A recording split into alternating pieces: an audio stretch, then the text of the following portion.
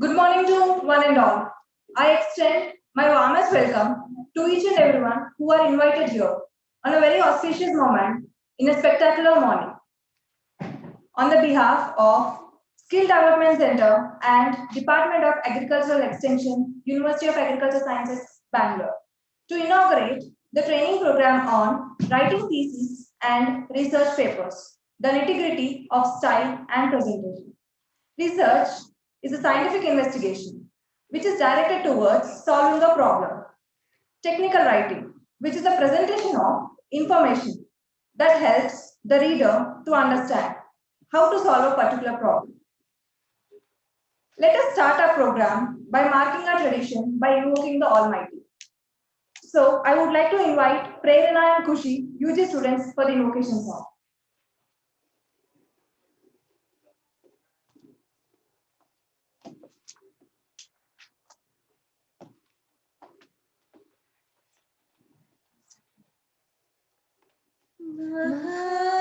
महागणपतिं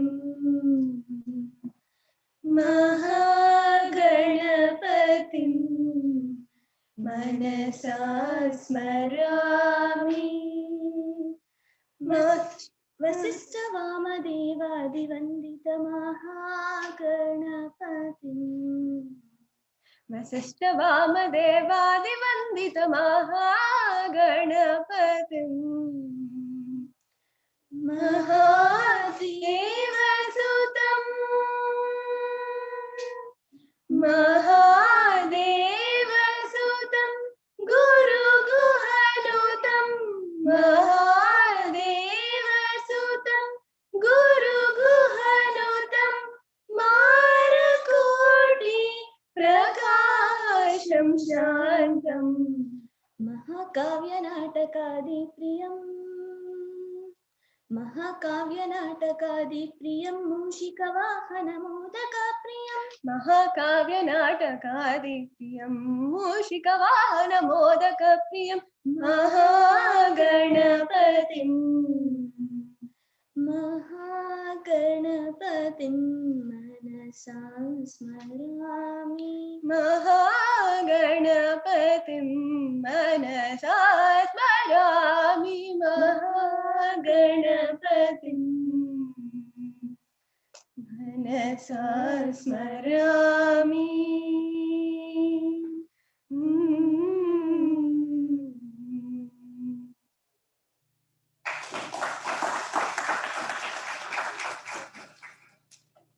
Thank you, girls, for giving a beautiful start for the program. Writing. Writing is the core skill for living, not just for school. Writing sharpens our vision, tunes us to what matters, and helps us think through what we must live through. Today, we have gathered here with the purpose of improvising our knowledge and understanding the techniques which are required for writing the thesis and research papers. Let us have more insight about the program. For this, I would like to invite today's program coordinator, Dr. Y. N. Shivlingaya sir, PG coordinator, Department of Agricultural Extension, to welcome our guests and brief about today's program.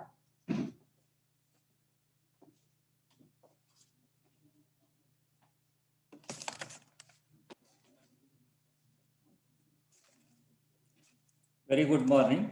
We, Department of Agriculture Extension, organizing a skill development training program, which is sponsored by HDC, Skill Development Center, on thesis and research paper writing skills. The purpose of organizing this program, as you know, effective communication is very important, which includes both aspects, that is speaking skill and as well as writing skill. So here emphasis will be on particularly this training program, emphasis will be on writing aspect. As you know, writing is the art or skill one can acquire through practice. Particularly these theses and research paper writing, it requires influencing the readers. Readers, they should accept the information, they should understand, and they should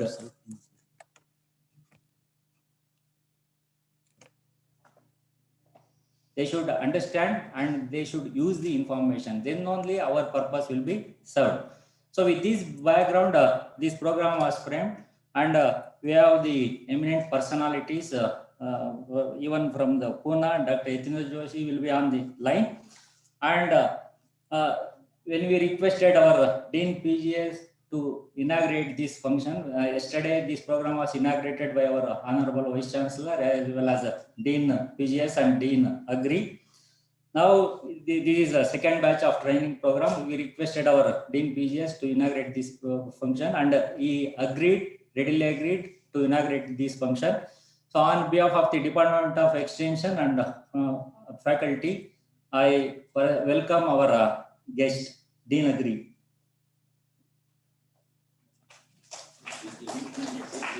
Sorry, Dean PGS, sorry. Thank you, sir. As you know, he is a very good researcher, involved in research activities. He knows the importance of writing articles, which includes research articles as well as the review articles. Particularly for projecting any project, it needs how they disseminate the information, how they present the information. That is more important. And in inaugural address, he will give some tips about this. And also, when I approached our Department of Extension Head, Dr. Krishnamurthy, who always we gave constant support in order to organize this type of training programs, and he accepted our invitation. And now he is here on behalf of the participants and my faculty. I welcome you, sir.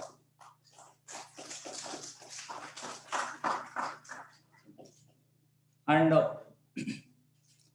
one of the associate coordinator, Dr. Raghu Prasad, is also responsible for organizing this program.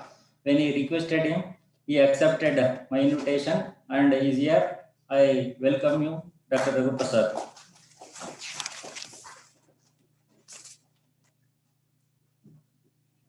And we have eminent resource person, faculty is online, Dr. Yatindra Joshi, noted editor from Pune. He will deliver a talk on thesis and research articles writing skills after this inaugural function. Sir, I wholeheartedly welcome you for this function.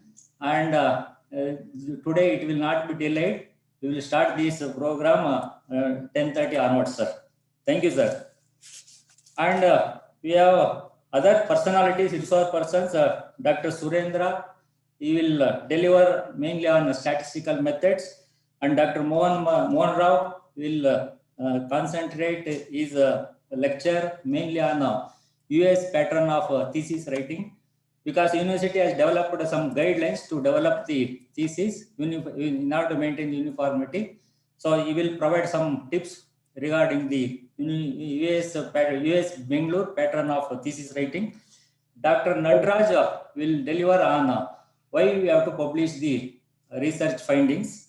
And Mr. Raghavendra from Drillbit, he will present about the plagiarism importance and why this anti-plagiarism is most important.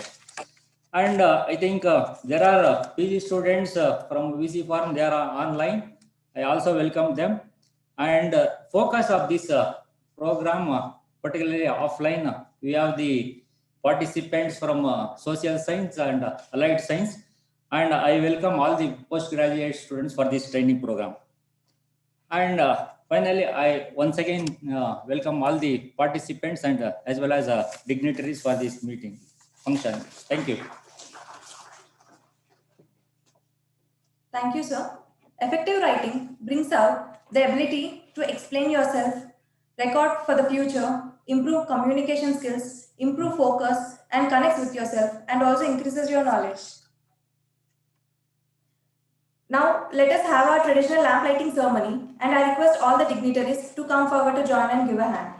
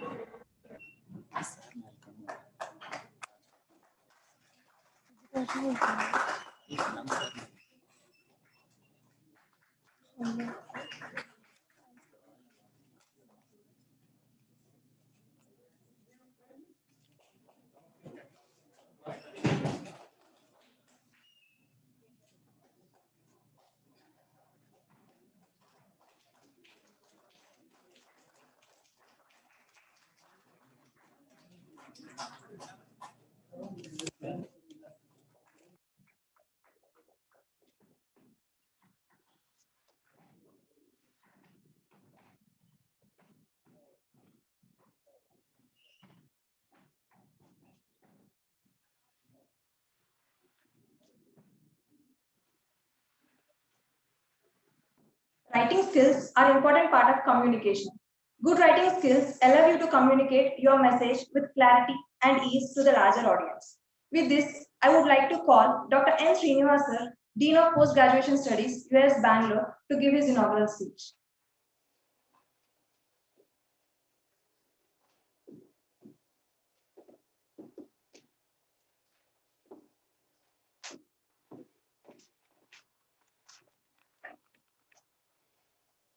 Good morning to all of you.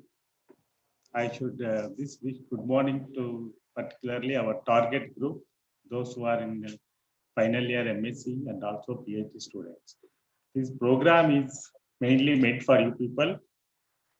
And actually, we expect all participation. I think we hope all of you are here and you make use of this training program on thesis writing, and is also the skill in writing the research articles. First of all, I should thank our Skill Development Center, Dr. Sidaya, the coordinator for this. And they have actually obtained this, we can say it is an opportunity to train our students some skill in writing the thesis. And this is a program from ICAR. And then for this program, Dr. Shivlingaya has taken the initiation, and it will be he is assisted by the head of the department, Dr. Krishnamurthy, and his faculty team, Nayan Swami and also Raghu Prasad. I just thank them for making it an occasion, and also she was telling about it is a very what we can say, it's a bright, colorful event. Why it is colorful and also very important also, and it is more significant. That I want to make it clear that this is actually, you have been, I think most of you must have almost halfway through your research, or you have made some initiation about these collecting reviews and also planning your experiments. And that is very important because you have been assisted or you have been associated with the advisory committee, and you will have a mentor or advisor, and it will be that you will be guided by the members. And what is the significance of these members? Because they will be with you to plan your experiments. And once you are specifically, whether it is a social science or the life science, whatever is there, but it needs to be some guide or a mentor to help you to just how to plan your experiments. And also, first of all, a very important thing is how you will this one frame the objectives. For that, you may have to do some homework, and you have a lot of facilities in our library, and you will make a review, and you will identify where exactly you have to focus, and you will identify the broad line of work. On that, you will have the reviews, and also you will identify where exactly the gap is there. And also, this should be associated with your interest. One thing I want to make clear is that these days, our university or your department is always rated based on the research of the students. And how this students' research is made visible either at the institute level or at the university level or the state level or at the ICR level is or how you publish the papers and also how you present your research findings. For that, actually, it is all very important. And also, we have been encouraging the students publishing papers in the non-rated journals having the high impact factors or the NOS rating more than 6 and all. We do have journals with a NOS rating less than 6 or even from 4 to 6. But always it is judged by the NOS rating. If it is more, definitely people will also appreciate this. And our university rating is also based on this. I think all of you are aware of the H index.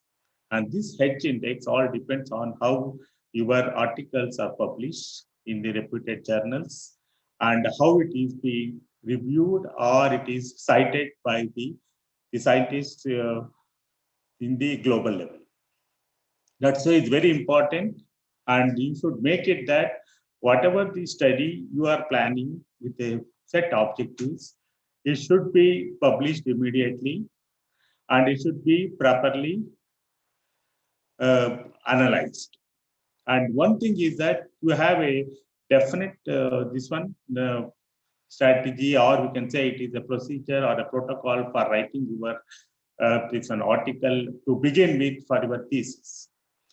I think I do not have to tell anything about this and how the thesis should be, because it has essentially have different parts like introduction, materials and methods, review of literature, results and discussion, summary, references, and what all the things, appendix, everything. But how you just, because what all the data you generate and what all you want to have the logic of this one, identifying the problem and also the working on it and generating data and also the procedure or the methodology, standard methodology is there for collecting the data and how it has to be organized, because it also needs certain amount of skill, or that actually the skill is available with your mentor or the advisor or the chairperson, what we call. But we don't expect everything from the chairman or the mentor. You too also wish to have some your own individuality, and you should discuss with the chairperson, and this is what is to be done, sir. And will you please give me some freedom, and also shall I this one present my things like that. You should, with the interactive mode, you should discuss with your chairman and to frame the objectives, because we never I think I understand none of our this one chairperson or the faculty members, they will never actually come in the way of the students the ideas putting into research. And only thing we are here just to make it in a frame in an organized manner, so that you should also, because you are a beginning of this one, and we will be just behind you and guiding you in all the every steps in the undertaking the research, planning, and also how to execute it. And the last part is that once you have finished your work, you must have developed a questionnaire, you must have collected the data, and you also have some mechanism, or you must have understand some method to present your data, whether it should be in the form of a table or it should be in the form of attractive illustration, graphs, with the photographs, figure, images, because you will also have certain image. But this is very, very important, especially for the social sciences. And your visibility should be made in a good illustrations. I just make a request with all of you that, because these are the days the people ask for your what is the take home message or the message to the stakeholders from your research. That's what we actually, you have to just concentrate, whatever you do research, whether it is a basic research or it is a strategic research, finally you should keep it in mind, you should reach the farmers, you should reach the stakeholders. And how you plan it is also very, very important. For that, we call it as impact analysis, because all your university rate or the ranking in the ICR level, it all depends upon the what is the impact of the university research, either it is a faculty research or the student research, and how it is carried over to the field, and how the farmers have been able to get benefit out of this. That's why yesterday we were discussing, that means always the ICR talks about the productive research. Productive research, not necessarily in terms of the physical production, and how this technology has influenced the farmers to adapt it. That's what we call as impact analysis. I make a sincere request to all the faculty members and also the students to just have some element of impact analysis study, or some yardsticks or some mechanism, so that how best the technology generated by the university, I think it is being adapted or it is accepted, and how the what are the lacunae, and you should be able to give us the feedback. What are the lacunae, so that that can be addressed by the further researchers, whether it is a different life sciences or from entomology or pathology. You should get a feedback from the farmers. This is the technology you have generated and you have developed, and these are all the drawbacks when it comes to the field. This is very, very important. That means I request you to just, because COVID has also taught us many lessons. And then because most of the, I think, business and other activities were almost have come to a standstill, but the agriculture has not been affected much, because the farmers, they remain effective. And they were actually concentrating on the field works. And also they are also assisted by from the agriculture farm, some functionaries, and also our faculty also from the agriculture department or the extension department and the marketing, they have helped them to just market their produce. And I think you must have come across in the newspapers or in the channels and the media that how the farmers were assisted during the COVID period for marketing their produce. I think that why everybody must have appreciated it. And also the consumers or the public, they have also appreciated to the large extent. In that way, that we have to do some benefit to the farming community in total. And then that also you should satisfy the needs of the research. That's what. But coming to actual your research, and today's workshop is on writing thesis and research papers. It's very, very important. And we also have certain set guidelines or the procedures how to frame your different chapters. And Dr. Shivlingaya mentioned about this that regarding the US pattern of thesis writing. It's nothing special in the US pattern of writing the thesis, but let us need to have some streamlining to making a uniformity, because your thesis document is a finding and you are putting it in a just like a Bible.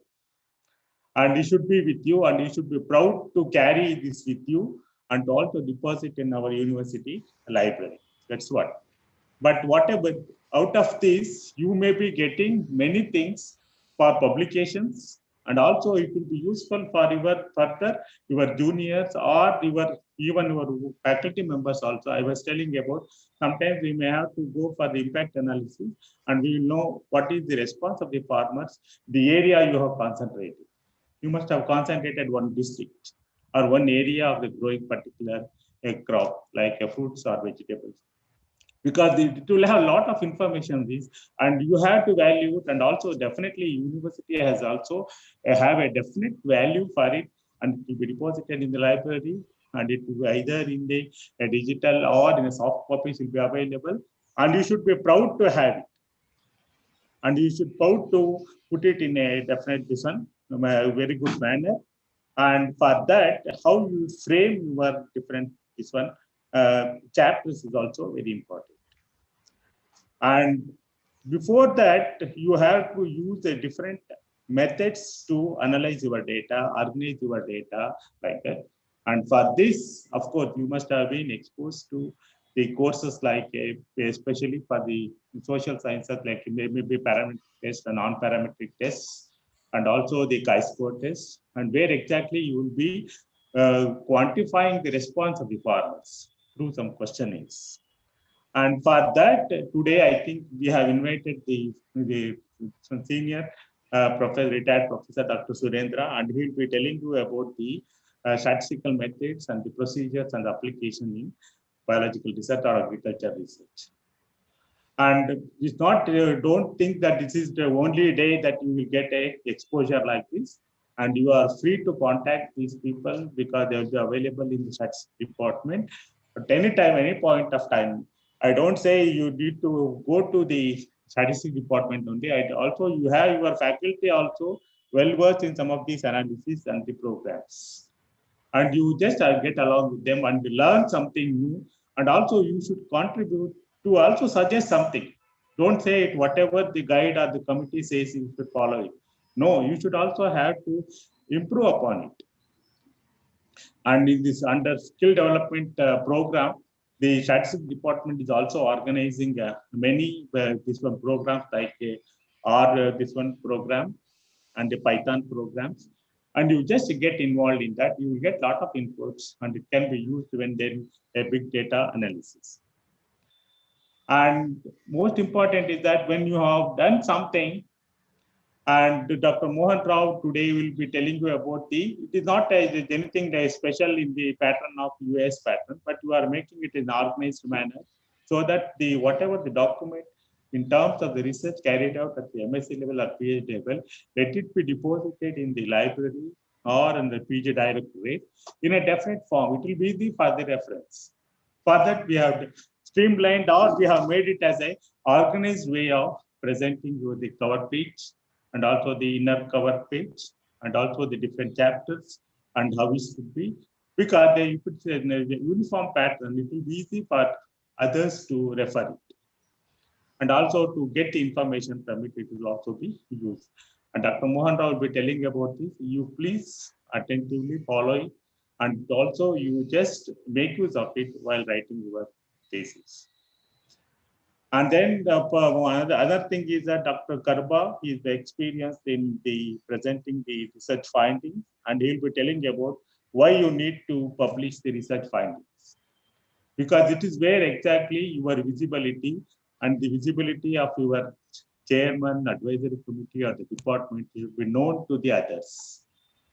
And based on this only, your projection and showcasing your findings. And there is a lot of what we can say implications on the others, or the other university people, and also the ICAR. And now you can say that you must have also felt and also may be aware of that, how the people, the students who have secured the JRF or the SRF, they opt for the Bangalore University, US Bangalore. It may be for the different departments. That you should be proud that sometimes there may be a topper in social science from a Chintamani campus, and not necessarily that, because we are also a sister institute for that, but means those people must have been trained from the agriculture extension or the economics wing or the faculty in that lab that he has made use of, and it has this one added colors, and also our credit, lot of this one identity has been given by him. That is not end of it. Don't say that they all will have the topping the list and there. No, you have to do sincere efforts. Definitely your efforts will be valued and it will be rewarded at a suitable time. And also you don't stop at a thing, and you keep on trying this. Either in the, some people may not be interested in writing for the competitive exams or some of these exams, but definitely not only the terms of the money or the financial support, that also have a recognition. And it will be a great enthusiasm and also encouragement for your classmates or the fellows. And that's also one important, because many times you have seen that people will improve their skill and also improve their ability by getting along with their people who are much more skilled in that line. That's why always we say that, what we say always is, friends ಇಂದ ಜೊತೆಗೆ influence ಆಗೋದು ತುಂಬಾ ಜಾಸ್ತಿ. ಹಾಗೆ ನಾವು ಹೇಳ್ತಾ ಇರ್ತೀವಿ ಯಾವಾಗ್ಲೂ, ನೀವು ಜೊತೆಲಿದ್ರೆ, ಫ್ರೆಂಡ್ಸ್ ಜೊತೆಲಿದ್ರೆ ಅವ್ರದ್ದು ಒಳ್ಳೆ ಬುದ್ಧಿ ಕಲಿತೀರ. ಹಾಗೆ ನೀವು you have to just make practice it, and this is only your part of the academics, and there are many things you just improve upon. The skill of writing, the skill of your behavior, mannerism also, because the COVID has learned you many things to maintain the personal hygiene. And also that is also very, very important, because sometimes we say that among this, it's very, we have to be say that the US GKVK campus has been very fortunate, and the number of cases of COVID cases are very, very less. I don't say it is only because of the environment or the atmosphere. It is only the mental capacity of our students, and also the psychological the feelings of the student actually, and also most important is the individual immunity. And all these things, it totally has helped us to maintain good health, and also we are safe, very, very safe from the COVID. But in spite of that, don't take it for granted that you should keep moving out and mixing with the strangers or the outsiders. You have your responsibility at your level. But I could see the people, we have made it this one program like that. The seats are there, you would have distributed with some social distance. I don't know why you people, they have gone to the back and you are all. That also shows that you have some thing which is in a society, you have to just sit together. But while learning or while studying, you should be individual. ಏಕಾಂತದಲ್ಲಿ ಬುದ್ಧಿ ಬೆಳೆಯುತ್ತೆ ಅಂತ ಹೇಳ್ತಾರೆ. That's why always you think separately and also individually. And don't follow only what are it's not like a copying and pasting your review of literature. Don't do that. It is do only for getting the literature. But for planning and other things, you should have your own individual. And this today's skill program, you will be exposed to, and you will be Dr. Yatindra Joshi is there, and he is a noted editor, and he will be telling you about this one writing of the research articles, and he will be giving you the opinion and also the experiences he will be sharing, and you make use of it to your best. or you can say it is best attention, you just concentrate on it, because some of these things come hidden, because it will be there in your, either with your chairman or with the advisory committee. Sometimes it will not be, we will not get occasion to tell all those things. Unless you observe something, ನೋಡಿ ಕಲಿಯೋದು ತುಂಬಾ ಇರುತ್ತೆ. ಹಾಗಾಗಿ ಇವನ್ ಬರೆಯೋ thesis ಬರಿಬೇಕಾದ್ರೂ ಕೂಡ you should just, before writing the thesis, don't start with writing the thesis all of a sudden. You just do some survey or read some of the thesis, and also pick some the introduction chapter from good students or something, and then you just sit idle and you just plan how it should be like that, and you should make a chart on the point by how it should be, and you do that like that. But I don't advise you to write the thesis or to make a beginning of writing thesis on a laptop, because don't cultivate this habit. Because always the skill is only, always you make it writing, it is a manual writing is also very, very important. I don't want to say that all of you are good in English. No, we cannot say that. Those people, they are good in research. They may be maybe only mediocre in writing the papers. But I don't say, because the ಭಗವಂತ ಎಲ್ರಿಗೂ ಒಂದೇ ತರ ಕೊಟ್ಟಿರಲ್ಲ, ಅದನ್ನ ಒಬ್ಬರು ಜಾಸ್ತಿ ಕೊಟ್ಟು ಇನ್ನೊಬ್ಬರು ಕಡಿಮೆ ಕೊಟ್ಟಿರ್ತಾರೆ. But it has been maintained with the individual. That's why you have to understand your ability and you do enrich it and to enhance it. This is the program where we are actually enriching your knowledge of writing thesis with this one-day workshop. And you should be very grateful to your team of agriculture extension, Dr. Shivlinga, Dr. Krishnamurthy, and Dr. Raghu Prasad, all other faculty members who are involved in this. And they have meticulously planned to make you to learn this skill. And if you have already that skill, it should be enriched. And you should go back, or you should feel that, see, something what all I had, I have just improved upon it. Or if I am not there, I was not having it, definitely I got it. And this you should have this feeling.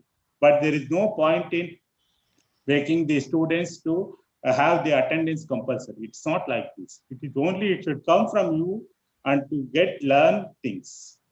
And it is a high time, and nobody will see, if you go to any of these pure science, this one institute or the colleges, nobody will tell you like this. And they never have the opportunity like this. And our students are lucky, you are exposed to research at the MSc level itself. And you are also writing the thesis, and also you have a committee, and also you have got exposure in the, I think in many of the departments, they have a different type of seminars. I think seminar is the first step, how you will gather your, this one, drive away your stage fear. And also interacting with the participants or the spectators or your fellow with different classmates, and also your faculty members.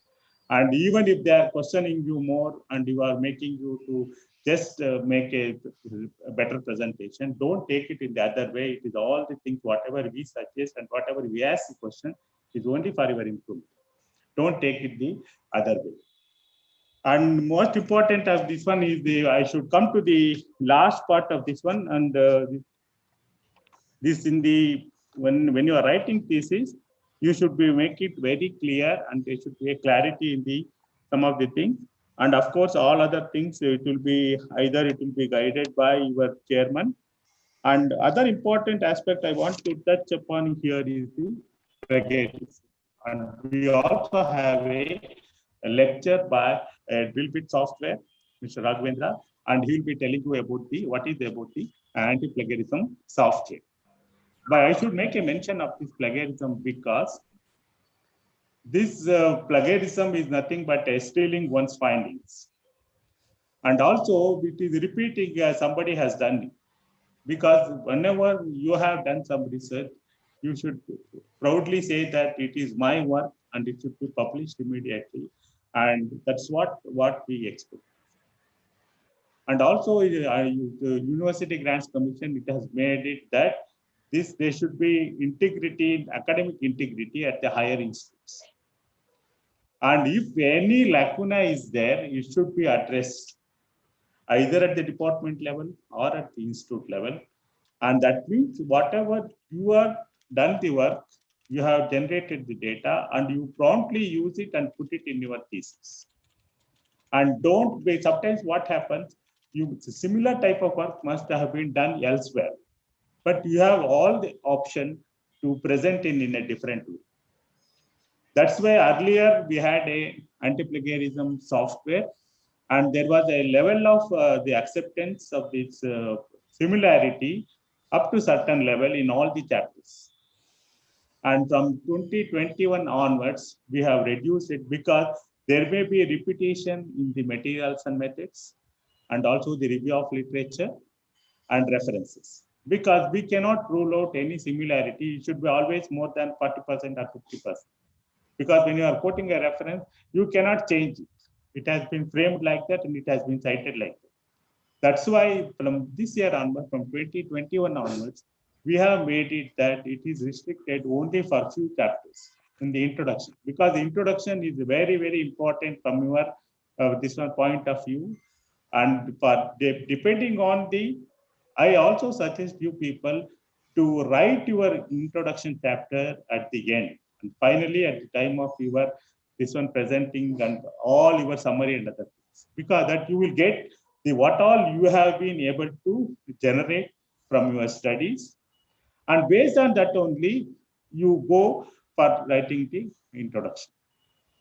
And I have seen many people the writing standing this one introduction about something about directly they start from the importance of the crop and the importance of the area or something like that.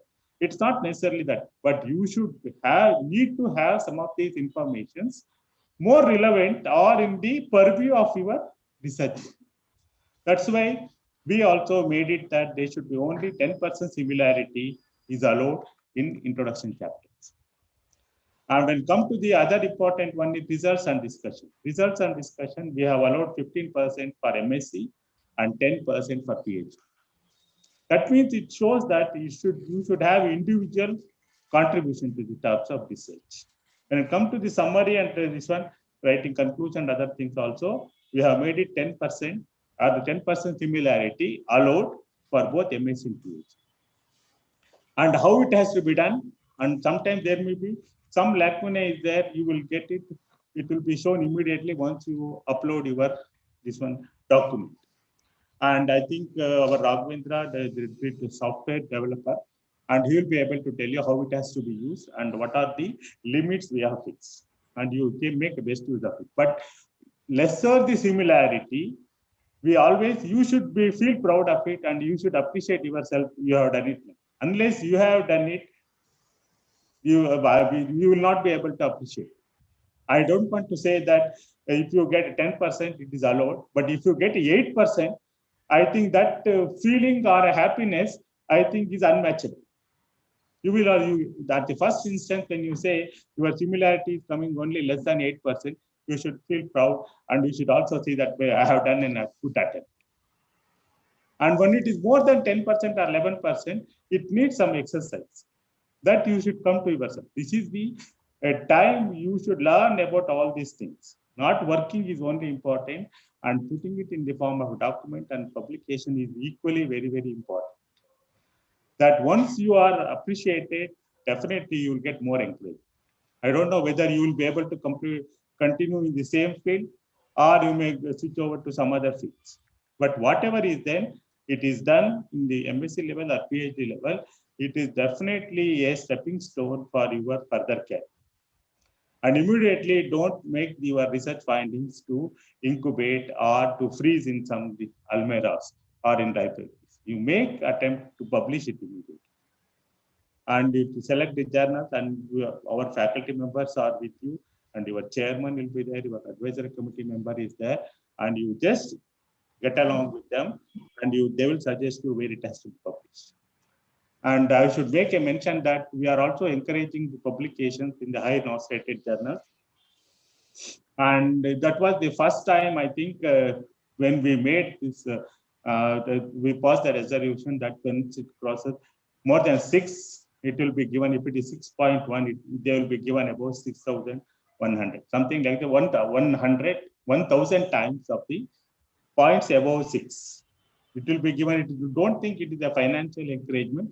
It is an encouragement to publish the paper, and also the paper, it is reflected in terms of the skill in framing the paper and also selecting the journal.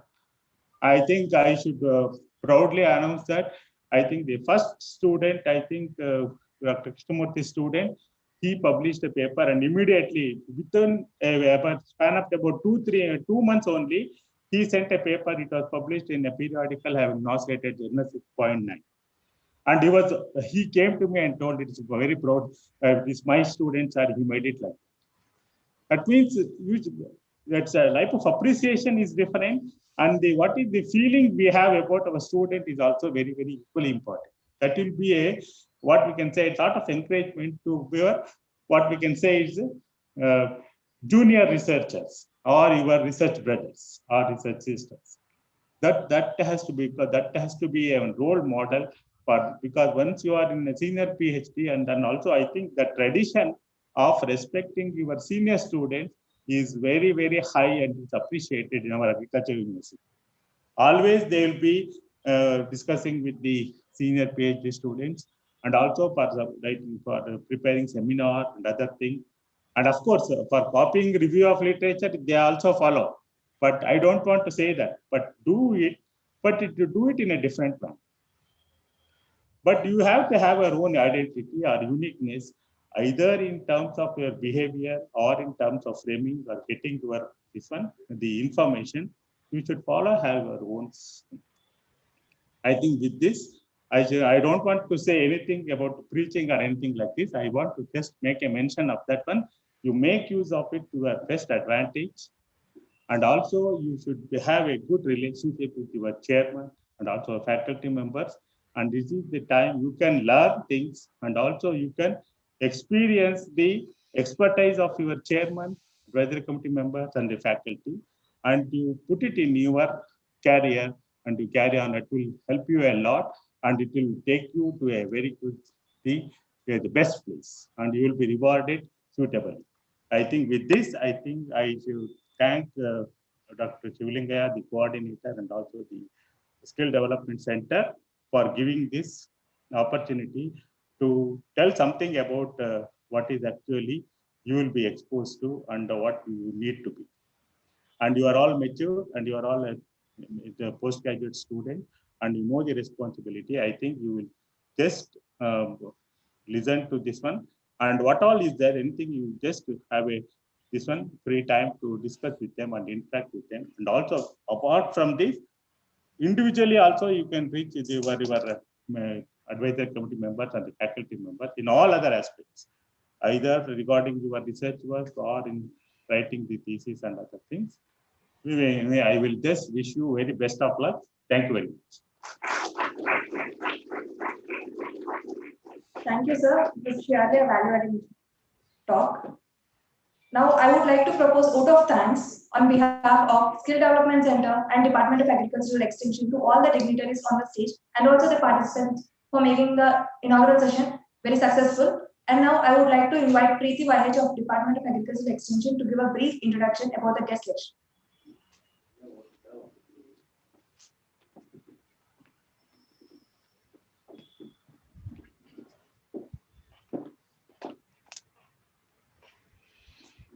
Good morning, all. It's my pleasure to introduce one of the resource person of the today's session, Dr. Yatendra Joshi, who is a freelance editor and trainer since 2015 with the Vice, and also spent 15 years with the Theory in the different capacities. He served for a year as a senior editor with the ICRISAT and also a scientist with the Indian IARI, Indian Council of Agriculture, ICAR. And he also affiliated as an associated fellow, Communication Research Institute, Melbourne. So it's our pleasure to have you for the today's session. I welcome you to the session, sir, and session is over to you. Thank you. Are you audible? Am I audible to you? Can you hear me? Yes, sir, you are audible. Yeah, okay. So let me share my screen.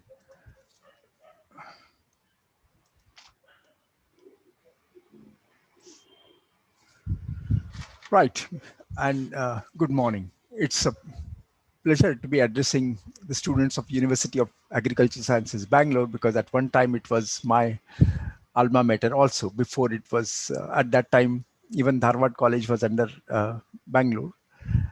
So that's where I did my master's. I taught at Agriculture College, Dharwad for a couple of years. So I'm delighted to be reunited with this university. So let me straight away get on with the topic. What concerns me most is especially in our community, the agricultural scientists. Why are we so behind in terms of our research output compared to our colleagues from CSIR or ICMR and so on? This statistics is a bleak statistic. And when I also looked at the papers published by US Bangalore, I found that many of them, unwittingly, obviously, have appeared in questionable journals. So that is something I'm concerned about, and I shall share my thoughts on this. If you put into practice what I'm going to share with you, so I have two promises to make. One is that, and again, assuming that you will put into practice what I'm going to share with you. One is that when you submit your paper, it will be subjected to a preliminary scrutiny. And that preliminary scrutiny is to decide whether your paper is worth being reviewed. So you will always pass this scrutiny, or at least your chances of passing this scrutiny will be much higher if you prepare your paper very carefully, as I will tell you how. That's the first promise. The second promise is, let's say that your paper goes to the reviewers, and of course it will be judged for its scientific content, for its research, for its substance, not for its presentation or style of writing and so on. So assuming that reviewers accept your paper, maybe with some modifications, and you submit the revised version, then again, my second promise to you is, because you have prepared your paper so carefully, your paper will be published ahead of other papers that may also have been accepted by reviewers, but those that have not been prepared so carefully. Although I should also add that despite all the care that you exercise, getting a paper published, especially in a high impact factor journal, is still a matter of chance. So I often think of this as a game of snakes and ladders.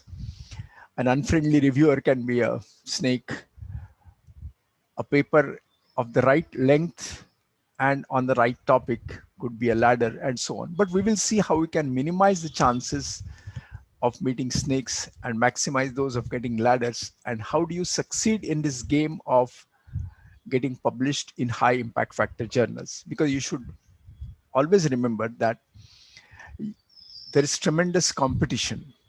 High impact factor journals, the higher their impact factor, the higher their rate of rejection. A journal like Nature or Science or Proceedings of the National Academy of Sciences, US, their rejection rates are greater than 90%, which means that more than 90% of the submissions that they receive are rejected.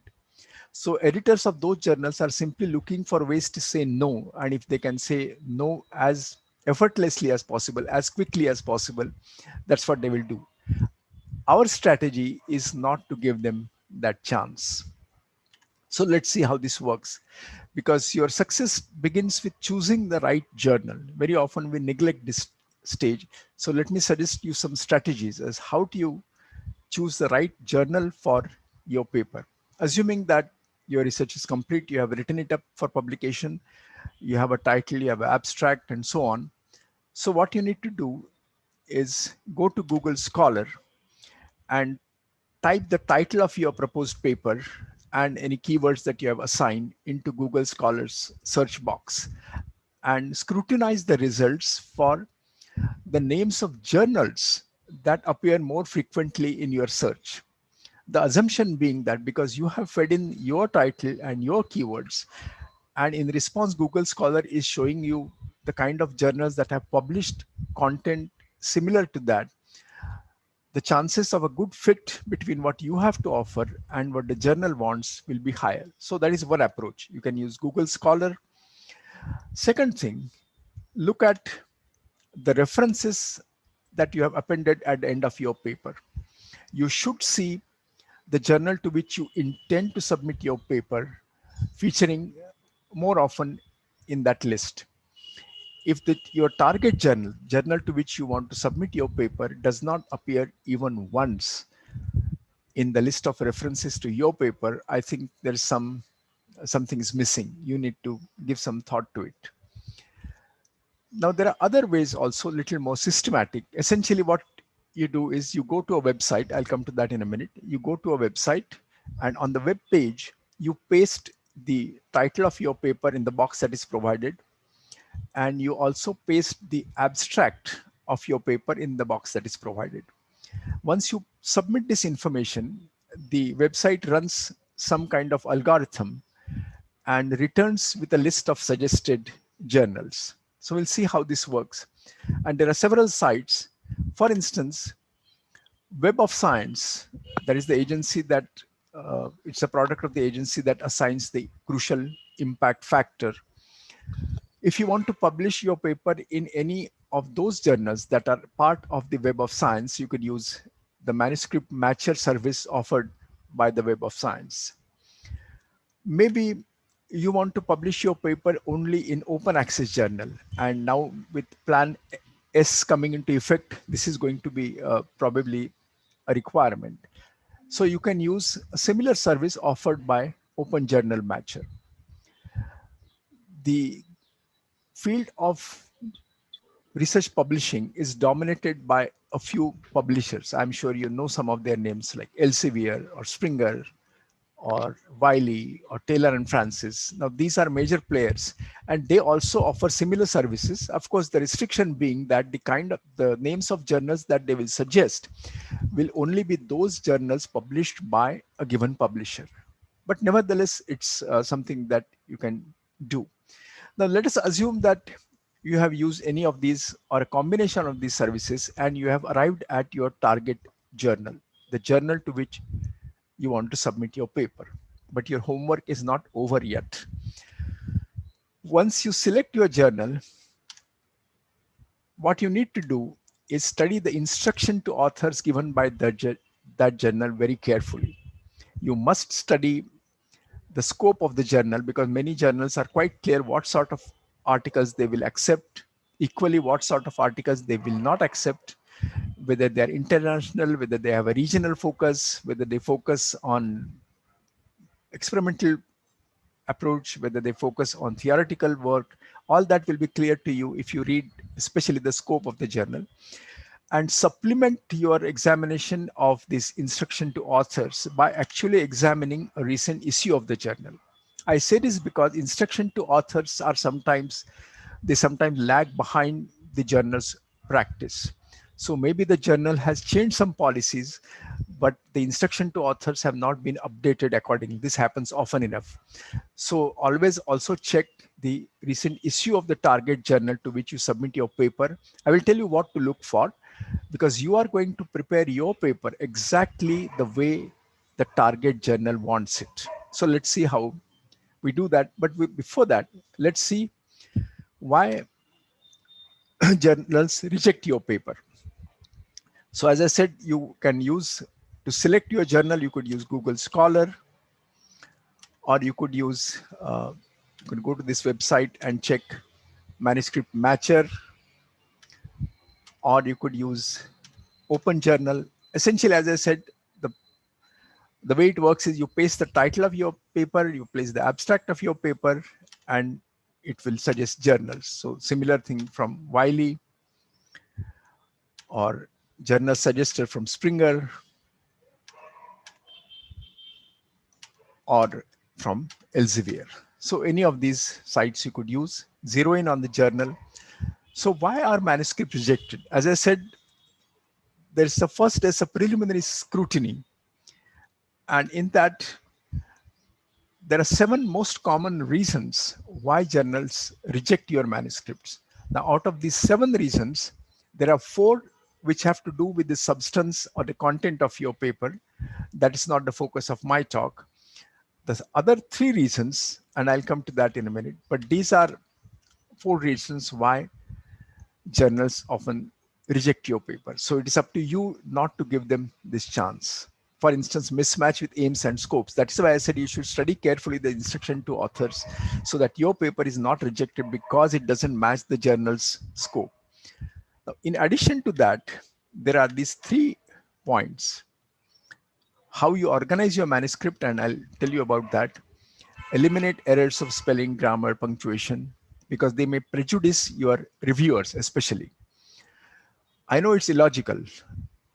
I know that your skill in research, the substance of your research has little to do with your mastery of English language. But remember that you are in competition. So anything that gives you an edge, you should make use of that. And let not your manuscript be rejected because it was not presented in proper English. Ignoring journal's instructions, that is again a very common reason, because editors certainly will not like it. So you should, the moment they look at your paper, they should see that you have prepared it exactly the way the journal wants it. And you should also realize that getting a paper published is a long duration game. You know, it's a marathon, it's not a sprint.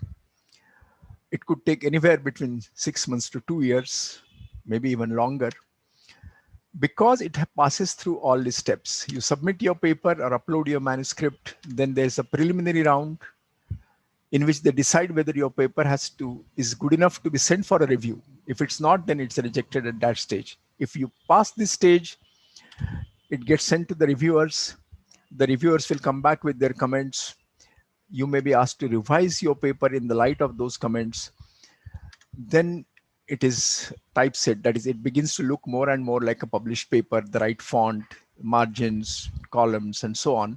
And you get a chance to correct any errors that have crept in during this process. You get proofs, and then it is published. So you know that it is going to take a long time. So how do you cope with that?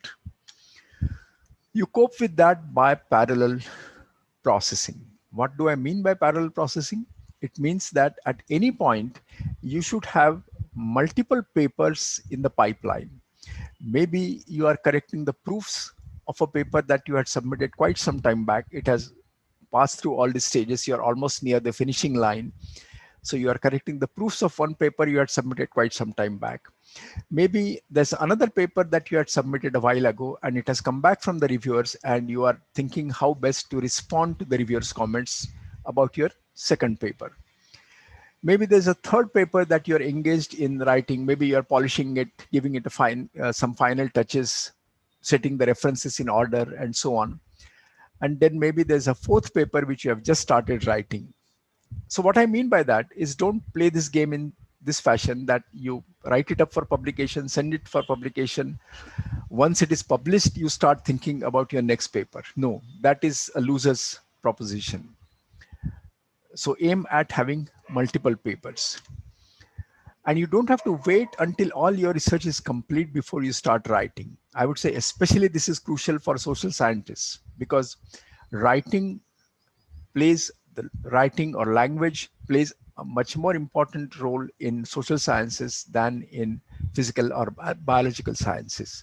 So you need to spend enough time crafting your message. So you should start writing early. Method section, for instance, how you collected the sample and so on. You can start writing as you are conducting your research. Even the result section, as your results start coming in, you can start putting those results. So start writing early. Don't keep waiting indefinitely. After you have uploaded your paper, I would say 6 to 8 weeks is a reasonable time. If you don't get a response by that time, by all means, remind the editor. Don't be under the impression that you're going to annoy the editor because you have reminding them. No, it is your work. You have put in the efforts. You have conducted the research. You have written it up for publication. So it is reasonable for you to expect to know what is happening to your paper, except so long as that you are polite. I think it's important. And as a tip, other things being equal, choose those journals that are published more frequently. Say Current Science is published every 2 weeks. Nature or Science, they're published every week. There are journals that are published every month and so on. Because by and large, these journals that are published at least, I would say 6 times a year, have a more robust assembly line. All the processes are in good shape and you take advantage of that. Journals that are published less frequently, maybe twice a year, maybe 3 times a year, they are, I would say, a little laid back. You can't expect immediate responses from these journals. I mean, this is just a generalization, but keep that in mind. As I said, there's a preliminary check, and there are 6 points that are watched at preliminary check, out of which, as I said, 5 are beyond the scope of this presentation, but 6th is. So this is something you will succeed if you have carefully studied the journal's instruction to authors and if your result is of some substance. But even if you meet all these 5 criteria, there is one more criterion which may eliminate you from this round, and that is whether your paper is appropriately formatted for that journal. This aspect is totally trivial. It has nothing to do with your research. It has nothing to do with your findings. It is a mechanical thing. But remember, you are in competition, and a well-formatted paper, well formatted, when I say that, I mean exactly the way the journal wants it, will give you an advantage over other contenders. And some journals are in fact picky. Like this is an example from a Canadian journal, and that is what they expect, that they expect native language competency. So if you are writing in English, I mean, English is not your first language, it's not mine either, but journals expect that it is written very well. And especially as social scientists, you need to master the craft of writing, which I will touch upon later on in this presentation. So if your language is not good, some journals will even not send it for review. This is a quote from an editor of a journal. You see what he's saying, that reviewers will form certain impression of your paper even in the first couple of pages. And ignoring the instruction to authors is something that you should never do. That's so it is, getting a paper published, it is like getting a job. How do you get a job? You send your CV. If your CV is good enough, you are called for the interview. If you do well in the interview, you may be selected. So in the same way, you must introduce your paper to the editor. You do that through a cover letter or covering letter. What you should not do in the cover letter is copy the abstract of your paper and paste it into the covering letter. No, that is definitely what you should not do. Instead, what you should do was first, of course, find out who exactly is the editor and address it to that person by name. Do that homework. Don't simply say, "Dear editor." If you can establish some link between what your paper is about and what the journal has already published, maybe in the last couple of years, you have a head start, because that is sure to interest the editor of the journal. So long as it is possible, it's legitimate, mention how your paper connects with something that has already been published. You may even cite a couple of references that have to papers that have been published in that journal. Second thing you must do is you must clearly say in your covering letter what is the problem to which your paper offers a solution, or what is the gap in knowledge that your paper promises to fill. This should be the core of your covering letter. If the journal publishes several categories of contribution, so maybe a full-length research paper, maybe letters to the editor, maybe a quick communication. So if you are submitting your paper for a particular category, then you must mention that in the covering letter. Having done that, you must prepare the title and the abstract of your paper even more carefully. Of course, you should prepare the entire paper very carefully, but even more so the title and the abstract, simply because many more people will read the title and the abstract, especially in the processing time. These parts of your paper, first parts of introduction, discussion, are important because this is what people will be looking for in the preliminary check. Likewise, obvious errors of spelling, grammar, punctuation will prejudice those who are making a decision on your paper. Likewise, the references, you must format them exactly the way the journal wants it, because if you do, you are creating a good impression on the editor. The editor knows that you are submitting your paper to that particular journal and not merely recycling some paper that you had earlier submitted to some other journal, as will be clear by the different formatting. So pay attention to this. So just a sampling of the kind of errors that we may come across. Now you see here, personnel, that's plural. So you can't be that personnel attends. The zone of inhibition, the zone is singular. So how can you say zone were? Zones were or zone was. Relationship, again, relationship is singular. It cannot have a verb are. So relationship is complex.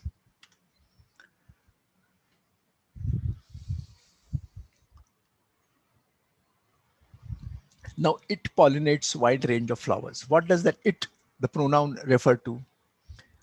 Stingless bees. But that is not what the subject of the sentence is. The subject of the sentence is utilization. So you need to be careful in how you write. Statements like this, if you are giving something to two places of decimals, how can you call it around or about? It is not around, it is not approximate, it is not about, it is very precise. So don't make these contradictions. So those were simply some examples. Let us get down to the paper itself. And again, don't be disheartened if your paper is rejected. Again, some statistics to bolster you. After all, there are so many journals. So you aim at a fairly high level journal, but if that journal rejects it for some reason, you can always submit it to another journal. So the only thing you should not do is to submit the same paper to multiple journals at the same time. No, you can be found out and you can be barred for publication. Only one journal at a time. Sometimes you will have received reviewers' comments. The reviewers point out certain deficiencies in your paper and say that because of these deficiencies, this journal, we recommend that this journal should reject your paper. But if you improve on your paper, you can submit it to another journal and you are submitting a better product to that journal. So your chances of getting accepted by the second journal are in fact higher. And even Nobel laureates have had their papers rejected. There is an article on this. That work that later on won for their writers the Nobel Prize was initially rejected. It's an interesting paper. If you want to read, that's the reference. So don't be disheartened, persist, because by the time you have written up a paper, you have put in almost all the work that is required. Then don't let it go waste. Persist and keep persisting until your paper is accepted.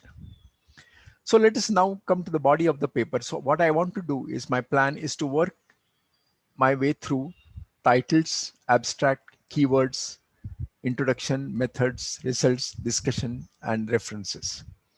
So title, as I said, is the most important part because thousands of people will look at the title of your paper. Even that's what you do. You go to the library or you go to the website, and any current issue, you will look at the table of contents, which will be a listing of papers published in that journal. You will read the titles. Only if the title interests you, then you might click on that title, or you might open the issue on that page and you might read the abstract. So titles are important, and your title should be informative. They should be accurately indicative of the contents of your paper. They don't have to be catchy, because after all, somebody who is looking at a specific journal is already committed to that subject. It's unlike, a random visit to a bookshop. Avoid starting the title of your paper with terms like study or experiment or survey, because that's what it is. After all, it's a research paper. It's bound to be based on some experiment, some study, some investigation. Let it not be the first word of your title. How long your title should be, again, the best guide is the target journal. Some journals print long titles, some journals print short titles, some journals allow titles and subtitles, and so on. So this is an average length, again, based on some research. I'll come to that. But even after all this, let us say that you have the precise wording of your title. Let's say you have written it down on a piece of paper, you have revised it, you have shown it around to your colleagues, and let's say you have the final draft. But how do you actually print that draft? Will you make every word start with a capital letter? Will you make it bold? Will you make it left aligned? Will you make it right aligned? There are all these variations. So look at your target journal. Maybe your target journal is very simple. Many Elsevier journals do that. That is just plain title. Only the first word starts with a capital letter and any other, like M in Melia. There is no bolding. It's left aligned like normal text. Some journals may go one step further and they may make it bold. So that's the choice of some journals. Some journals will make it bold and centered it. But still note that in none of these three examples is the title case followed. Capitals are used only where essential, like K in Karnataka or B in Bangalore and M in Melia. Some journals, what they do is they go in for what we call the title case. That is, every important word starts with a capital letter. So some journals do that. If your target journal does that, then that is what you should do. But the alignment is still left aligned. Now, some journals will go in for title case, but they will print the title centered. Some journals, in fact, even go in for right alignment. It's not usual, but yes, it can be found. Some journals print the entire title in capital letters, maybe left aligned as here or centered as here. So these are simply some examples. What I'm getting at is examine your target journal to see how the target journal prints its titles and prepare your manuscript accordingly. So that's about the title. Then the abstract. The first thing about the abstract is do not repeat in the body of the abstract the information readers can get from the title of the paper. Very often I have seen authors do that. Avoid it. First of all, you have a very tight limit on the number of words you can put in an abstract. So don't waste that space by repeating in the body of the abstract what people can learn from the title of your paper. Nor does an abstract require background information. That is part of the introduction. Nor should you give the objectives, because when you present your findings, which are a must in the abstract, then people can surely make out what your objectives were. You don't have to specify the objectives in the abstract because space is at a premium. Most essential information is what you should put in the abstract. Likewise, avoid abbreviations, avoid citations, avoid mentioning figures and tables. An abstract should make complete sense on its own, because by reading the abstract, people are going to decide whether they need to see your full paper. So keep that in mind.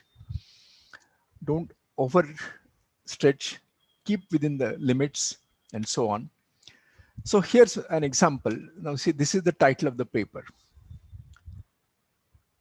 If this is the title of the paper, what information the first sentence is adding to that? Even the keywords, they are simply picked up from the titles and you have keywords. Am I still being audible? Are you seeing my slides? Yeah, okay. Another example, I showed you the title earlier. Now this is the title. What is the point of this sentence in the beginning of the abstract? It is simply repeating what you can already get from the title. Likewise, take another example. So what is this sentence giving? What additional information this sentence is giving? So don't do that. Likewise, background information. Now you see, this is the title of a paper. And if you see the abstract, what I have highlighted that is where the abstract starts talking about the contents of the paper. All the earlier lines are simply background information that had no place in the abstract. Don't waste space. And always remember that title and abstract work together. To emphasize this point, I want to show you a couple of extreme examples of published papers. This was a paper that was published in the Journal of Physics. You see, a pretty long title in the form of a question.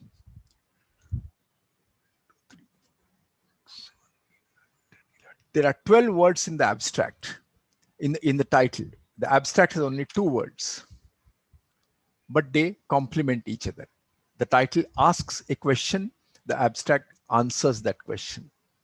Similar example, the abstract limited to just 1 word. Of course, these are extreme examples, but I'm driving home the point that title and the abstract go together. So don't repeat in the abstract what people can learn from the title. Then comes keywords. Again, don't think of keywords as a mere chore. It's simply some formality that you must put when you're uploading your paper. No, you should give careful attention to the choice of keywords, because it is through your keywords that your paper will come to the attention of people who are trying to find information on the topic of your paper. So don't choose keywords at random. Again, the most important thing to avoid is don't use terms that are already there in the title, because those terms are going to be used as keywords automatically. The keywords that you should provide should supplement the terms used in the title. And although the journal says keyword, it doesn't mean it has to be 1 word. In fact, 1 word is seldom satisfactory as a keyword. Typically, you could use a 2 or 3 word combination as a key term. They shouldn't be too broad. I will show you examples of these. Now put yourself in the shoes of somebody who is going to be looking for information that your paper is all about. Let's say that they have Google Scholar open in front of them. What kind of terms will they type so that they will be led to your paper? That is what you need to do. And again, as with the title, even after you have chosen the keywords carefully, present them just the way the journal wants it, because again, journals differ in trivial ways in how they treat keywords. Even the word keyword itself, some journals think that it is 1 word, keywords. Some journals think that it is 2 words, keywords. So whatever the target journal does, you follow that. How are they arranged? Some journals arrange them alphabetically. Some journals arrange them, leave it to the author's choice. Capitalization, some journals will start every key term with a capital letter. Some journals will start only the first keyword with a capital letter. How they will separate them? They will separate by commas, by semicolons, by spaces, by bullets. All are possible. Go by your target journal. So here are some examples. If this is the title of the paper, and these were the keywords. Now look at especially the last 3 keywords: irrigation, quality, and yield. Now imagine if you type in Google search box the word quality, how many millions of hits you will get? It's just so much waste. It's too broad to be an effective keyword. Another example, simply it's a repetition. And all these words are already there in the title. Why are you losing this opportunity? The only term that has been added, and of course that's a good addition, is cluster analysis. That does not feature in the title. But otherwise all are already there in the title. So that's wasted opportunity. Likewise, abbreviations do not make good keywords. Now AQI, well, okay, you and I say that it stands for air quality index, but it can also stand for something else. So avoid use of abbreviations and acronyms as keywords. So we have dealt with the title, abstract, keywords. Now we come to the body of the paper, and very often papers are written in what we call the IMRAD structure. IMRAD is an acronym. I for introduction, materials and methods, results, and discussion. Now, I know this audience for today's talk is mostly social scientists, and many social science journals do not follow IMRAD format, but the implied structure is still the IMRAD structure. They may not call it methods and results and discussion, but any research paper implicitly or explicitly will follow this. But when it comes to writing your paper, don't say to yourself that I'm going to write a research paper. Why? Because this is a rather imprecise or vague definition of your task. Say to yourself that I'm going to write an account of my research in about 25 to 30 paragraphs, structured as follows. So I will have an introduction, about 2 to 4 paragraphs, methods, results, and discussion. These are average figures. Of course, they are based on statistics, but this is a framework. So say to yourself that I'm going to write an account of my research for other readers, not for yourself, basically structured as follows. If you want to look up this paper, that's the reference. These are figures arrived at by analyzing thousands of papers, but this is a broad framework. So now let us take each one in turn: introduction, methods, results, and discussion. I contend that each of this section provides an answer to a different question. What do I mean by that? Introduction answers the question, why? Why did you choose this topic? Why did you choose this approach? Why did you choose this method? And how important is your problem? So that is what your introduction should do. You should also realize, you should also quote some statistics on the importance of your problem. If you are talking about, let's say, problems of illiteracy, so then you can quote some statistics, literacy figures, what problems it can lead to, what are the losses that can accrue, livelihood, opportunities, whatever. There's one thing I would like to say, because I'm talking to agricultural community, my own community. Hundreds of paper I've seen, I read, hundreds of papers I've edited. I've never figured this out why. No matter whether the paper is about plant pathology, it's about entomology, it's about dairy science, it's about plant breeding. If the paper is about a given crop, let's say rice, now whether it's rice pathology, whether it's rice entomology, whether it's rice engineering, typically the paper will start like this. Rice is grown over X million hectares in India and annual production is so many million tons. This is like a prototype. Don't do that. There's no reason why you should give the acreage and production figures when your paper is not about that. So that was in passing. Also remember that unlike your thesis will have a chapter titled Review of Literature. A research paper doesn't have such a heading, but you are expected to briefly review the work that has been done as part of the introduction. So not only you should mention what others have done it, you should say what is different about your paper.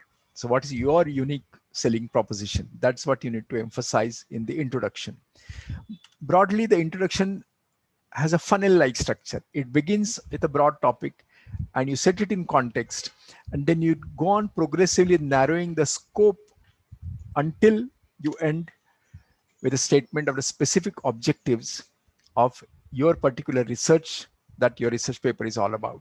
So follow the funnel structure, start with something broad, put in some numbers to justify the choice of your problem, and end with a statement of very specific objectives that against this background, this is what the paper sought to do. So that's about introduction. Methods answers a different question. How? We know why, but you tell us how you did it. What was your experiment? What was the experimental design? How many replications? What was the sample size? Now, essentially, you should give enough information for anybody else to replicate your study, because this is your guarantee of authenticity. So you are saying that, look, I am not hiding anything from you. If you don't believe me, you are free to carry out this experiment for yourself. Here are all the details. So all this depending on, of course, your subject matter. What kind of chemicals did you use? Did you use analytical grade chemicals? Did you use industrial grade? If you used a microscope, what was the make and model? Was it Olympus? What is lights? Samples, how did you go about sampling? Was it convenience sampling? Was it random sampling? Was it stratified random sampling? All these things you must mention. Any statistical test that you applied, whether you use students t-test, chi-square, anyway, you have a session on that. You will learn more about that. If it's a standard method, just a reference is enough. You don't have to describe the standard method. If you have any modifications you have made, then give those modifications. Anything that you have received free of charge, you must mention that, so that later on there is no problem of the what we call the conflict of interest. Sampling, you should be very clear about that. And the control group. So what was the treatment? What was the control? So readers know that you have a valid comparison. In terms of writing, I would say use the past tense, because you are writing about something that has already happened. That is what you did. So it's past tense. So write the materials and methods as well as the results in the past tense.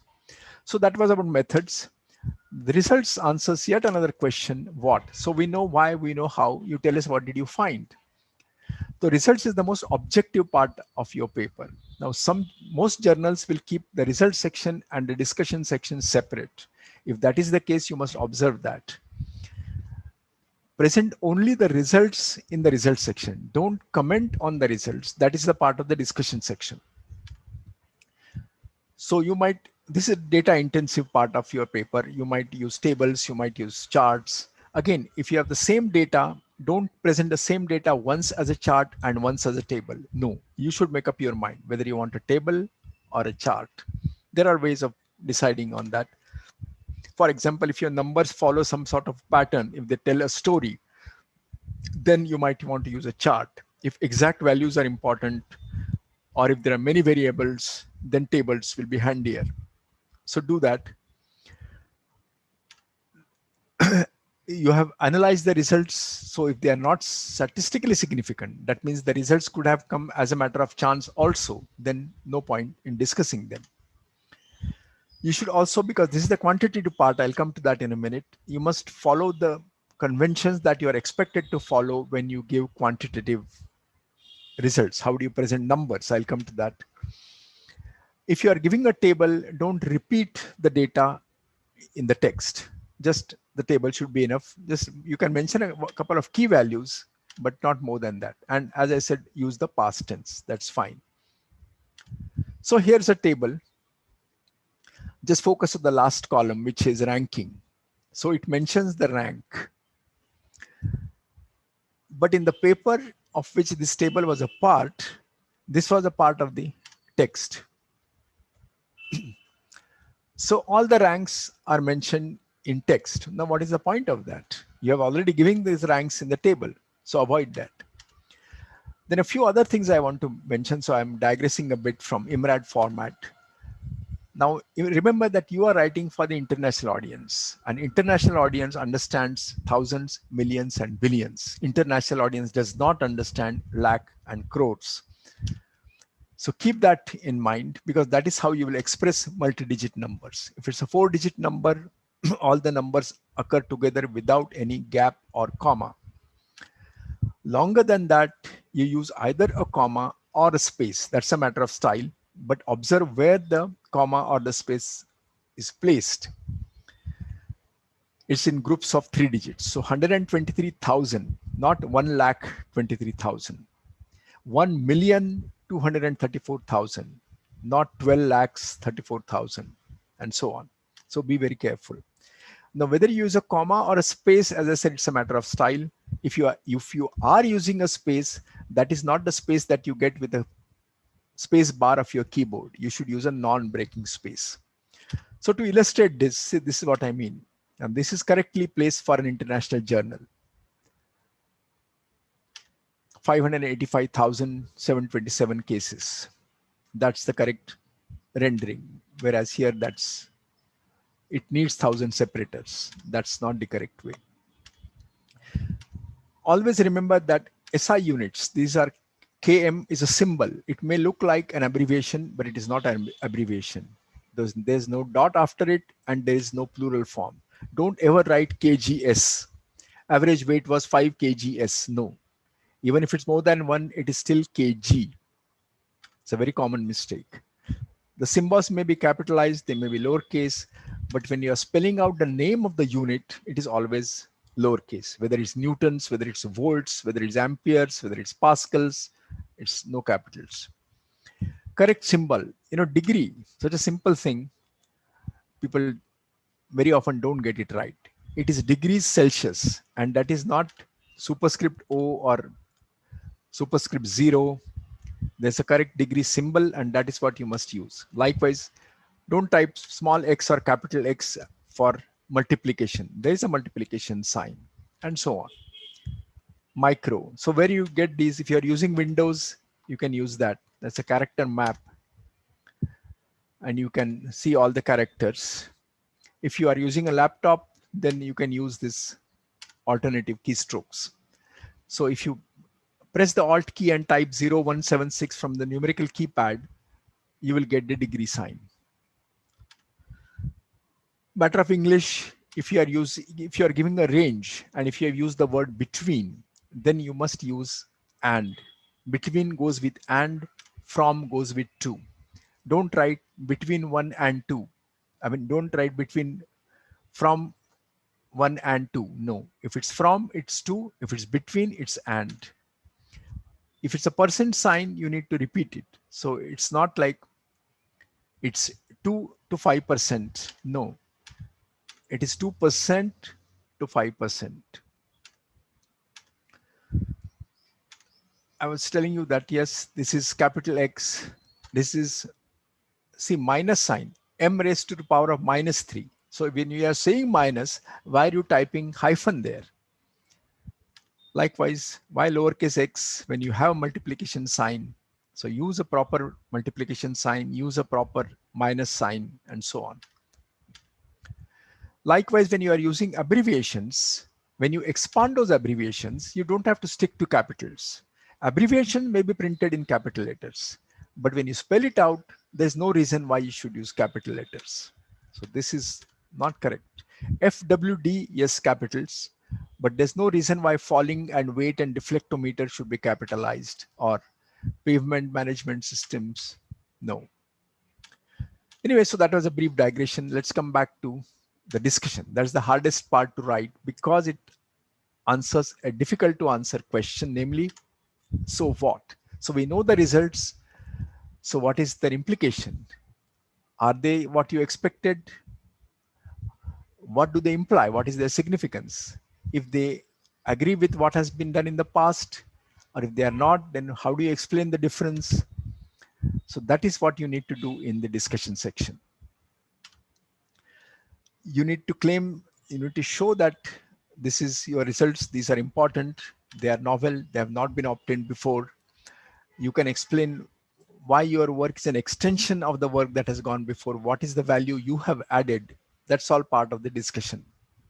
You may even say indicate future lines of work. You may even offer a conclusion, and so on.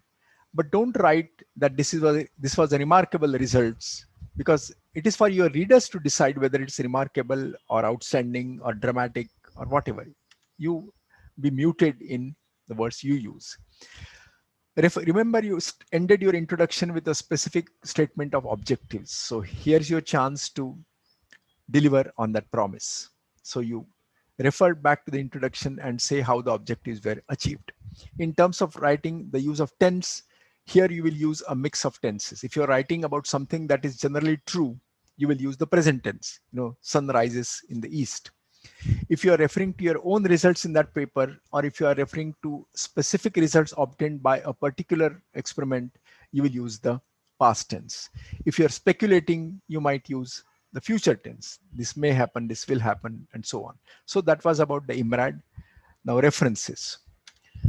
So there are two common methods. Because I say this because the journal's instruction to authors may simply refer to this by the term. That if the journal says we follow Vancouver method, which means they use numbers for citations. If it says Harvard method, they use names of authors and the year of publication. Now, fortunately for social scientists, APA, that is American Psychological Association, is the standard that is used by almost all social sciences and humanities journal. So your job is easier. So APA uses the Harvard system. This is the latest publication manual. And it is essentially a variant of Harvard system. And that's how you cite it. That you give the names of authors, then a comma and the year. If there are a number of citations, you arrange them alphabetically by the author, separated by semicolons. If there are 3 or more authors, give the first author and use et al. Now, APA does not print et al. In italics. But remember that there is no dot after et. It's a Latin word for and. It's a word in itself. It may look like an abbreviation, but it is not. So don't put a dot after et. Of course, you must put a dot after al because it's an abbreviation. Now, APA has certain peculiarities. For instance, if your citation occurs in brackets, then you use the symbol for and not and. I will illustrate that. If there are same author and same year, you could use letters of the alphabet. As you say, the multiple citations are separated by semicolons and they are arranged alphabetically by the author. So if the citation occurs within brackets, then you use the symbol for and. Whereas if it occurs outside brackets, then you use and. That is the APA style. What about original? If you have not seen it, then you must give both. As you could see here, you must cite both the original and what you have not seen. Another simple way is, let's say the paper that for which you want to format a reference, locate that paper in Google Scholar, then click on this icon of quotation marks. The moment you click on that, you will see alternative ways of formatting. Since you are going to be following APA, you can choose APA, copy it and paste it. So that's a simple way of taking care of formatting, because almost all social sciences journals follow APA style. Then there are finishing touches, simple things like how the journal prints its headings and so on. Some journals will use numbered headings, some journals will use unnumbered headings. Now, when you submit a file, it's a docx file. Now the journal may be printed in multiple columns, but your file should be only in one column. Use a standard serif font. I would say Ditch Times New Roman and Ditch Calibri. I would recommend Georgia or Sitka. These are much better to read on the screen also. Now again, the journal will follow typically full justification, but your file should be left justification. If you have to start something on new page, don't keep pressing enter. Just use insert page break. So prepare your files carefully and neatly.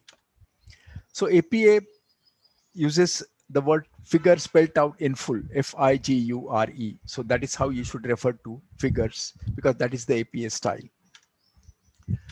Some journals use it, but not most APA journals. So be careful. Numbered headings. Some journals will put numbers and a dot after the number. Some journals will use numbers, but will not put a dot. Some journals will not use numbers at all. So follow your target journal. That is what I mean by giving finishing touches. Now I want to conclude by a few things. One is predatory journals. Don't be taken for a ride. You are under pressure to publish, but there are journals out to make money from the pressure that you have. How do you identify them? For instance, never respond to any email that asks you to submit your paper to a journal. No reputable journal will ever invite submissions like that. And even those messages will be couched in poor English. You can, if you know what to look for. Distrust any journal that displays ISSN very prominently on its website, because ISSN has nothing to do with quality. You know, let's say you have your Aadhaar number. What does it say about you? Does it simply because you have an Aadhaar number, it shows that you are a postgraduate student? It's just an identifier. ISSN is simply an identifier. These journals, these are some things that you should notice about these journals, that they will have huge editorial boards. They will be coy about their street address. They will even claim false impact factors. So you must be careful. For instance, these are the kind of schedules they offer. You know, we will publish your paper in 48 hours. So what sort of review are they going to get? And UGC is now going to take a tough stand on publications in predatory journals. Publications in such journals yes, not only will count against you, but also against your institution. I just need another 5 to 7 minutes. So for instance, I noticed that there's the European Journal of Nutrition and Food Safety. I thought let me examine the website, and I was puzzled to see that the author's charges, they are giving you in US dollars and in Indian rupees, not in euros. Now, why should European Journal of Nutrition and Food Safety give its publication charges in Indian rupees? So I probed further, and this is what I found. This is the address of that journal. So obviously it's some residential address in Hooghly, but it's calling European Journal of Nutrition and Food Safety. So you should be careful. That's what I'm getting at. So lastly, here are some resources for you, websites as well as books. There's a lot of information on how to write papers and so on. Make use of these. Springer, Elsevier, they all make these. Heritage Insights is a good website. You can even ask questions there. And especially it's a very current book on writing for social scientists. So I will recommend that very strongly, Writing for Social Scientists. This is a systematic plan about how do you write a journal article in 12 weeks. So follow that plan and you can have your article. So these are some good books. I have given the bibliographic details of these books. I'll be happy to send this presentation in PDF for anyone who requests it. So I want to close it by just a few slides on writing, because you need to be especially good writer if you are going to be a social scientist. So how do you learn to be a writer? It is an acquired skill. Just as you acquire any other skill, you can acquire writing skill, but provided you take a systematic approach to it, provided you put in the efforts, and most of those efforts should be by way of reading. The more you read good quality prose, the better your writing will be automatically. So you must read a lot. What sort of book should you read and how much? You know, here are some numbers. If you want a native or near native proficiency, you must spend that much time. You must read so many books. So take this test, go to Oxford Bookworm's website. Here's the URL, and choose a stage. Let's say choose stage 3 or stage 4, complete the 2 tests. It will tell you your own level of English and work on it. This is a good series from Oxford University Press. You can choose any title that appeals to you, but they are all good models of writing. Likewise, Royal Society awards prizes for the best written science books, all kinds of subjects. So these are again good sources for you. These are the kind of books you should be reading. And I will close with some more recommendations on books to read to improve your writing. And especially because you are a social scientist, you may be communicating more often to decision makers. So Championing Science is a book ideally for that. Then How to Write a Lot, Science of Communicating Science, a very recent comprehensive book. Writing to be Understood. Because as social scientists, you have a greater responsibility. Writer's Diet, look up the website also. It's a very interesting website. So here are the bibliographic details of these books. As I said, I will be happy to send you this. So I want to end with 2 things. One is, that is what you need to do. If you want to be a better writer, you must practice. Thank you very much. As I said, if you have any queries, you can email me. If you want a presentation, a copy of this presentation, email me. I'll be happy. Thank you very much.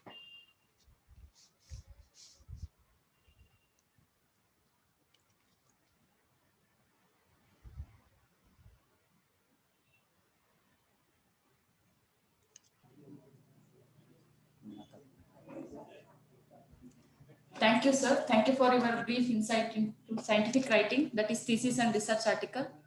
I will thank on behalf of Department of Agriculture Extension, GKVK, Bangalore. Now there is a tea break. Thank you very much. Okay, bye-bye. Take All care. students are requested to hereby or get back into their seats after 10 minutes. Immediately after the 10 minutes, please get back to their seats. Your seat.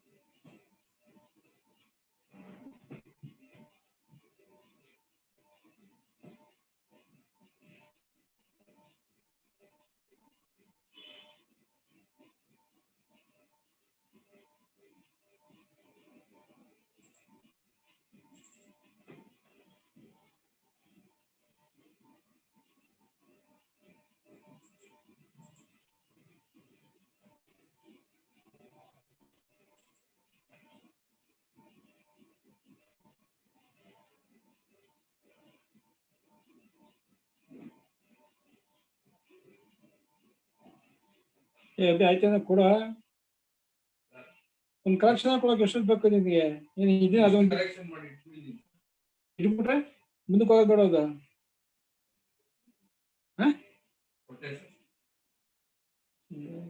ಏನ್ ಮಾಡ್ತೀಯಪ್ಪ ನೀನು?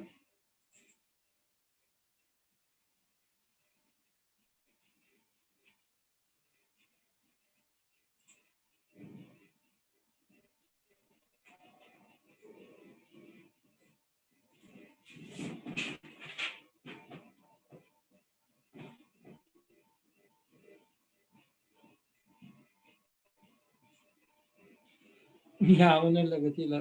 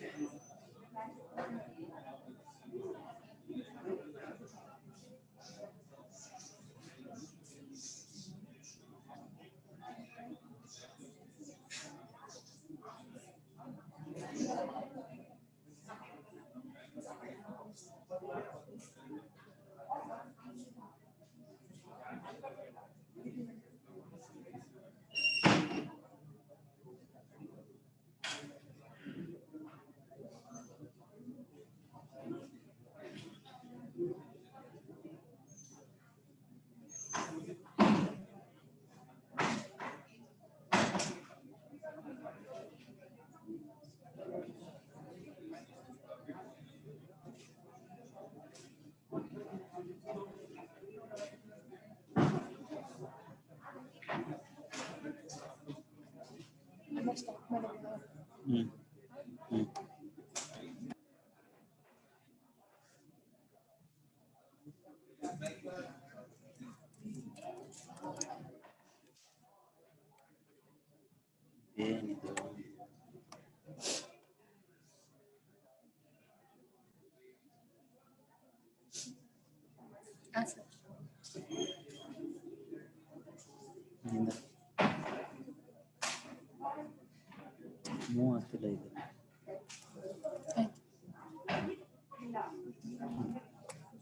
ಇರಲಿ ಸುಮ್ಮನೆ ಇದನ್ನು video ಈಗೇನು ಮಾಡಿ ಅವ್ರು sir video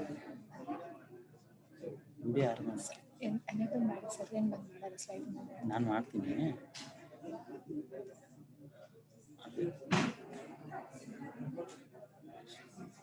posting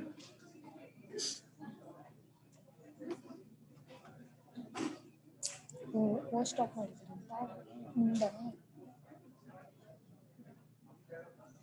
ನಾನು ಆಮೇಲೆ ಮಾಡಿಸ್ತೀನಿ ಅವ್ನು ಮಾಡಿದ್ದಾನೆ.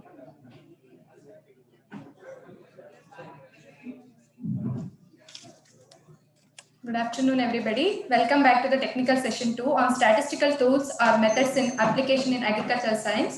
It's my privilege to introduce one of my teacher, Dr. H.S. Surendra sir, retired professor of Agricultural Statistics Department, University of Agricultural Sciences, GKVK, Bangalore. Is one of the strict, disciplined and dynamic personality of the department, and he is having the vast experience of 35 years of teaching, and he has guided 200 PhD students statistically and 400 MSc students statistically and 25 statistics students, and he worked as a assistant statistical officer in Government of Karnataka for 8 years, and it's our privilege to have you, sir. I welcome you for this session, sir.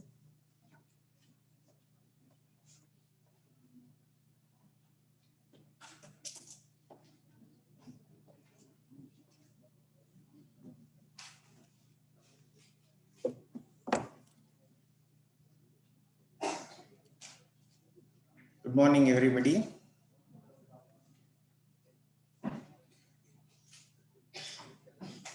The liability of the wordings by the introducer is not important right at this point of time, because unless we demonstrate ourselves to that extent, that possibility and to that quorum, there may be X person. In the analogy, what we do, we add so many superlative wordings, degrees and all that. But ultimately, at the end of the component, you will all know what exactly the judgment, whether the judgment goes more similar or more negativity. Yes, let me demonstrate at the end later. There is a slogan, as is the tree, so is the fruit. As is the mother, so is the daughter. And as is the guru, so are the disciples. The slogan is very important. Probably the meaning of this, all of you know only 50%. But I tell you, there is one slogan again in Telugu, Guruvina minchina Shishyudu. See, what is ultimately the interaction between the teacher and the students on any subject learning is very precious and very important. How the coordination that goes between the two groups, teacher stands in one group and student stands in the other corner of the group. How harmonality that proceeds also makes a point in the learning process. When you start learning under the shelter of an experienced person or a well-versed knowledge person, you will all become very good in your passage of life, and ultimately your goal will be more excellent, more colorful, and etc., etc., etc. Anyway, let us start on the focus of application of a statistical tool, or it could be methods. The one major difference between the tool and the method, I tell you, tool is only a consolidated simple formula derived under the statistical framework to any data, you will get the result. What is method means, same thing it goes with the formula, but furthermore, writing up of the conclusion, it involves more effectively. For example, if you take student A secured 45 marks, student B secured 65 marks, let us assume. It's a mathematical output. You can go for only the difference of these two as B secured more compared to A, that's all. Same thing when it comes to the framework of the statistical outline, how to draw inference or conclusion is most important. There we add one simple word, it looks like non-significant and significant. Very honestly, let me tell you, if the difference is very narrow, we use the word non-significant. After thorough testing of data through statistical package, we draw the inference. When we use non-significant, yes, presume that the difference is very narrow. When the difference is wider, then we say it is significant, obviously. What I'm trying to make an analogy here is, though statistics deals with the mathematical component, but still more. Ultimately, making the final resultant is the statistical output. So with this background, what are the things we learn at this juncture?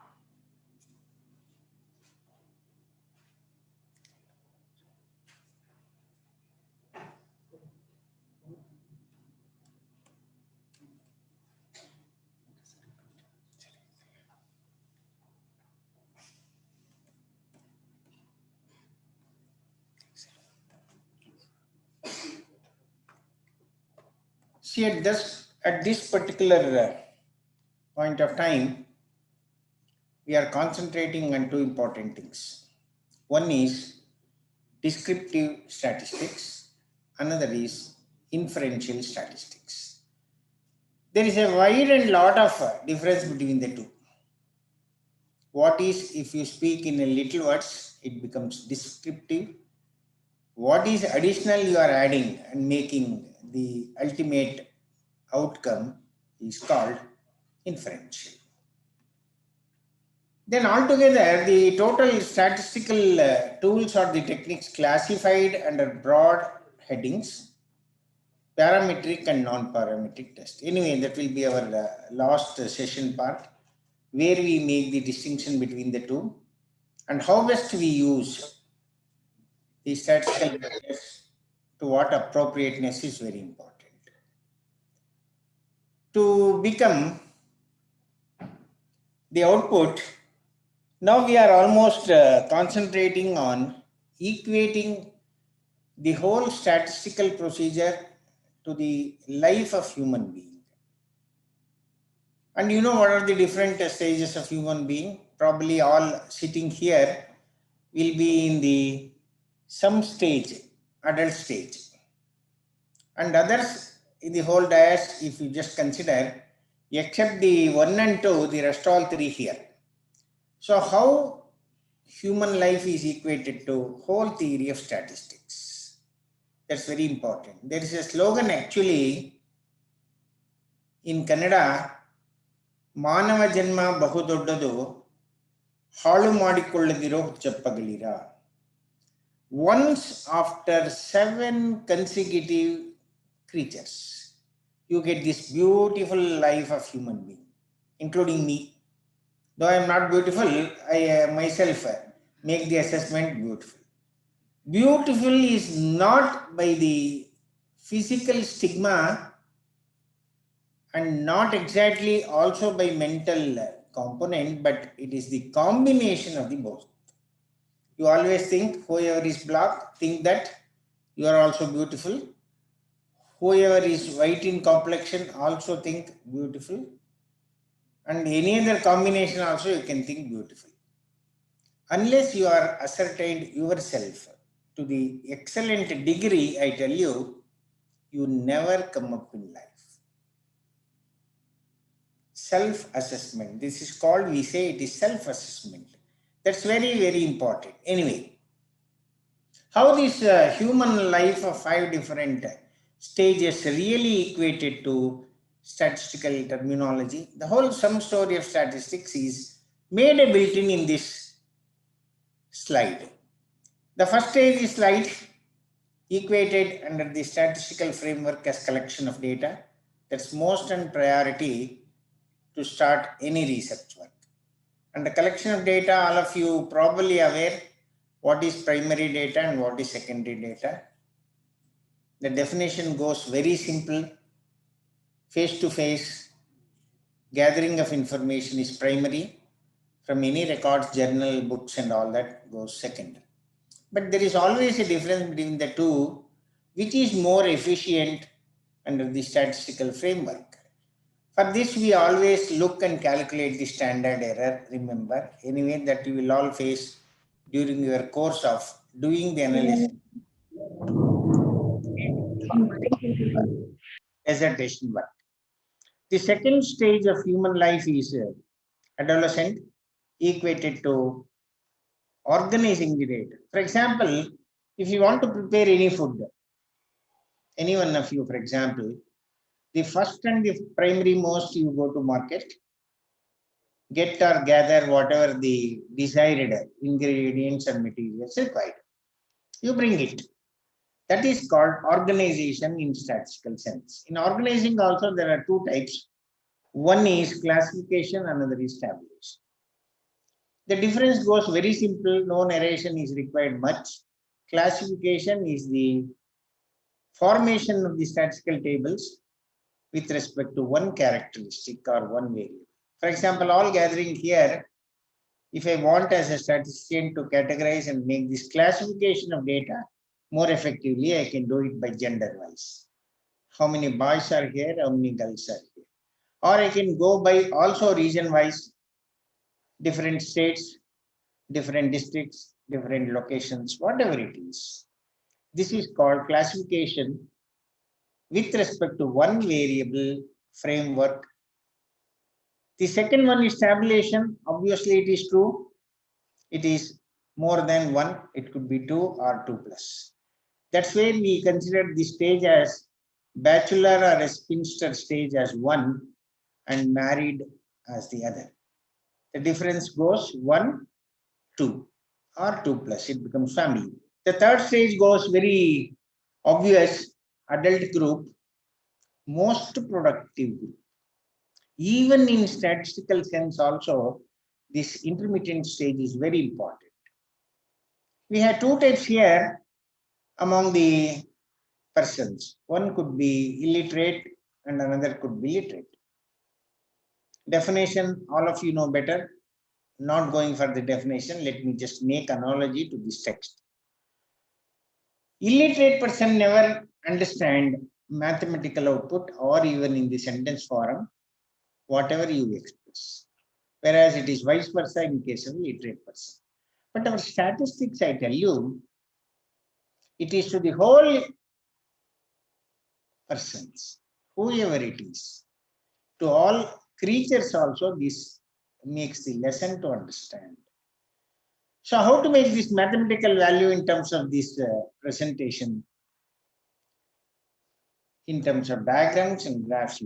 Anything, for example, the average marks of boys found to be 45.7, girls found to be 52.6. Illiterate cannot focus this attention and understand better. If you interpret this data in terms of either diagram, that's fine, he will understand. That means girls are better in the height of the shape of the bar compared to boys. That is the analogy, number one. Number two is graphs. Graphs are also very important, but one deviation of graphs compared to diagrams, I tell you. Very, very important. In our social science, because you are all social science students, the estimation that comes into picture. For example, over the period of time, any parameter is measured. Could be the height, could be the number of branches, yield, humidity, temperature, income, expenditure, sales, production, price, whatever it is, taking 2, 3 from each of the disciplines. For all these, over a period of time data, you require to estimate whether we are going in a trend of higher order or lower order, or whether we stand stationary. So make this assessment, we go for fitting the data in terms of different programming. That all you will learn, probably you have already learned and reached at this stage, forget. Next, fourth is middle age. That's here again. I told you, variation between mathematics and statistics. Mathematics deals only numerical component. With that, you can make your conclusion. Whereas statistics deals with some intuition of the effective formulas for which you make inference. That's all the difference. So here we learn two types of things. One is, as I said, tools or measurements, or it could be techniques. Why it is important is, see, depending on the data, you need to act and react. Always. Obviously, it is true. See, you are all looking most colorful, if I am right as a statistician. And you cannot say no also, because the final verdict and the inference where the statistician makes is almost on parallel with 10%. Clear? When you all go back, for example, to home or to your respective place, hostel, whatever it is, your residing place, you never continue for so long a time of the same dress. You will go making a small interchanging with ordinary dress and all. Am I right? Yes or no? Why?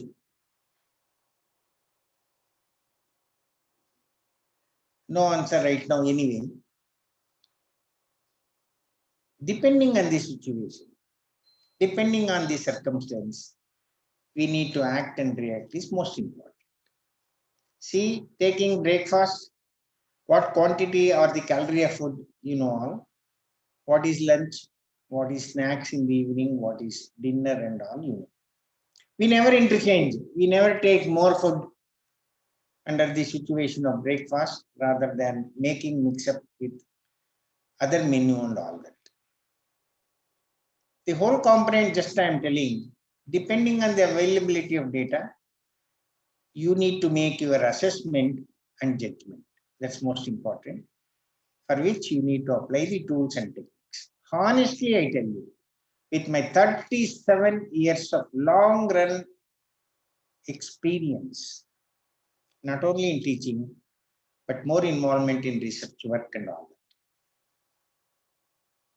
Never the student make attempt whether what you have done is correct, nor the guides who looks into the final dissertation or on the analytical work. Forget. That's why my only appeal. If I just ask you the question, you have already formulated forum 1, forum 2 and all that. You now started your journey in finalizing the tool or schedule, number 1. Maybe some of you are little fast also, like, because you are left with 1 semester and a quarter, if I am right, already data collection and all. Before that, there is a need for doing pilot study. That obviously I tell you, pilot study is out of screen and out of sight. Very bad, number 1. Number two, however, in our all committee, I tell you, right from our inception to this university, how it was so disciplined, how it was so tough in doing this thesis work. We know that student used to go to different institutions to get the review of literature, maybe colleges, maybe even to Delhi, Hyderabad, and so many others. And there, never like taking a pen drive, copy down everything. Relevant, irrelevant, most relevant, not at all relevant. That's a different issue.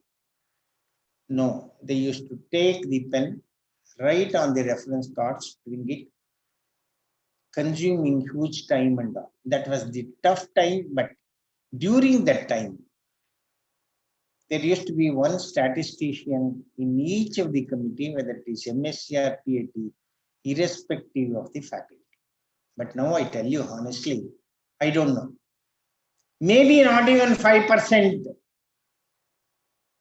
in your committees, there is an involvement of statisticians. Two things is the reason. One is, as if guides or the supreme authority who start guiding the student, they themselves know everything. Number two, there is no necessity of statistician for the guidance. This is out of the screen point I'm telling you. Not the first time. In all several occasions in this university, we used to say. And quality of thesis also, I tell you, what it was earlier, what is now. Within overnight, you can write the whole thesis. Not like organizing the seminars like this, motivating you to write the good quality and all, forget. This is what is happening. See, your attentiveness, your hard work, your intuition of mind, your sincerity and discipline put forth from heart and soul, then only the quality of thesis, really I tell you, will be the excellent. Anyway, last stage, old age. Conclusion or inference, I told you, just making a statement without any usage of statistical briefest line of significant and non-significant, that becomes conclusion. If you use that with effectiveness formula and the analogy, then it becomes inference. And importance of the statistics, I tell you, in all walk of life, in every field of life. It is the father of science, I tell you. Any person in this universe, in the yardstick of right from the child till reaching the salvation, if he makes an attempt to inculcate or incorporate the statistical procedure or other feelings, I tell you, you will be really excellent in your process of life. All girls we can treat as good girls. Could be even boys, good boys. It is not the end point. You should always aim to the highest degree. Degree means not the educational level. Very good. Very, very good. Excellent. This is what is the real attainment required. Any director or a producer, after capturing the movie, always think overnight, without sleep, that our movie should run 10 weeks, 25 weeks, even 50 weeks. This is called the anticipation. Like that, this educational system, you're all part of it. BSc is different. What is already, you pass a particular stage. Now we are in a very youth stage of education. Youth means higher than BSc, MSc, because what opportunity to many of you, you may get to do PhD, and some PhD students are also here. However, You should keep the target of achieving the best. Limitations of statistics may be listed here. Every person will have some weakness. Every educational system will have some lapses. Obviously, it is true. Likewise, though we say statistics is something better, something optimum, something beyond something to compare with other subject, but still more, some lapses are there. But what is that lapse, I tell you? Proper utilization of the statistical tools or techniques, formulas, whatever it is most important. It is something like wearing an appropriate dress to the appropriate situation. Neither it is loose nor it is tight fit and all that. So usage of techniques, relevancy to the data and the appropriate feelings is very important. The most common measure we use is arithmetic mean. Okay, I give you one simple example. In one of the village, there is from A to B crossing. In between, there is a tank, you see, with water flowing. A statistician used to sit like me at the first corner A, origin. Some new person make the visit. He needs to cross from A to B. Okay. He obviously asked the statistician whether I can cross this what is shading. The very fundamental question of statistician asked him, do you know swimming? He says no. Then what strategy? I should give some solution.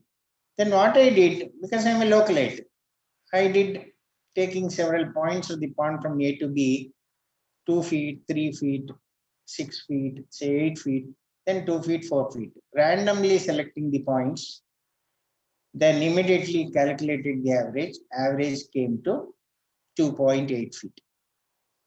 The conclusion as a statistician I made is, yes, go ahead without any ambiguity, you will reach B. You know what is funeral of that person? Because the maximum depth at the center was 8. Without swimming. This is called lapse of statistical usage too. That comes under limitation. Another, like this, there are hundreds together. We have no time to make all that discussion, but you should know utility of what to what is very important. Last example under this limitation of statistics. As a person, one person keeping the leg in the ice cube with minus 27 degrees, keeping another leg in the fire, okay, of 82 degrees centigrade. The question here is, what is the survival of that person? Statistician, stupid fellow, what he makes? Minus 27 plus 82 divided by 2 he will make. It comes around 27.8 degrees, normal temperature. He says very confidently he will survive. The question again goes, how many hours or days he survives? He says, as long as his life written by God till the salvation, he will survive. This is another lapse of statistical usage. You should be more careful and all that, because lot of hundreds together, nearer to 1,000 theses. From my end, giving a devotion to the students during my 3.5 decades of the service, excellent piece of work we have done. But half late, like, not that my presence is not there, that's where the quality has deteriorated, forget. It is not the proper utilization of time by the students, by the guide, and what infrastructure available in the institution. Moving on to the next stroke, I told you descriptive statistics. Functions you all know. Functions are It is one of the best science emerging subject compared to all other. It is something like giving a tips to all the subjects. It is something like giving a life, I tell you. Take agronomy, take soil science, take plant pathology, take economics, statistics, or extension, whatever it is, it gives the life. It is something like a doctor treatment for any disease, maybe common ailments, headache, diarrhea, backache, common ailment, or it could be a severe diseases like heart problem, diabetic, hypertension, whatever it is, renal failure. Yes, this is the treatment. For all this, why do we go to a doctor? He is specialized in that. Yes, we go to him, take a suitable suggestion.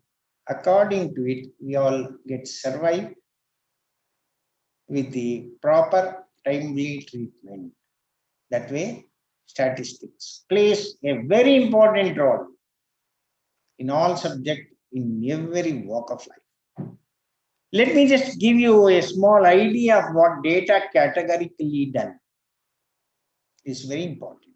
And once you collect the data, what type of data categorically doing it also is important. Let me just brief you in the simplest form.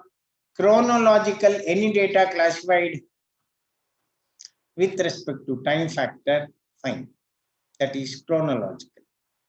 Geographical is area, location, all. The first two always it reads under the economic background framework. Quantitative and qualitative also the other two categories. Four broader ways of categorizing the data statistically. These diagrams, as we all discussed, this is a layman statistics. We have different focus and stages. Forget graphs, a much more little superior. It is something like applying rose powder or lipstick to the respective component. That's how the difference goes between diagrams and graphs. Then under the descriptive statistics, you know all central tendency, where to apply this and all. Out of which fundamentally mean, median and mode are the basic, keeping two other harmonic and geometric, we never make use of it much or more. Geometric mean and harmonic mean are the sensitivity of the economic students. In many and more majority of the thesis work we have seen, under arithmetic growth, geometric growth, harmonic growth, and so many other things. But some still never we find the identity of these things in the thesis at all, because what lapses and all you know. And dispersion is another component, it measures the areas. See the utility of dispersion, I tell you, when mean do not give the correct and realistic picture. For example, X secured 37.5%, Y also secured the same score. Ultimately, the university or the institution should make a judgment that which is better. We have to award to anyone of that. In that case, the arithmetic mean obtained is useless. Then what is to be done? We need to go further applied statistical component as dispersion. How much is the variation? How we got the average? Is it for 2 or 3, 4 tests and all? You have to take into that consideration, then decide whether A is better or B is better. Why I am just telling you, taking a simple tools, forget about all tests and all, it will come later. Usage of your application of mind and the relevancy to your text is very, very, very important. Tools may be looking very simple. Some we have seen commenting the external on the other corner. What is that you have applied only this and that? Why not other Y and Z? Stupid fellow never knows the relevancy. This is obviously true. We have made revert comment to such type of people. We also made blocklisting them. No analytical mind is being applied under this situation.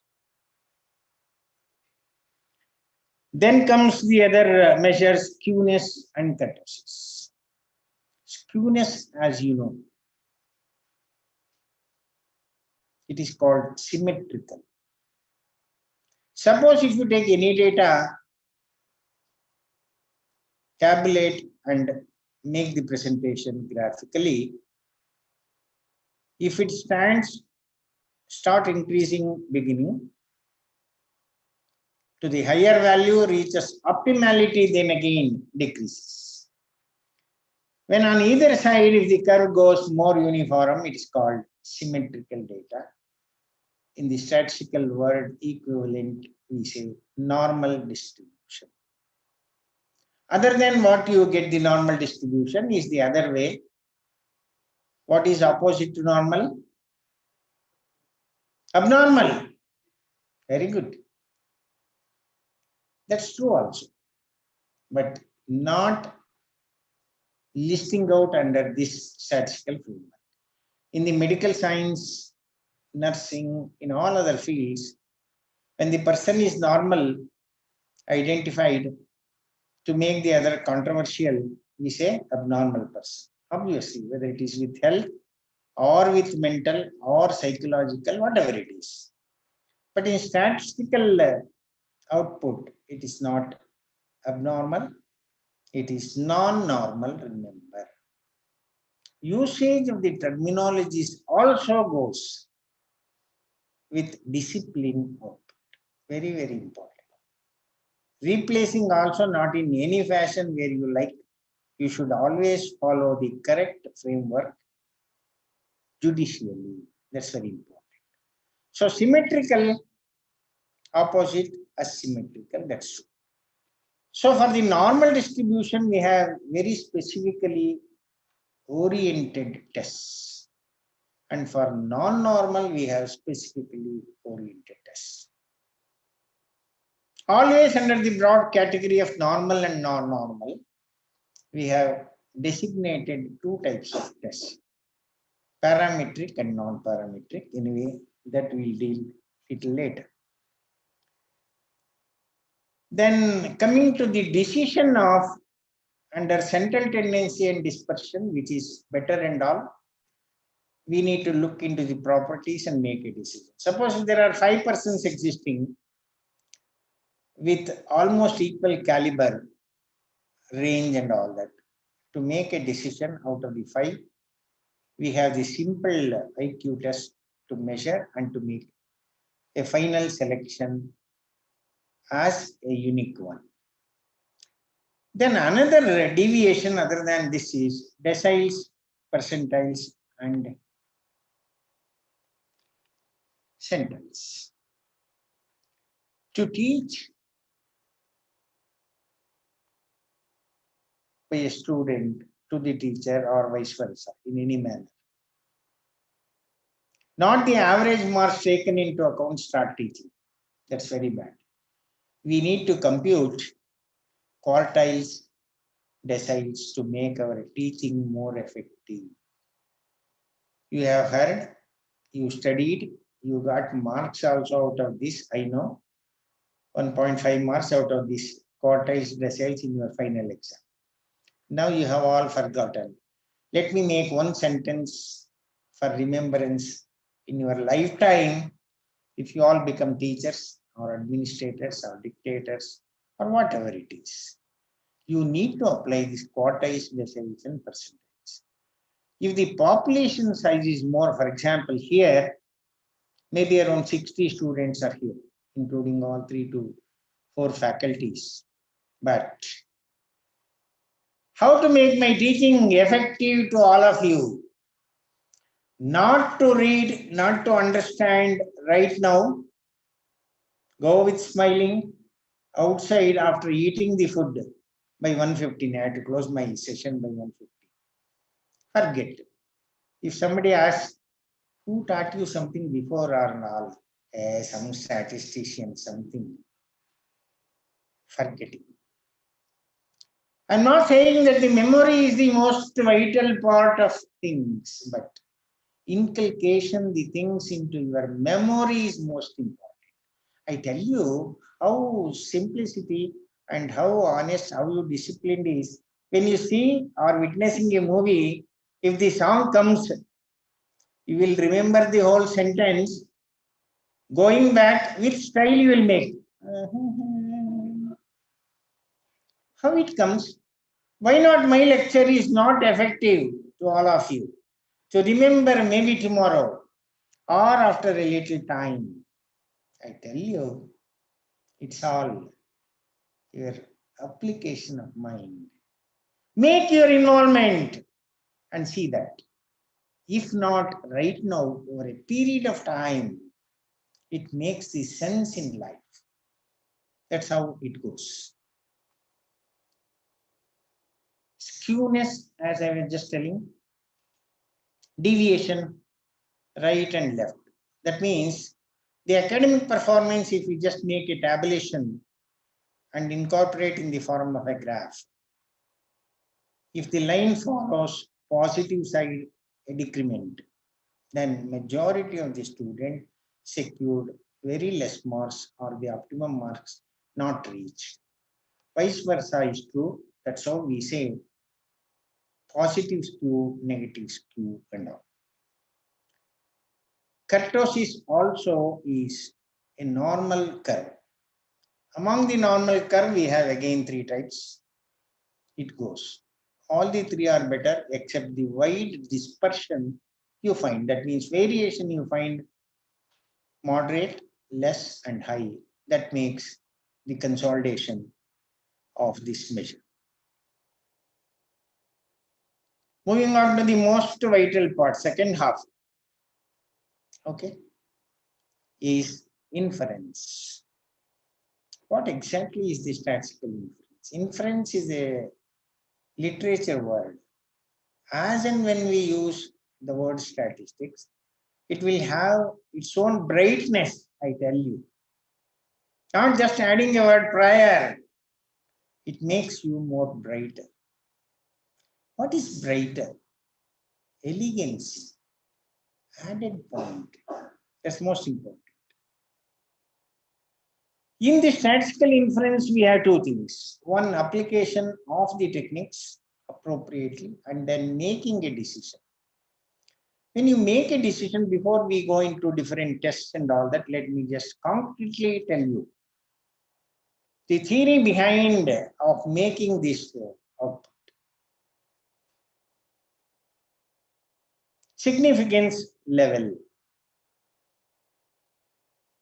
5% and 1%. You have all come across and studied in your test theory and all. Anyway, here also you will learn. Let me give you at this juncture the glimpses of what is 5% and 1%. There is a lot of difference when you make the interpretation in other subject or under statistics. You are in need of money. Yes or no? Sir, how much you are giving? Not in lakhs, not in thousand. I am a poor man, retired man. Okay. Offering you option of giving 5 rupees or 1 rupee. Which one you expect from me? 5 rupees. Why? It's more in magnitude, 5 times. Mathematics. But I tell you, statistics is different. It is vice versa. I don't know who has made this. Galton, Francis, Spearman, so many scientists, they have made statistics. That's where I tell you, statistics is realistic and idealistic, different from all other sciences. Here, what I am just telling you is 5% and 1% significant level under any test or any data. 1% is superior compared to 5%. Obviously, it is true. That's where you have to make a distinction between mathematics and statistics or any other thing. What is 5%? Why we say it is greater in statistical theory is we are expressing our result with 95% confidence, whereas the remaining 5% is the error. Otherwise, if you are testing at 1%, obviously our rating of precision goes by 99%, whereas only 1% error. Now you got the difference why you are testing this and that. But still more, I tell you. You have seen all the statistical books, logarithm books you have used, probably in course 1, course 2 and all that. For PhD, I think course 3 also, we made compulsory regression analysis. I don't know how many of you who are here, PhD students, opted that course. Very vital course for PhD we used to offer from the Department of Statistics. In the statistical books, you will find again these levels, not this only 5% and 1%. You will find 8 different levels. Even 0.5% is existing, 0.1 is also existing. Are we not going to take up that one for our testing and draw the inference? It's very critical. Honestly, I tell you, nobody is perfect. Nothing is 10% good and all. Always we expect some error. Either it could be standard error or experimental error, whatever it is. That's where we restrict only our analogy of writing our final conclusion to this 5% and 1%. Take it. And two another important terminologies, parameter and statistic. Parameter refers to population, statistic refers to sample. We cannot do survey work on all the population units because of time, because of manpower, and because of resource of economy, money. Because of these 3 constraints, you cannot do.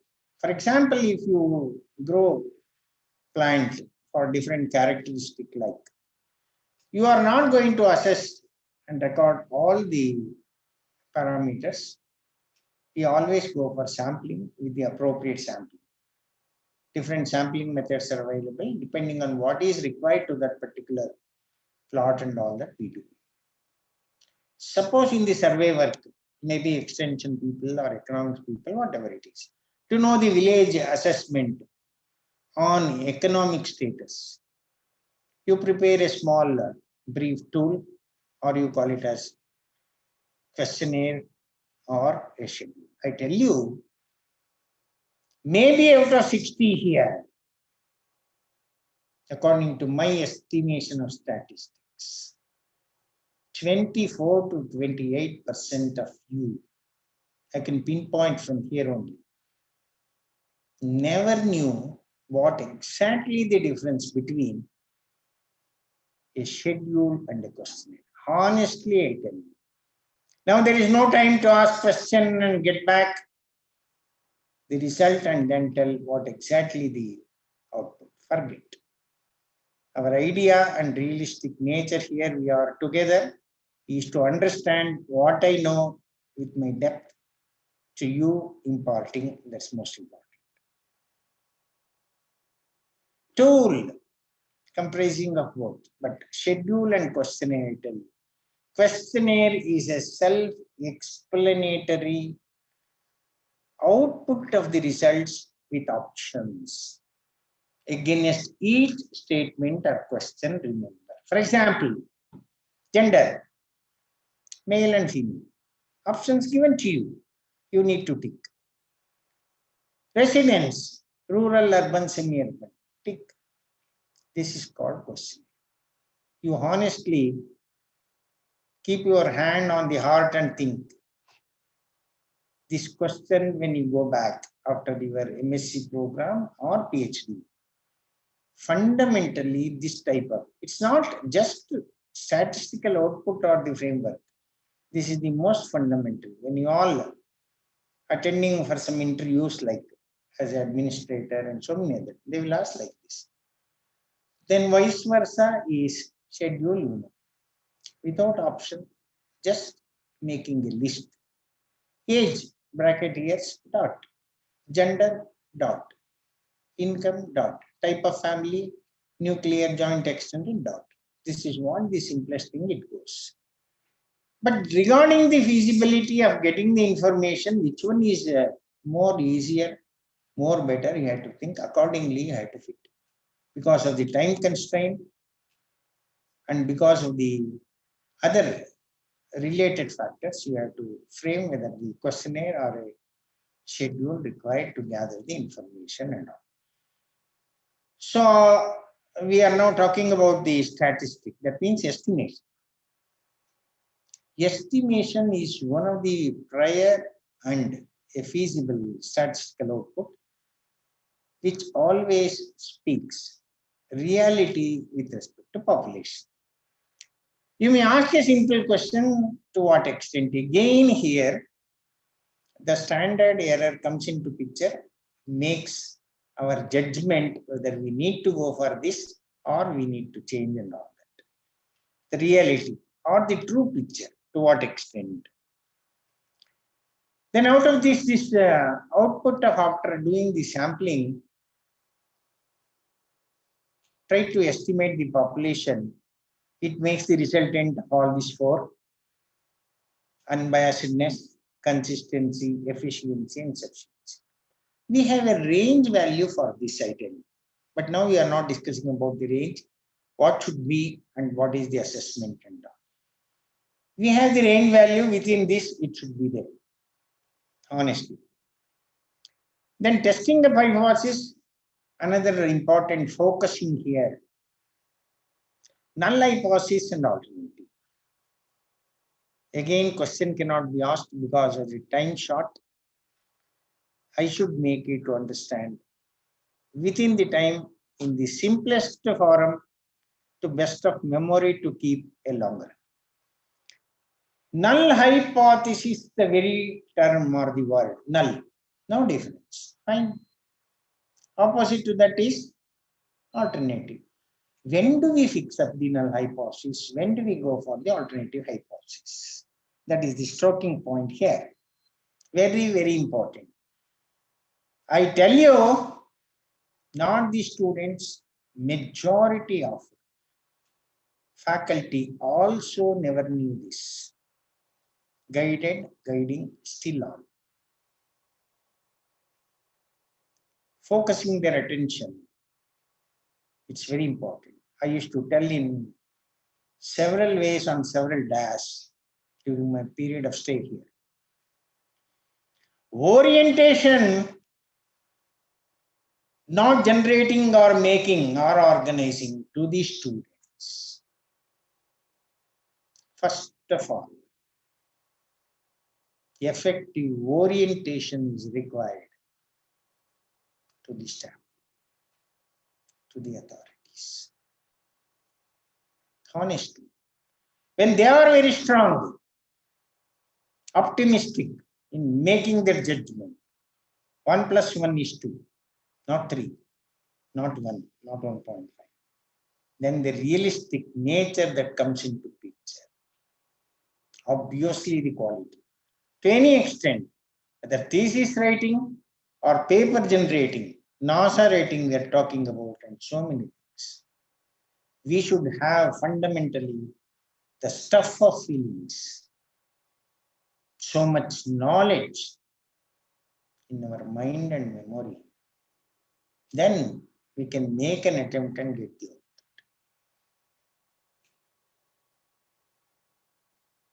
It is something like a delivering a statement or a sentiment in a movie, not a short dialogue. Brother, I love you. I love you, brother.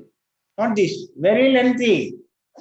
Brother, ನಾನು ಯಾಕೆ love ಮಾಡ್ತೀನಿ ನಿನ್ನ ಬಹಳಷ್ಟು ವರ್ಷಗಳಿಂದ ಬಹಳಷ್ಟು ದಿನಗಳಿಂದ ನೀನು ನೋಡ್ತಾ ಇದ್ದೀನಿ ನೀನ್ ಬಿಟ್ಟಿರಕ್ಕಾಗಲ್ಲ not even one day, not even 1 minute, not even 1 second. Please accept my love. Thank you. This is what The reality and the science goes always together. Hypothesis, let's come back to speed up. Hypothesis, null hypothesis. When we are framing this hypothesis E, when there is some background of information already available to some extent, not perfectly like, to some extent, then always you go for null hypothesis. For example, we know that over a period of time, academic excellency, during our period of time, boys used to be more calibered in academic with percentage compared to girls. Obviously, I'm talking about 2 decades back and all. Now you have seen. It's not only by number, it is by excellency. Girls are better performing compared to boys. Obviously, it is not bogus. Obviously, it is not a jovial component. Honestly and wholeheartedly, let me tell you, their hard work is one contributing factor without diverting much of their attention. We know they will divert, but still more. Keeping viewpoint in reading makes this result output. Why I gave you this example? We know nowadays girls are better performing, even seeking the job also, as it says, more percentage compared to boys. When you know this type of things, if you want to compare the same thing, conducting a survey work in Assam or in Jammu and Kashmir regarding the employment, regarding the academic performance, going to the college or high school with a schedule and all, you always think of null hypothesis because we already know. Let me just make a judgment there what exactly it comes. So in other words, if you are aware already little framework on what is going on and what subject or the outline you are carrying out the research, you formulate null hypothesis. Otherwise, you do not know, for example, which media is giving more focus in uplifting the knowledge, attitude, and practice of farmers, for example. It's a problem of this extension. What is that? Is it print media? Is it electronic media? Or any other media which makes the focus or the personal interaction and all. This we do not know. It depends on the region. It depends on what is the background or the theory of the farmers in different regions or locations. In that case, go for alternative hypothesis, H1, fix up, make the output. I tell you, there may be a question from your end like, sir, fixing is okay, H0 or H1. Does the ultimate result or a conclusion which we are drawing do differ? Nothing. When you accept the one, the other one we are going to reject, or vice versa is true. Very simple. Okay? That's what we do. See, in the formulation of a questionnaire or a schedule also, in mixing of, for example, knowledge assessment of farmers on usage of new packages, new technology, farming technology, whatever it is. When you formulate the statements, we used to tell many a times that there should be mixing of proportionally positive and negative statements. It's not something like all positive you have to make, all negative you have to make, you mix up. But ultimately, when you make the tabulation final analysis law, you convert that to one of the forums and do it.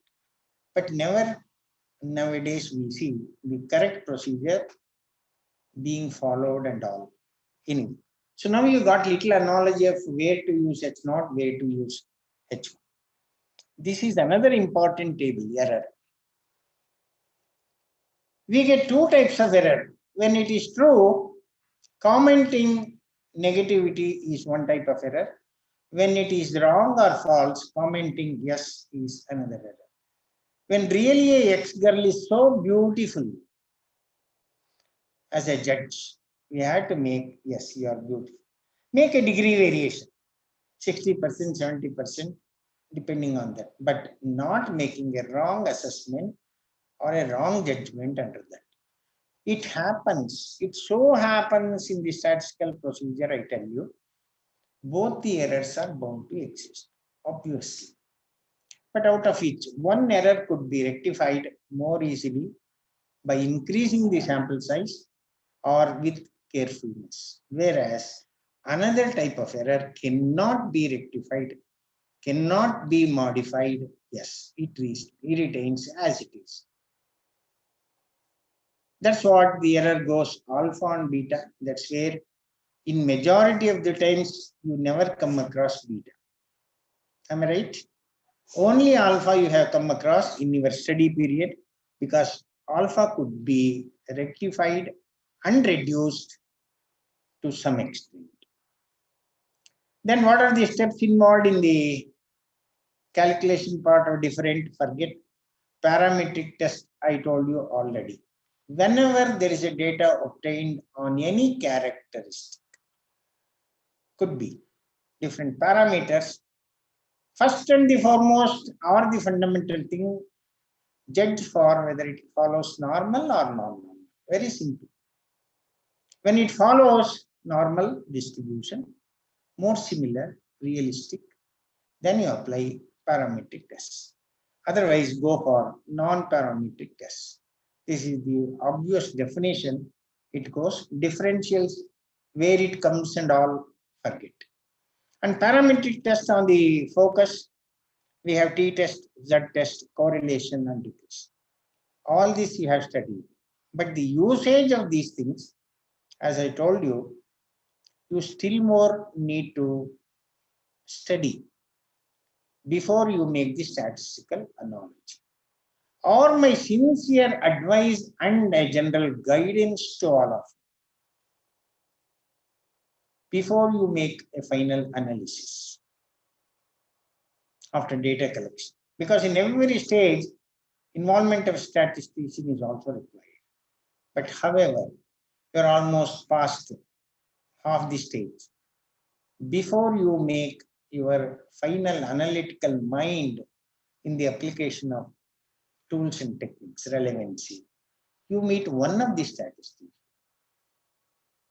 get some guidance, then start doing it. Nowadays, packages are available. According to package, you will get the answer. But ultimately, from the package output, what to interpret is very important. I tell you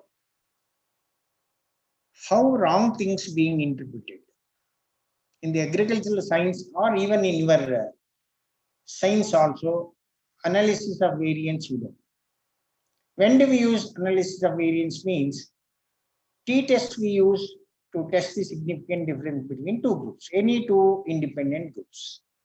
If it is more than two groups, for example, to know the academic judgment of your previous semester or maybe degree, I can apply t-test considering boys maybe 22 here, girls maybe 40 here. Apply t-test, fine. Suppose if I want to do as a statistician, we have the combination of three groups here, like, or maybe four: marketing, economics, extension, statistics also maybe. I want to know what is the performance variation academically obtained from the last semester. It's more than two groups. T-test cannot be applied at a stroke. To apply t-test, we need first two, 2 and 3, 1 and 4 and all. Instead, we have the different techniques, analysis of variance, where more than two groups could be done. In the analysis of variance, the F-test is made use. If F is significant, then we further test between 2 or 3 in this faculty. If F is non-significant, F-test, no point in going further. We need to go for critical difference if it is required. Last week, when I was here, Dean PGS, he called me as an expert in statistics to make a review on several thesis work. I was there.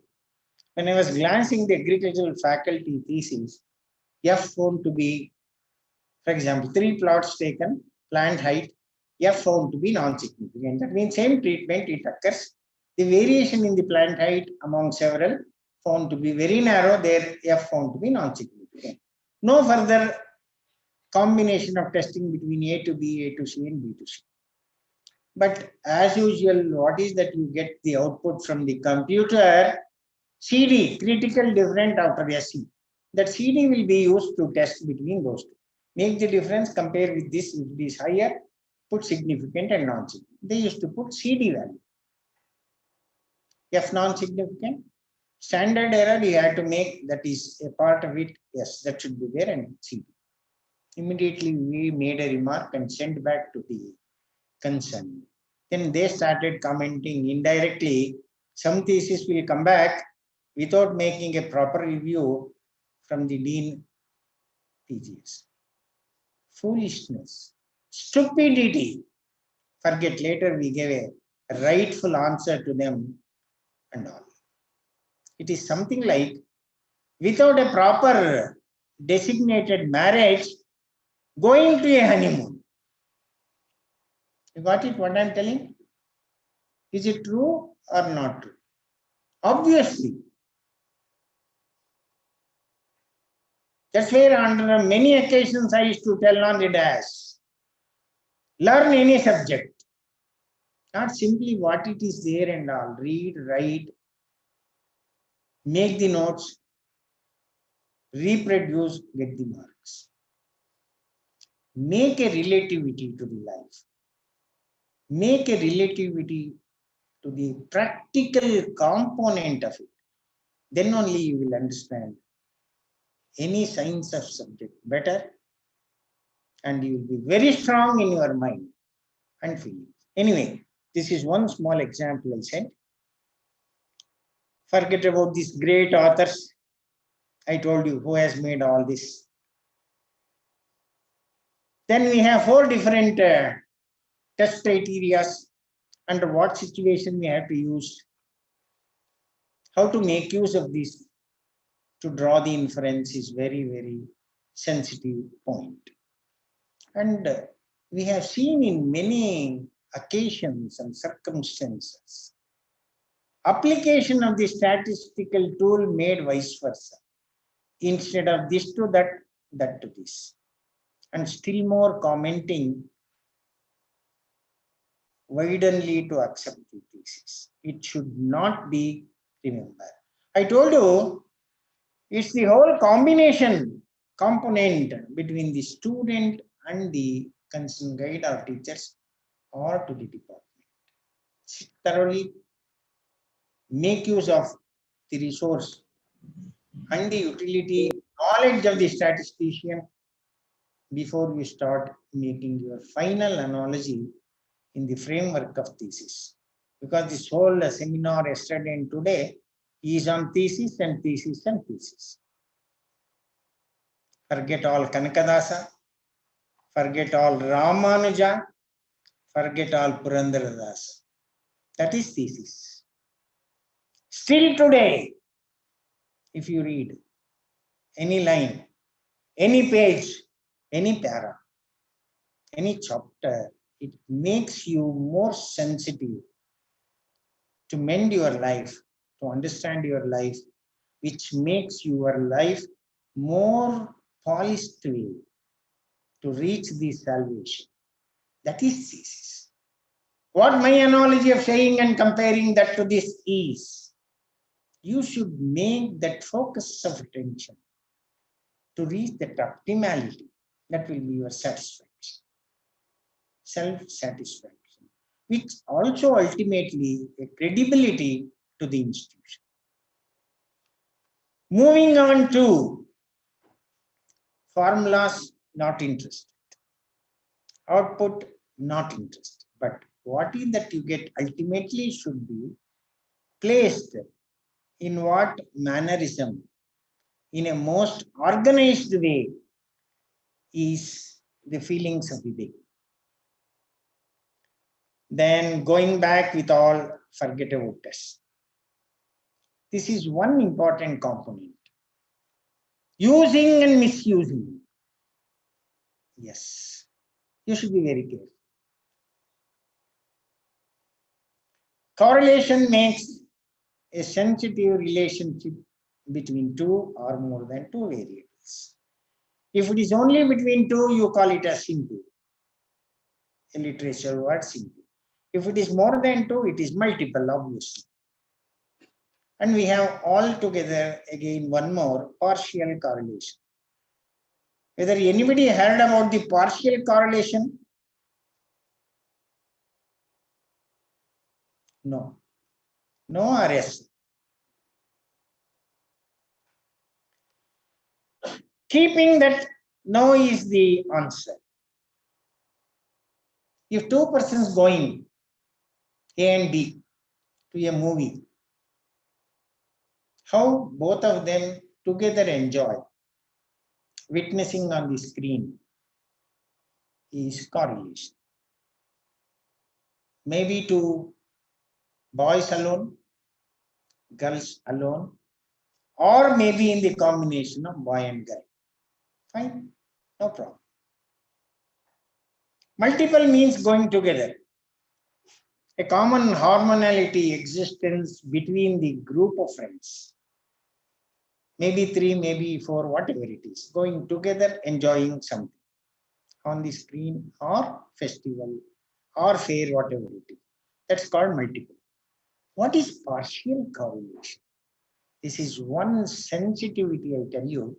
That's where I think those who have undergone PhD with the course exclusively on regression analysis will learn so many.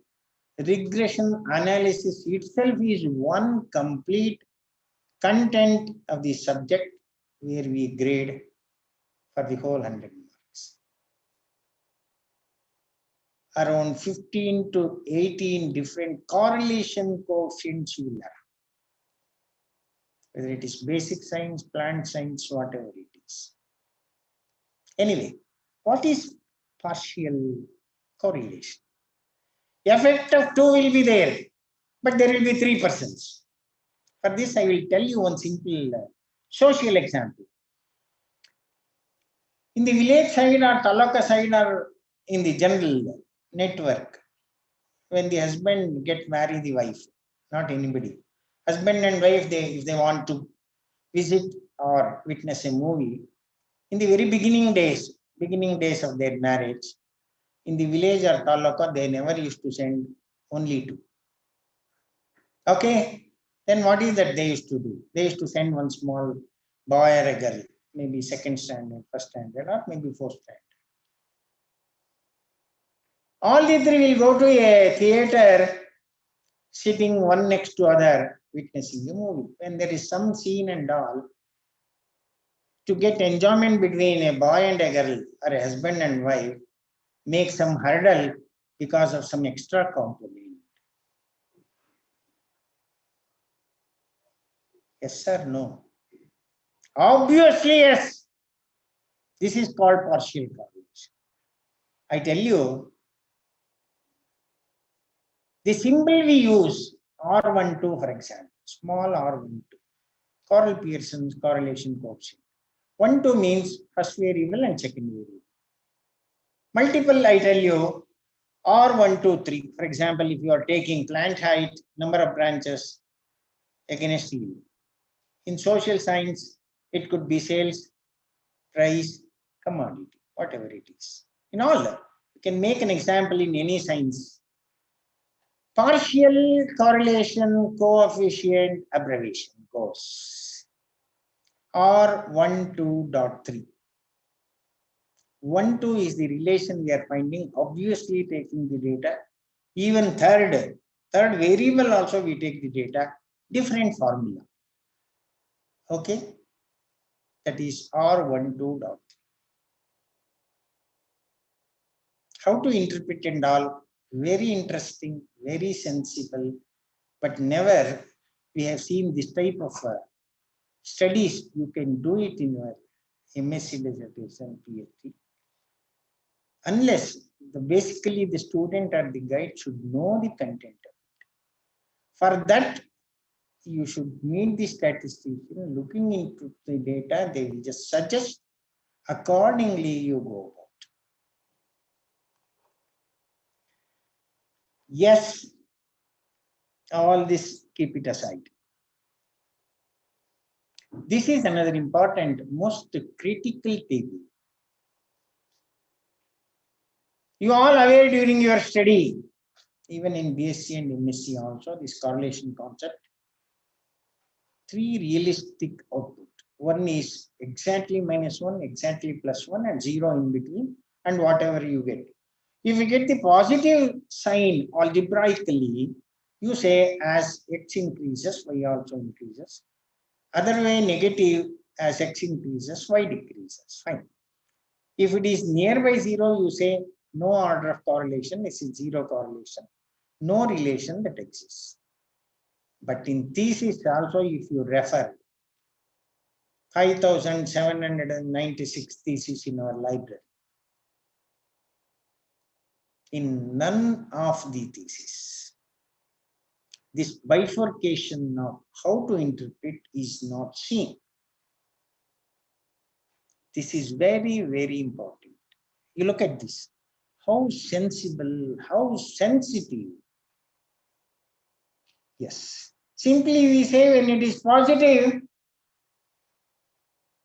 as height increases, yield increases. Height and production, or sales and production, price and command, whatever it is. Plus and minus, though it exists, but still more a rating between +1 and -1, how to make an analogy. That's all I used to tell. Degree of excellence. Girl, good girl, excellent girl, so many things. Good, better, best. Assertive, great, greater, greatest.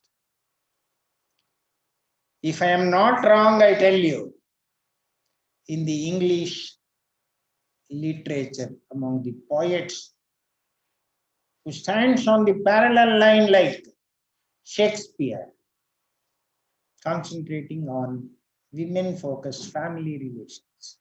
William Wordsworth, focusing.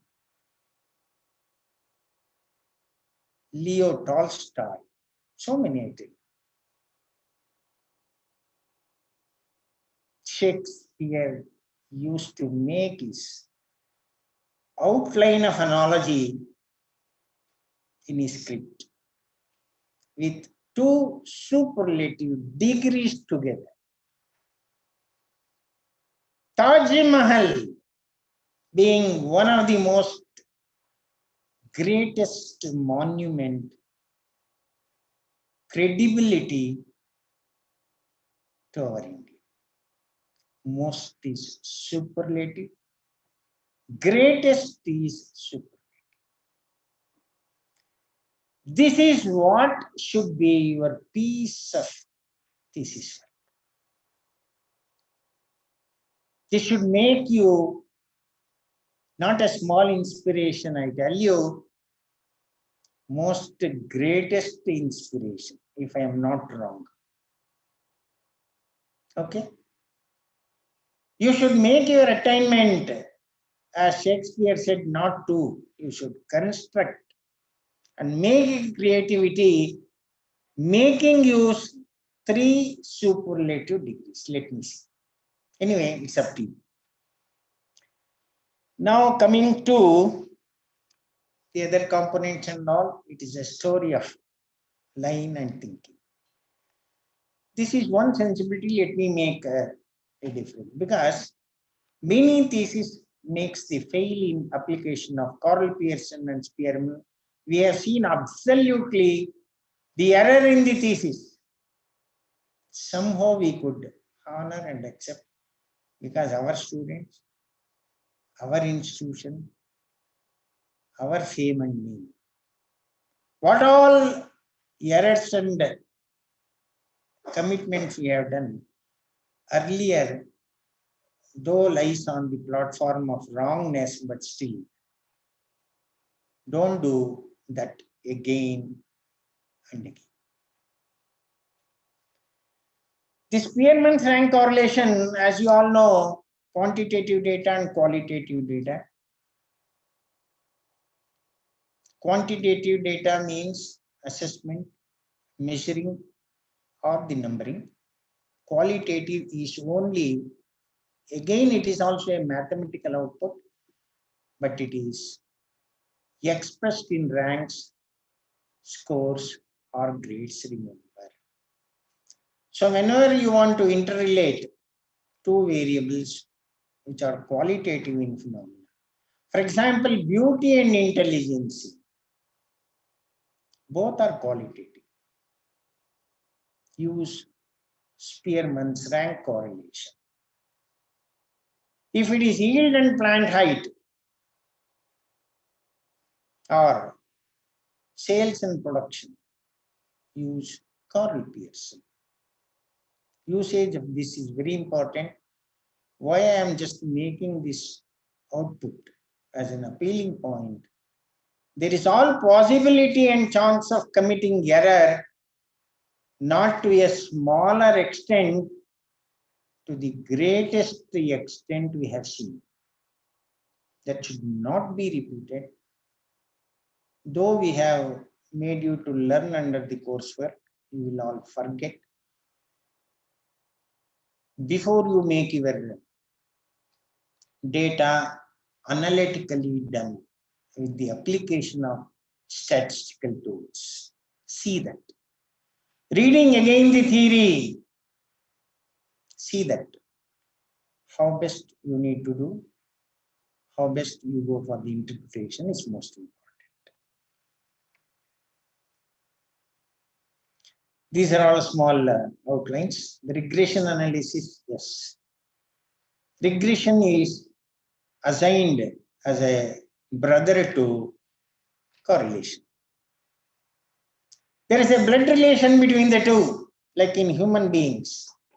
There is a relationship between correlation and regression. What is not we could achieve more sensibly under correlation, we are going to achieve here. Very simple. What is that additional point?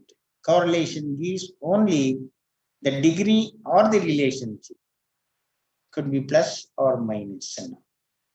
But regression will give you the magnitude relationship. To what extent is very, very important.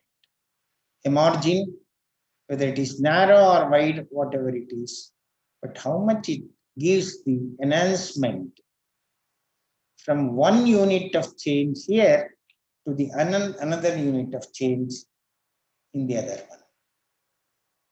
It is something like a coordination and cooperation. How do we rate that a couple being more happy? Very simple logic. It is nothing but regression, I tell you. When there is a coordination, cooperation, consciousness very effectively between the two, husband and wife. Both physical, mental, and psychological feelings, this word comes into picture. Other way. Why there is a distress? Obviously, the distress is any negativity in all this. Physical, mental, and psychological. Alarm is coming. It's true. Yesterday also I was commenting and the whole staff were here. Very honestly, time restriction is very, very important. What concept to the time is required. Otherwise, I tell you, it is all mere waste. Okay? Okay? Have you understood? Any questions? No. For anything, learning any subject, it has got its own time framework. Otherwise, I tell you, it is something different. Anyway,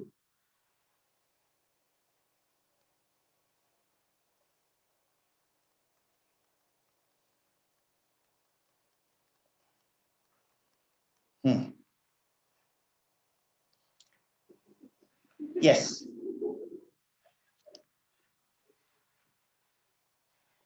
It is something like a love song, reading half of it. Coming hero from this end, coming heroine from that end, stopping in between before they meet and embarrass. Anyway, we had to act and react according to the situation. That's fine. Any clarification? Any questions? Because I am a man always, not telling, receiving. That is one of the best policy since my childhood. I started learning. I am on the dais today in front of all of you. If there is no clarification, let me thank the organizers.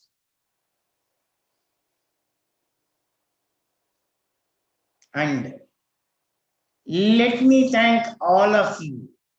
Why means patiently listening.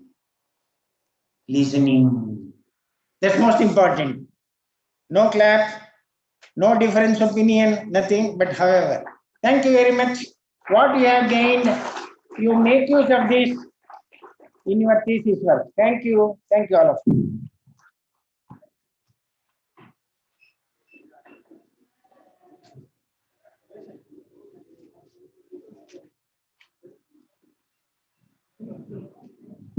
Sir, thank you, sir, for giving valuable information and relating the statistics to the real life situations. Thank you, sir. The lunch is arranged outside the auditorium. Please have and be back by 2 p.m. The next session will start by 2 p.m. Attendance is compulsory. Please be back at 2 p.m. Respective departments. That alone.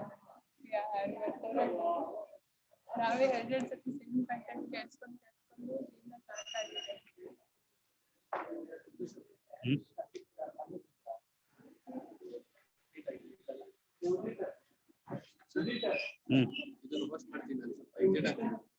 ಯಾಕ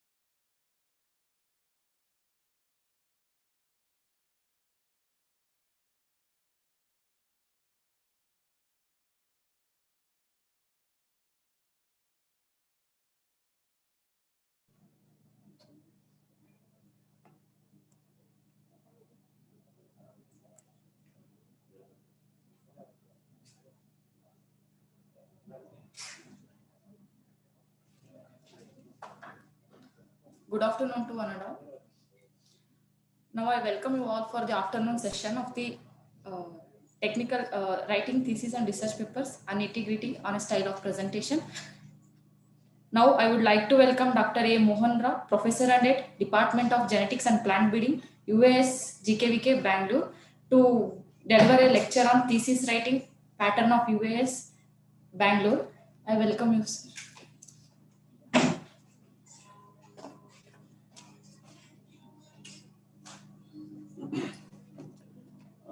Thank you for the introduction. I thank the organizers, especially Dr. Shivlingaya, who happens to be my classmate and batchmate. We were from 85 to 89. And in fact, we joined this campus on the same day. We still remember that, we cherish that. We joined this university on the same day. And only thing is, he is into social sciences, I'm into biological sciences. And coming to the presentation,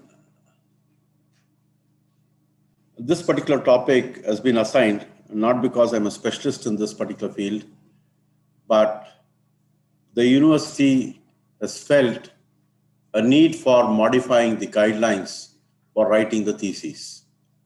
So over a period of time, the guidelines that were proposed much earlier, a few decades back, students have diluted those guidelines. Okay, and therefore, it was felt by the university that the guidelines be prepared, and these guidelines would come into force from this year, that is 2021. So all those students would be submitting their theses this year will be forced to follow these guidelines. Okay, so a committee was constituted by the Directorate of Postgraduate Studies. I happen to be one of the committee members, and that is how I'm here to brief you about the framework of the guidelines that you may have to follow when you're writing your thesis or presenting your thesis.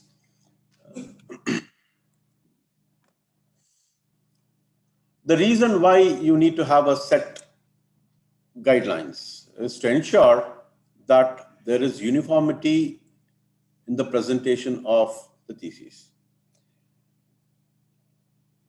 Close to 300 plus theses are submitted in a year by students of University of Agricultural Sciences, Bangalore. And this is a record of your research work. If it's a master's student, you would have put in 2 years of research. If it's a PhD student, you would have put in 3 years of your efforts into your research, and then you would have documented all the results that you've obtained in the form of a thesis. And this document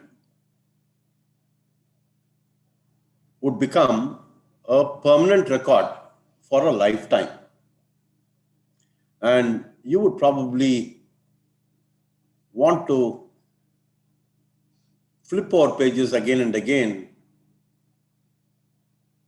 to see what you've written. Okay, and because this is a permanent record, there is a need for that record to be uniform, which is being submitted to the university. So to ensure uniformity across different departments of the university, certain guidelines are prepared. Now, these guidelines will assist both the students and the members of the advisory committee in preparing. When I say preparing, the advisory committee does not prepare your thesis, but they would lend suggestions, and these suggestions should assist you all to bring out a uniform kind of thesis. Now, broad guidelines have been framed by the university, which I've told you will come into force from the academic year 2021. Now, what are these guidelines? Number one is you don't worry about the heading. The color of the outer bound jacket should be charcoal black with full calico binding. That's the job of a printer.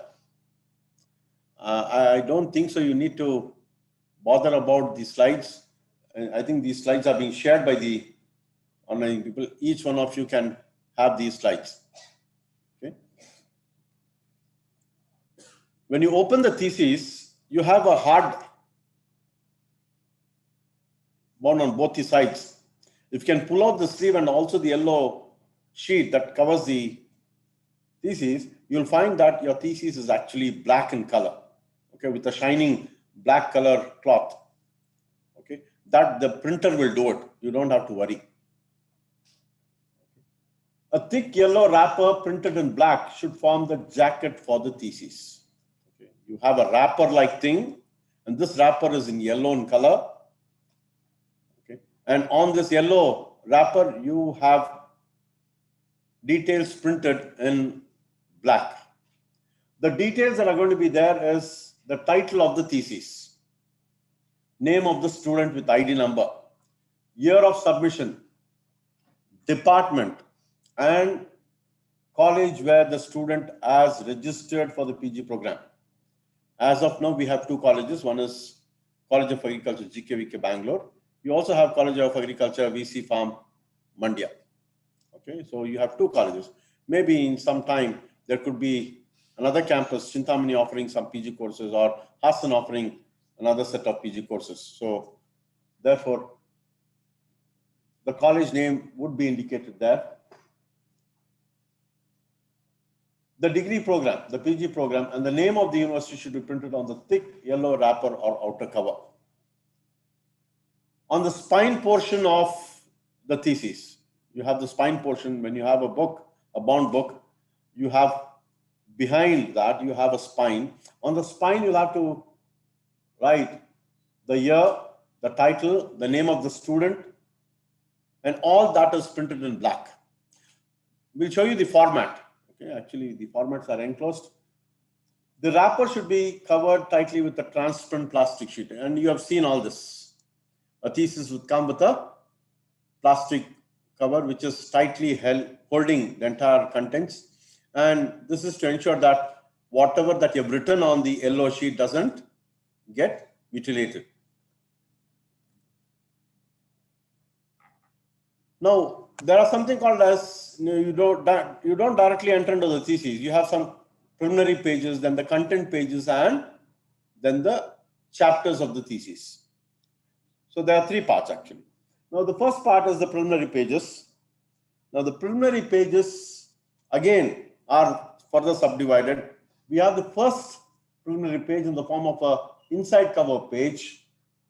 And this inside cover page provides the same details as that of what you've written in the outer yellow thick sheet.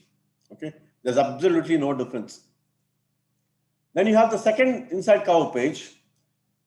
This will carry the information that is there on the first page, plus you'll have a statement that reads as thesis submitted to the University of Agricultural Sciences, Bangalore. Please make a note here. Please do not write University of Agricultural Sciences, Bengaluru. Anywhere in the thesis, please make a mention of only Bangalore. That is because the University of Agricultural Sciences is registered, and that registration name cannot be changed. The name of the registered thing is University of Agricultural Sciences, Bangalore. It will not change at all. Thesis submitted to US Bangalore in partial fulfillment for the degree of Master of Science in Agriculture, MBA, MTech, or Doctor of Philosophy in the concerned subject. The third preliminary page would be the certificate. Okay, I'm sure all of you must have seen the certificate. And what has happened is over the years, the contents of the certificate keeps changing. And some error happens, and that is replicated. Okay. And if the guidelines were provided, say 10 years back, and if you now look in the certificate, there's a sea change in the certificate. Now, this format of the certificate, I'll show you the format later. The format of the certificate has to remain the same. It cannot change. One additional thing that you have now is the university emblem. University emblem will be printed in the certificate and also on the first and second preliminary pages. The university emblem shall be printed in the certificate, and certificate is approved by the chairman and the members of the advisory committee for the master's student. Now, there are two kinds of certificates. A certificate in the master's thesis, it's slightly different for the PhD students. In case of doctoral degree, the certificate is approved by the chairman, members of the advisory committee, and the nominated external member who conducts the final thesis viva exam. So the external member will affix his signature, and there's also a provision to include his name, designation, and the place from which he comes. You can include all that. The fourth preliminary page shall be dedication, and this is optional. Truly speaking, you don't have to dedicate your thesis to anyone. In case you want to, you can dedicate it to your parents, okay? And not to any faculty member or the advisory committee members. Over a period of time, what we have seen is students have been dedicating their thesis to their guides, the faculty, which is not appropriate. Over and above that, they just don't dedicate it. The first page is made very, very colorful. You decorate it with all sorts of things. Okay. Your thesis is a record of the research that you have carried out. There is no need to decorate. The contents of the thesis should speak the quality of the thesis. So please don't decorate your thesis. Don't dedicate it to anyone. At the most, you can dedicate it to your parents. Dedication should not accompany the external thesis copy. Please don't include the dedication or even the acknowledgement. The next sheet, of course, is the acknowledgement. The first preliminary page shall include the acknowledgement. And we have seen acknowledgement runs into 3 or 4 pages. You can restrict the acknowledgement to just 2 pages who have really contributed to the preparation of the thesis. Okay. Restrict your acknowledgement to just 2 pages. And both of these, the dedication and the acknowledgement, should not be included when you're submitting the thesis for either circulation, just because your advisory committee members are going to see it, or the external member. The external member who is evaluating your thesis need not necessarily know who your committee members are. Okay, so you don't have to include the acknowledgement and the dedication. 6th preliminary page should be the poster printout for the master's student. Now, after your carried out research, you have an obligation to participate in the science week. And during the science week, the master's students have an obligation to present a poster. The poster would have undergone 2 to 3 rounds of editing by our committee members, by our chairman. And finally, you will have the final version of your poster. And that poster is presented during the science week. You will defend whatever work that you have done.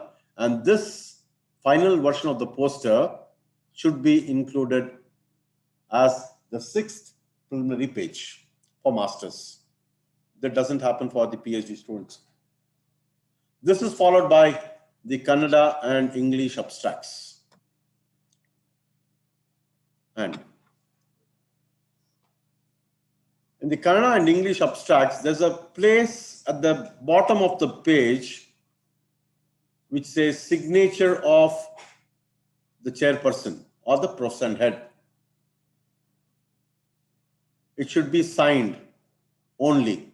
There is no need for affixing the seals, official seals. Please don't allow the department faculty or the messengers. They generally have a tendency to put the seals there. Don't do that. The quality of your thesis will come down when a seal is there. Now coming to the content pages. We have seen through the preliminary pages, then now we have the content pages. There are 6 chapters and therefore we have 6 Roman numbers included for chapter headings. So the content page should include the titles of 6 chapters denoted by Roman number in the uppercase 1 to 6. Appendices, if any, should be included as chapter heading, but it will not carry a Roman number 7. Though appendices is a chapter, it will not carry the Roman number 7. It's only up to the references. Okay. 1 to 6 is 1 is introduction, 2 is review of literature, 3 is material methods.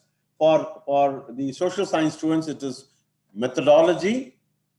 4th is results and discussion. 5th is summary and conclusions.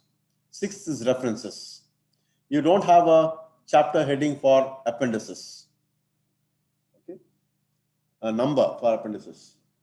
Then after that, you have list of tables, list of figures, list of plates, and then list of appendices. Now, when you start writing list of tables, irrespective of where the table is inserted, whether you insert a table in review of literature, material methods, results and discussion, wherever you include, and even if it is appendix, please use continuous numbers. There has been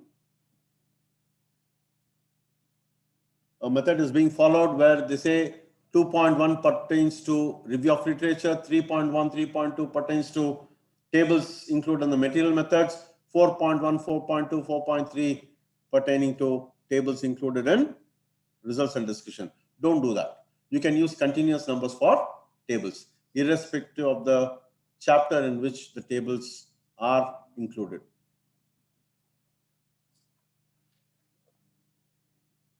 List of appendices. List of appendices will not receive Arabic numbers. List of tables, list of figures, and list of plates will receive Arabic numbers 1, 2, 3, 4. Whereas list of appendices will receive Roman numbers in lowercase.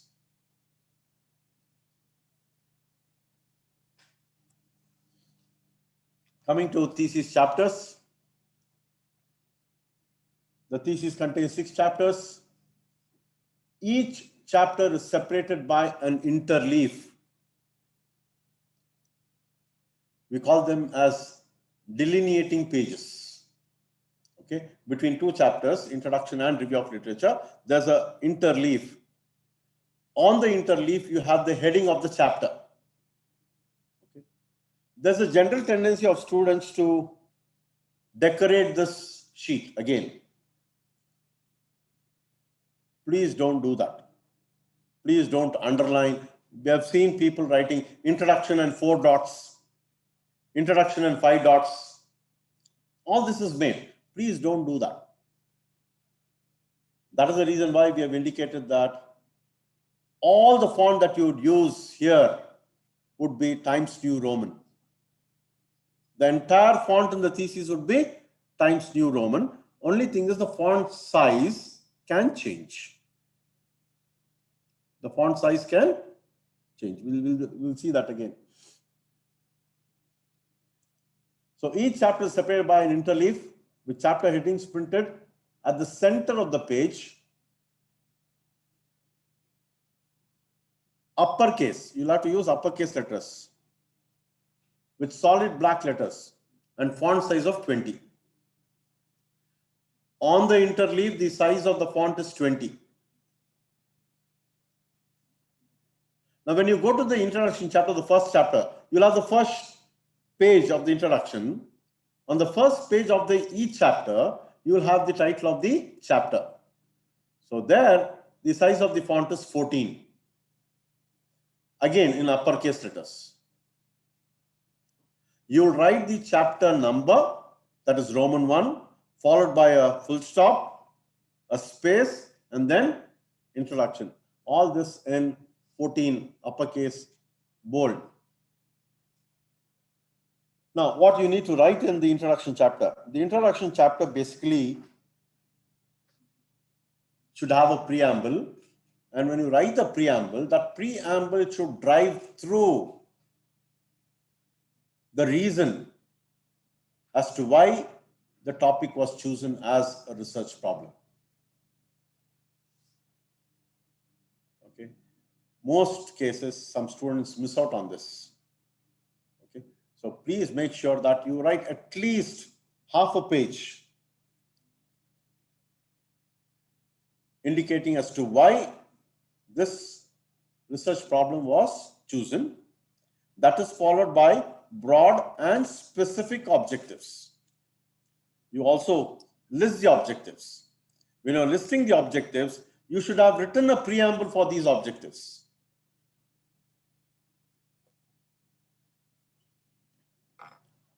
Coming to the review of literature, chapter 2.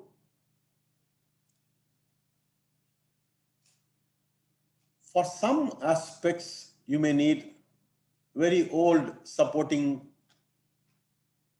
review, but preferably your review should be about 10 years, not more than that, the latest. And it should be relevant. Don't include unnecessary. We have seen thesis. The thesis is 150 pages. The review of literature is 70 pages. It makes no sense. Published literature related to the topic of research should be synthesized. What do you mean by synthesized? What do you mean by synthesis? Prepare a story out of it. Prepare a story so that the story connects the past and what you're going to do. You have reviewed for 10 years. Whatever review that you have done for the last 10 years should now connect to what you're planning to do or you have done in this. So it should be synthesized. People should like to read that. Now coming to material and methodology. Material method should pertain to the work carried out and should not spill out to the results and discussion. Please underline that. You should restrict material methods only to the material methods chapter. What happens is when you start writing the results and discussion, you start again describing this methodology was carried out. Don't spill it over to the results and discussion.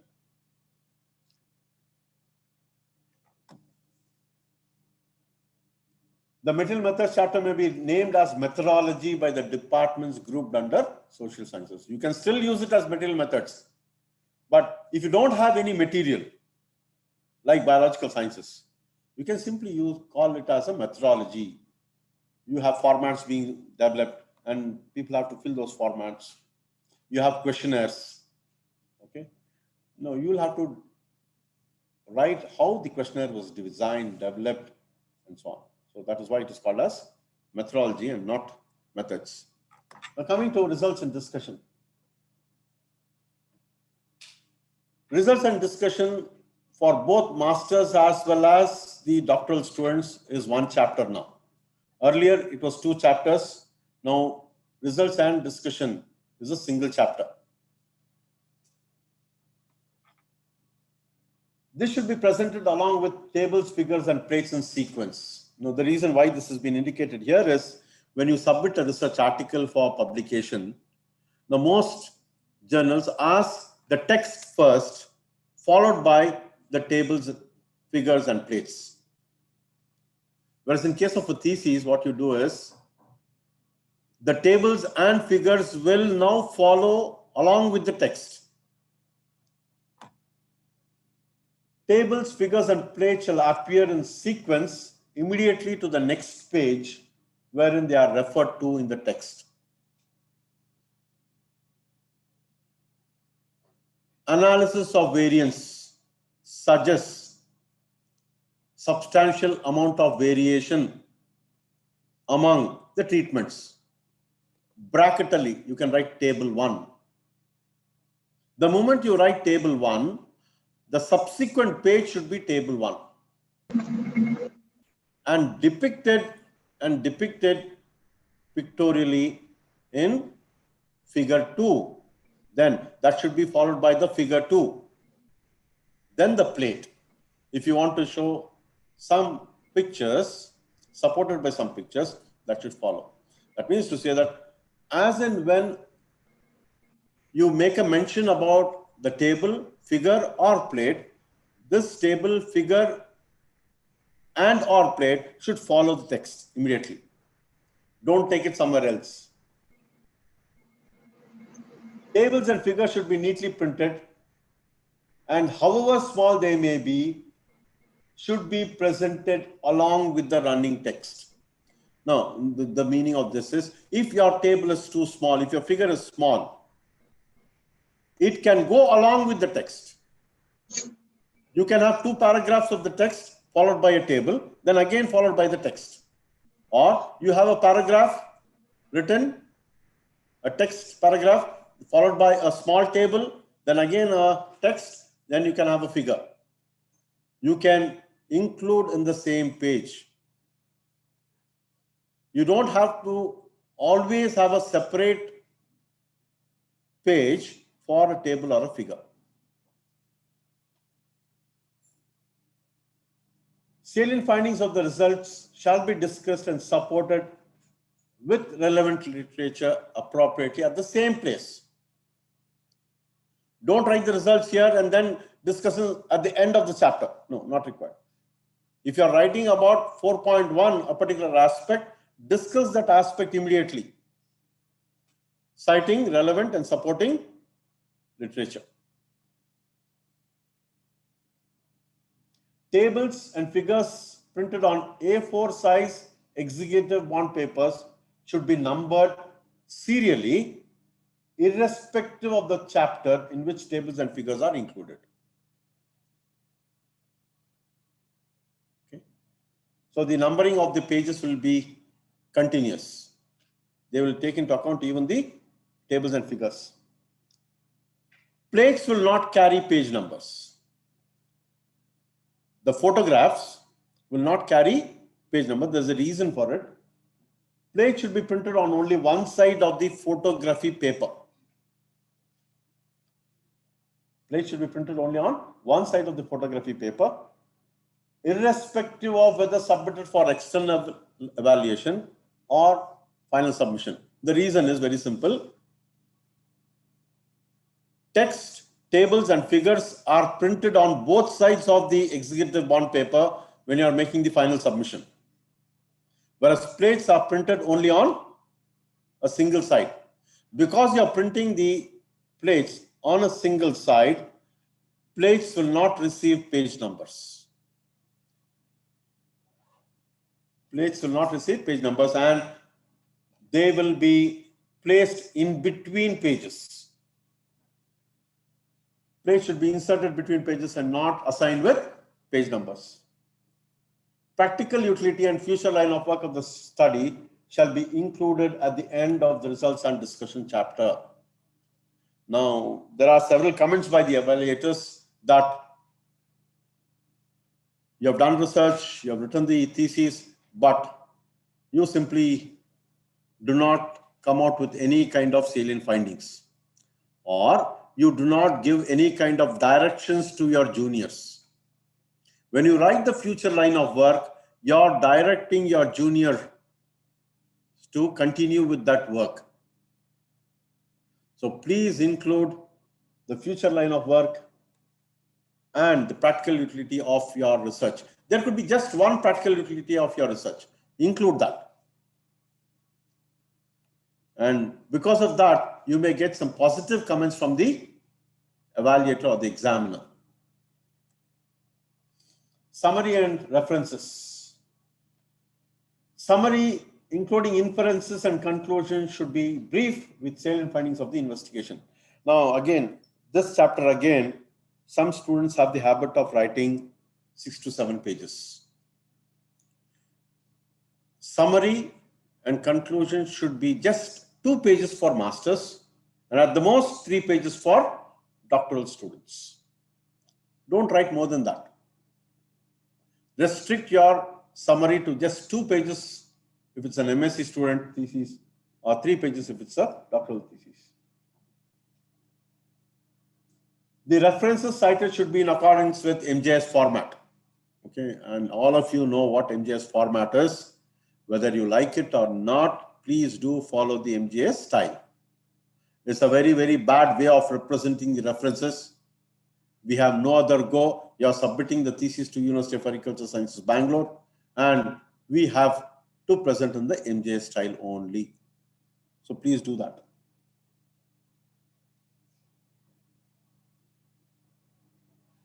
The references, okay, the references should be listed in alphabetical order and chronological order with hanging margins. You know this. This is a special feature. You have the hanging margins. The references cited in the text alone should be listed. You must have seen majority of the examiners, evaluators, though that is not their job. Okay, an examiner or an evaluator should look into the quality of the thesis. Instead, what we see when we read through the evaluation reports, we see that the examiner has seen the missing references, citations missing. That is what they see, and that is blown up. Okay, that's the job of the student and the advisory committee here. Don't allow these mistakes to creep in your thesis. The best way to ensure that all the citations are included is, before submission of the thesis for circulation, don't bind the reference chapter. Keep the reference chapter separately and start reading through the thesis and mark whichever has been included or not. That is the best way. The references cited in the text alone should be listed. Names and initials of authors shall be printed in uppercase letters. This is the MJS style. You don't have an alternative. Now coming to the paper quality and the margins. The thesis submitted finally to the university should be printed neatly on both sides of an A4 size executive wide bond of 85 GSM. That is the thickness of the paper. Now, whoever is printing the thesis, please tell them that you need only printing on 85 GSM paper. There's a reason why they do it, because this is preserved for several years. A thesis, information, or the book is for posterity. So you need to preserve it.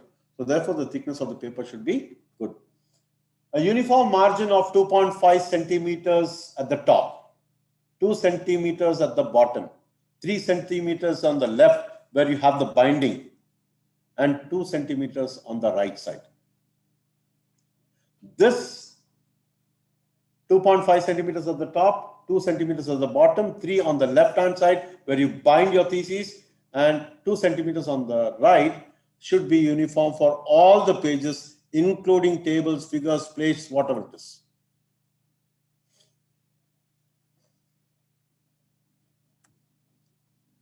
Font size and spacing.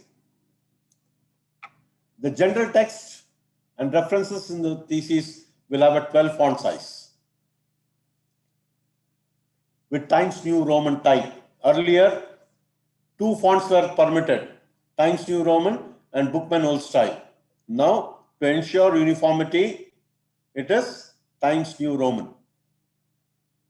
The entire thesis will be under 12 font, all the chapters and including tables. Chapter headings will be of 14 font size in uppercase.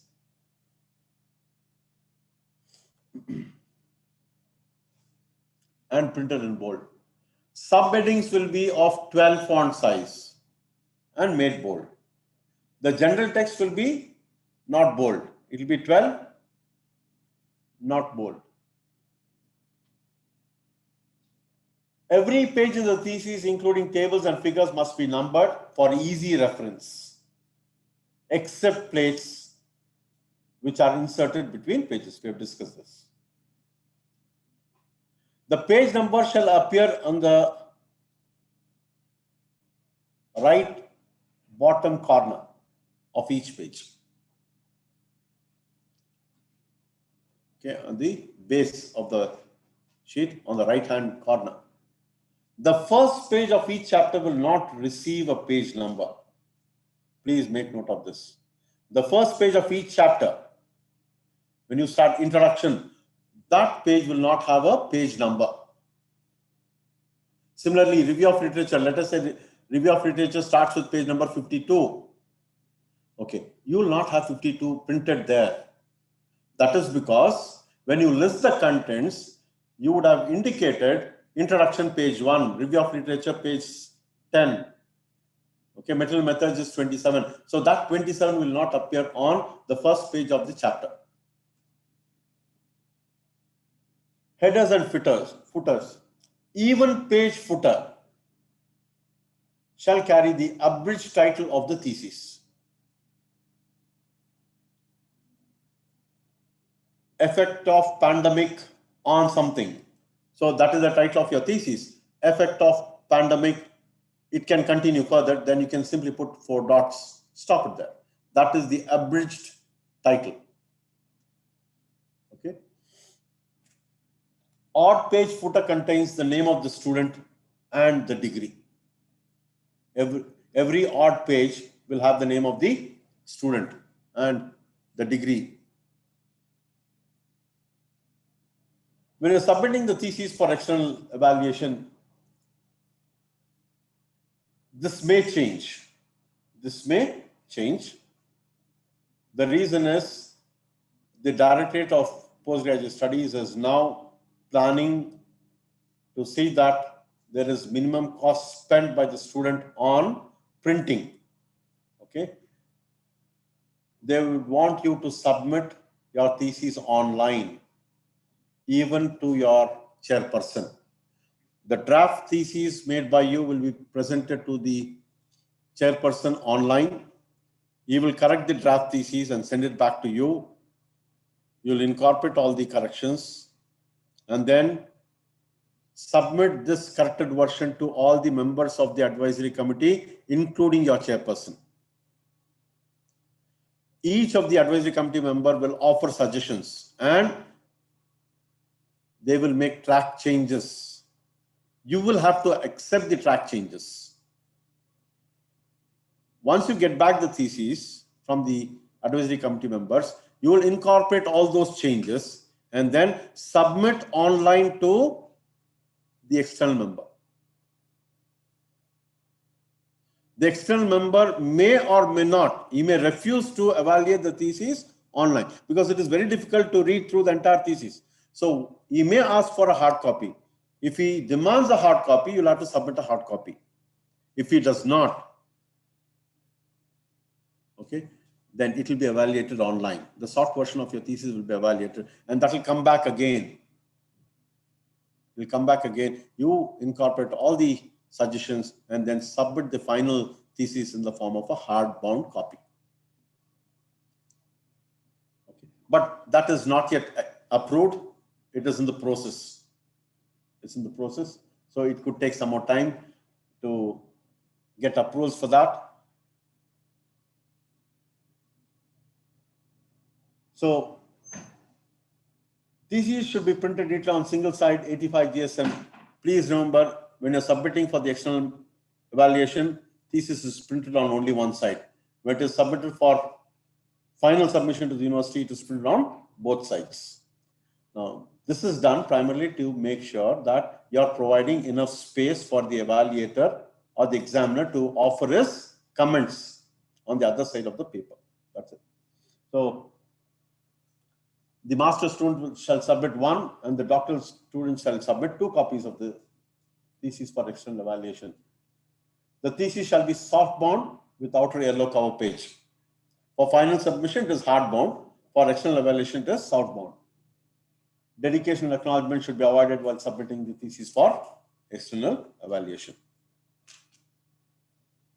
This is the final thesis copy.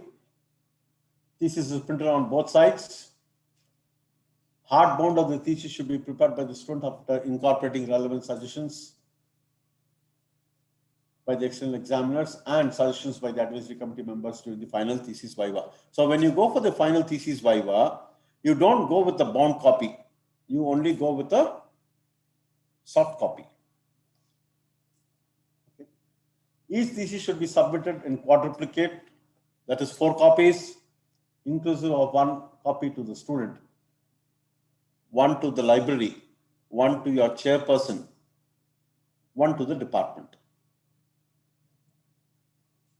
If a student is a recipient, majority of you are recipients of ICR fellowships or ICR JRFs, ICR SRFs, Inspire, and so on. So you will have to submit 1 copy to the funding agency.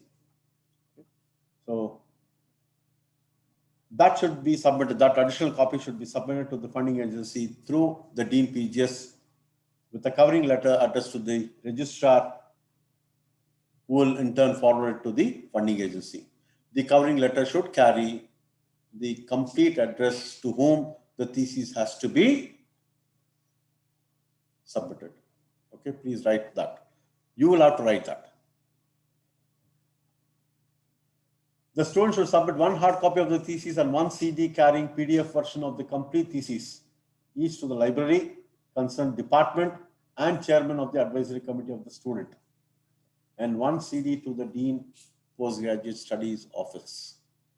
Please make sure that the CD that you submit carries all the intended information. At the time of submission of the thesis, master student should submit 1 manuscript to the chairperson. It is going to become mandatory for all of you. Each master student should submit a draft manuscript. Of course, for the PhD students, it is compulsory for you to have published 2 research articles with NAS rating of above 4. Otherwise, your viva is not conducted. Doctoral students should append all published papers in the thesis at the end. At the end of the thesis, you should include the papers as well. This can be done even when you're submitting for external evaluation. The master student who publishes full-length research papers within 3 years. Yesterday, they did make a mention about incentivizing students who publish articles in journals with NAS rating above 6. They did not make a mention about the time frame. So an MSc student who publishes a paper in journals with a NAS rating of above 6 will be incentivized 1,000 times of the NAS rating, provided he publishes the paper within 3 years from the date of admission. A doctoral student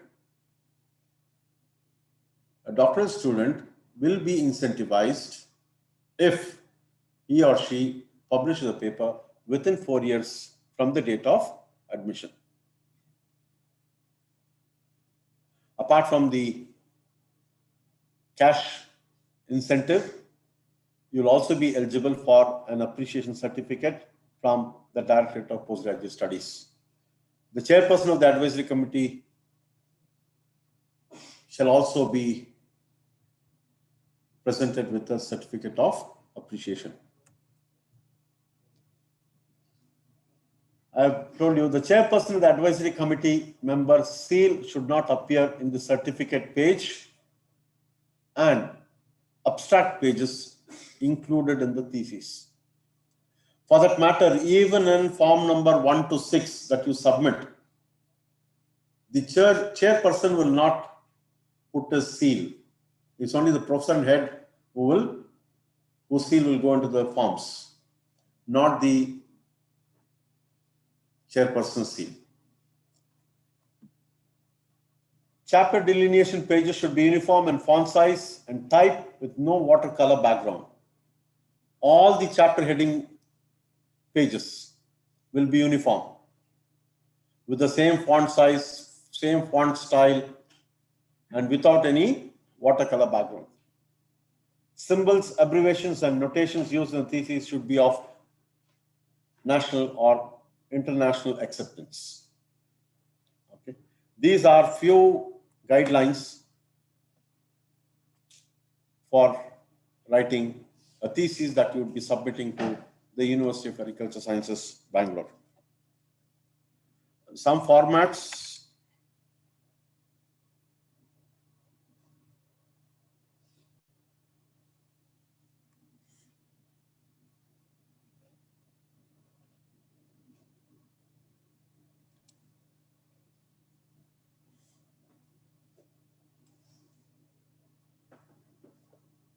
Now you can carry these formats along with you. They will share it. This is the spine portion of the thesis. Okay. Earlier, we never used to write the subject here. The emblem was not there before. Okay. University emblem is included now in the cover pages and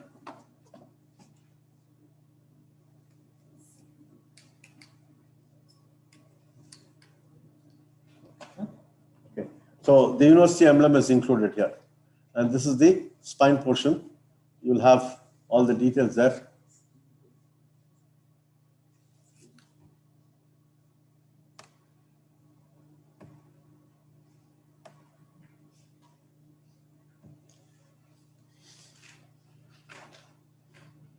You see here, we talked about thesis submitted to the University of Agricultural Sciences, Bangalore in partial fulfillment of the requirement for the degree of Master of Science, Agriculture MBA, and this is Doctor of Philosophy. This is how here you'll be writing the subject. It could be agronomy, it could be agriculture extension, agriculture economics, something like that is the subject.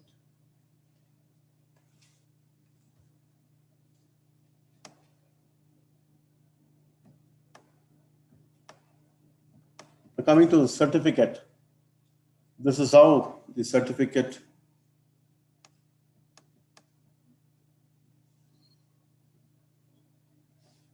you see here, this is College of Agriculture, Bangalore. Now you have two colleges, Mandya or Bangalore. You can include one of those colleges here. And for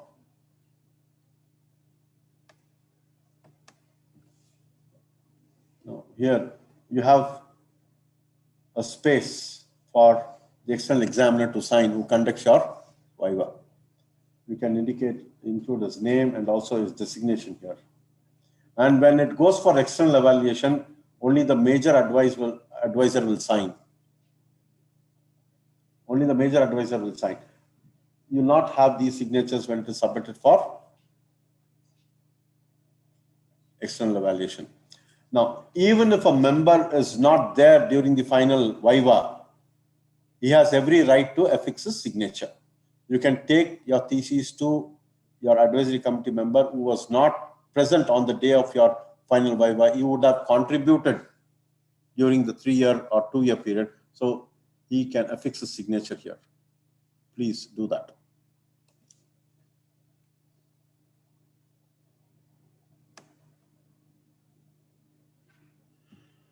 Now, I was talking about interaction. This is 20 font size. Okay, in capitals. This is interaction. And The chapter headings will be like this. It is 14 font, bold. This is the guidelines for citing references. This is the MJS style.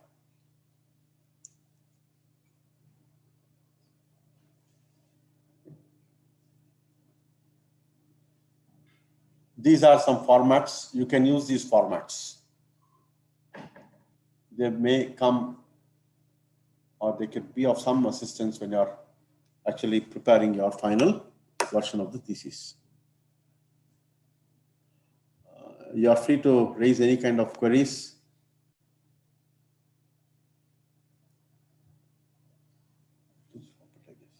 Any queries?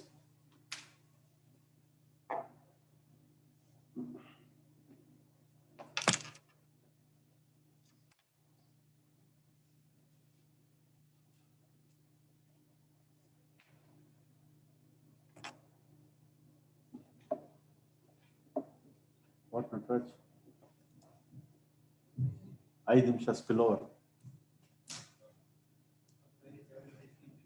Everyone sleep. Okay, fine.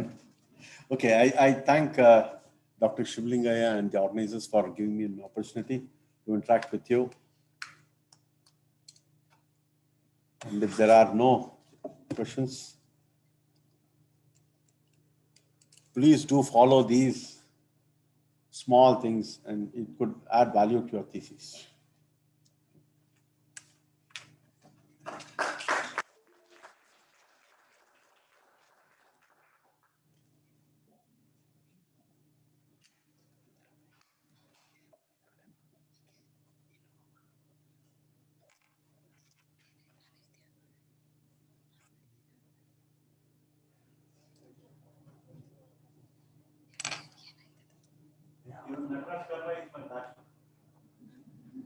Thank you, sir. Thank you for sharing the thesis writing pattern of US Bangalore.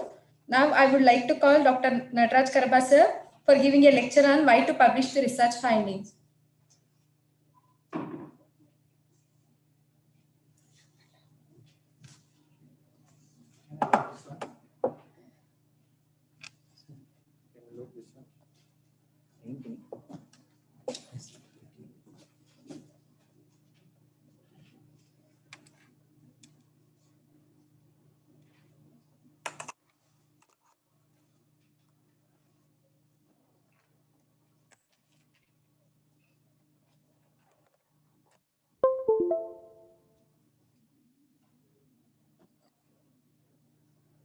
A lot of virus in this computer. The same thing, no? Yes. Copy and paste only.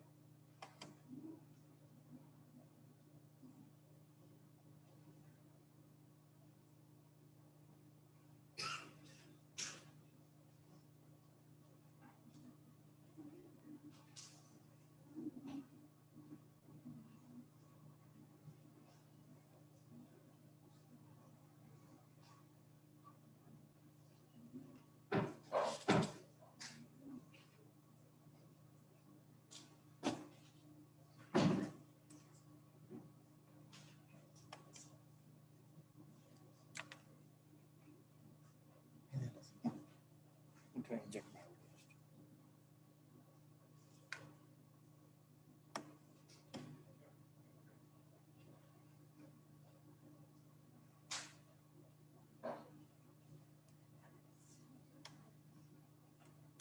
Thank you.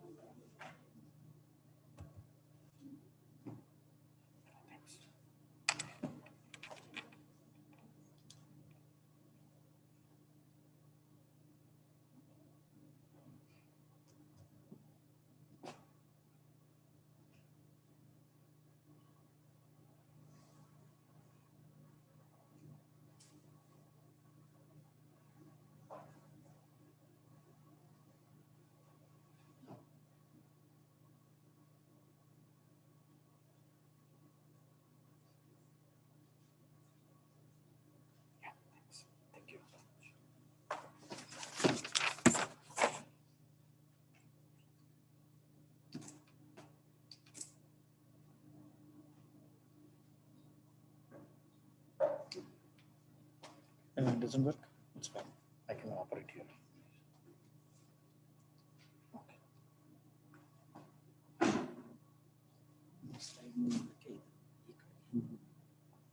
Okay, thanks.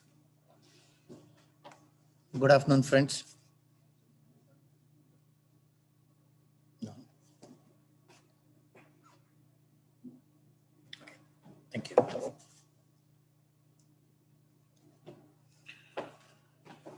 Okay, yesterday I gave the same talk. Some of you would have heard about the story. So those who heard or probably attended my talk yesterday can help me to recall. I might forget certain things. Okay, so I have very short memory. And at the outset, again, I would like to thank Shulanga and Department of Agriculture Extension Directorate of Postgraduate Studies for giving me a small opportunity to talk to you all. Why should we publish? So some of you are already into PhD mode. I'm sure some of you have already published your papers. So there is no need of going through this cycle of, again, understanding why. But for those that I am told that there are social science master students. So this talk is pitching on, they are focusing on master students. And just to tell you that it's really important for us to publish our findings. As I mentioned yesterday, afternoon talk is not good, right? So we have a problem with respect to concentration, food, and maybe tired of hearing since morning continuously. So therefore, we can actually relax a bit. There is nothing, no lesson, only story today. So I just want to start with this statement that, some of you are social scientists, there are rules and regulations. So sometimes we say everything is permitted unless it is prohibited. Some situation we say everything is prohibited unless it is permitted.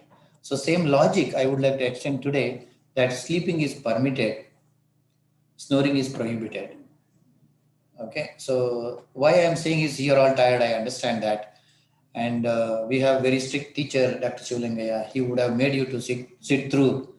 Although you're not interested, you would have seen Tom and Jerry movie, right? Tom is trying to sleep with some marking on the eyelid, thinking that it is actually watching. It is not really watching. So same situation you would have faced. But one condition here is that snoring is prohibited. You know why. What would be the reason?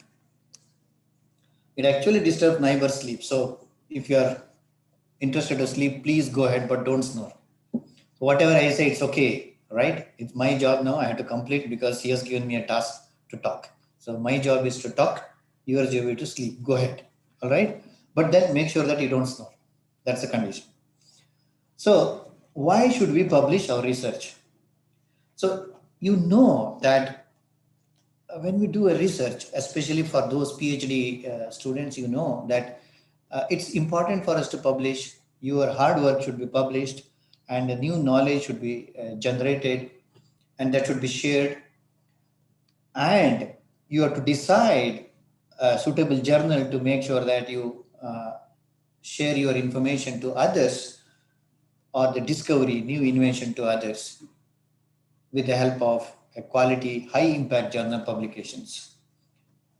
I would say this is very important from present context. Our government of India, they always say that our Prime Minister is pitching that we should have local issue taken to the global level, right?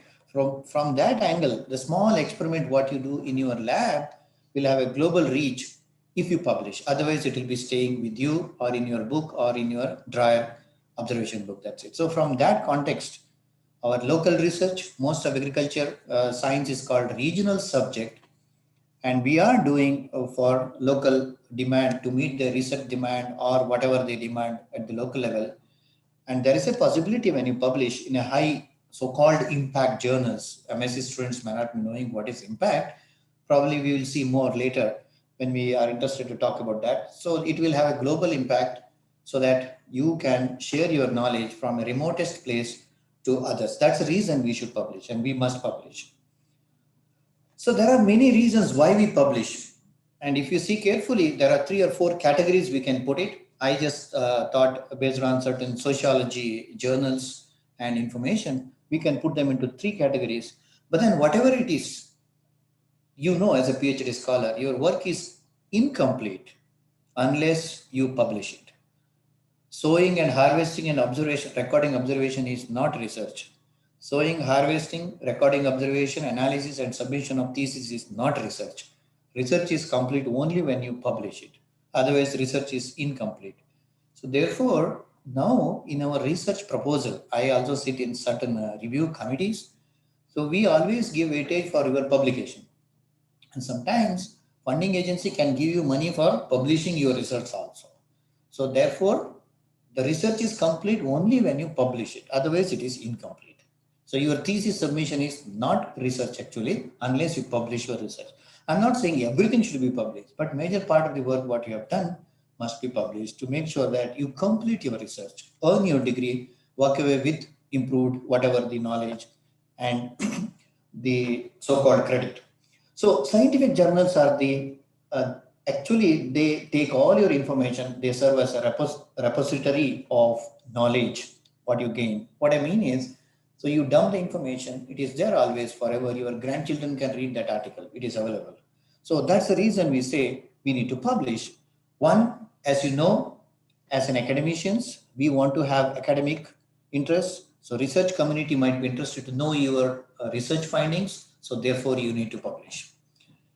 And second, some of, this is very important when you take public money. I am serving for a government here, so I have taken public money. Some of your fellowship holders, that means it is public money. You are answerable to your funding agency. So it's very, very important. So academic progress must be demonstrated and shown. That's one angle. Second is personal satisfaction. It gives a lot of fun when you see your own name in a paper, when you publish. So that's very, very important. So you should have personal satisfaction. That's another, best reward is personal satisfaction, according to me. When you see a Gallic proof or a printed version, that makes you comfortable and happy. And you also feel that you have done something great. Third one is job requirement. All of us are living for bread and butter, right? So we have a saying, we have to do so many things for filling our tummy. Udara nimittam bhokrita vesham. We have to keep on changing our, whatever dress, action, act to make sure that we get something. So this is actually, science is a serious business. So this also gives you satisfaction, also gets you some job satisfaction, and probably it will improve your curriculum or your biodata, and that makes you to get a job of your choice. There is no politics in science.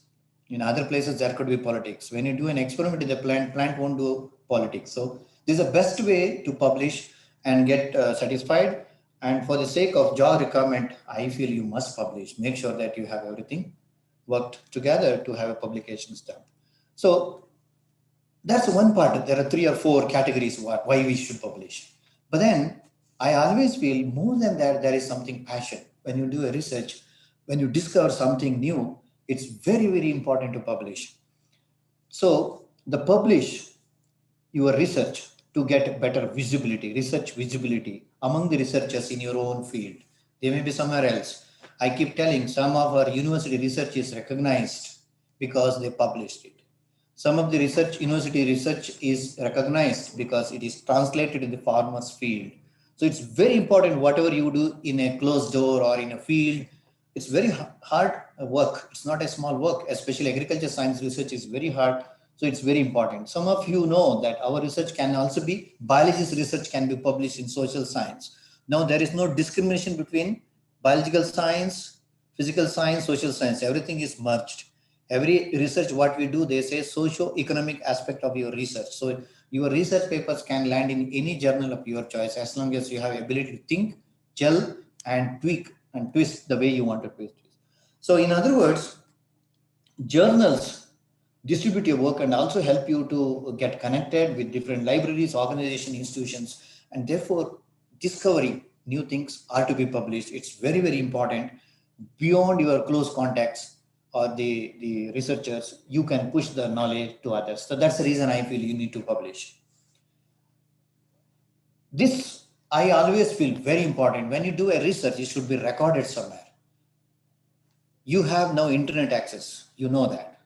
You can actually with a one button get the information, whatever. In fact, even in the hospital, doctors mine information with the help of published information. Now you have a COVID knowledge, right? So people just mine the information because it is record. You have record or the information that is generated, recorded by somebody in somewhere. So that's the way you have to make sure that you publish. You have to preserve research results as a permanent record and make sure that that information is available to others as and when they want. I'm not saying it is free, it could be paid, but then when you do a hard work, when you process your data, when you publish, and it's important as a citizen, it's important to share others in the form of recording them. And I keep saying that this publishing record not only for record purpose, it also helps others to learn. It's a learning process. And now we have easy way of accessing information in the form of digital libraries.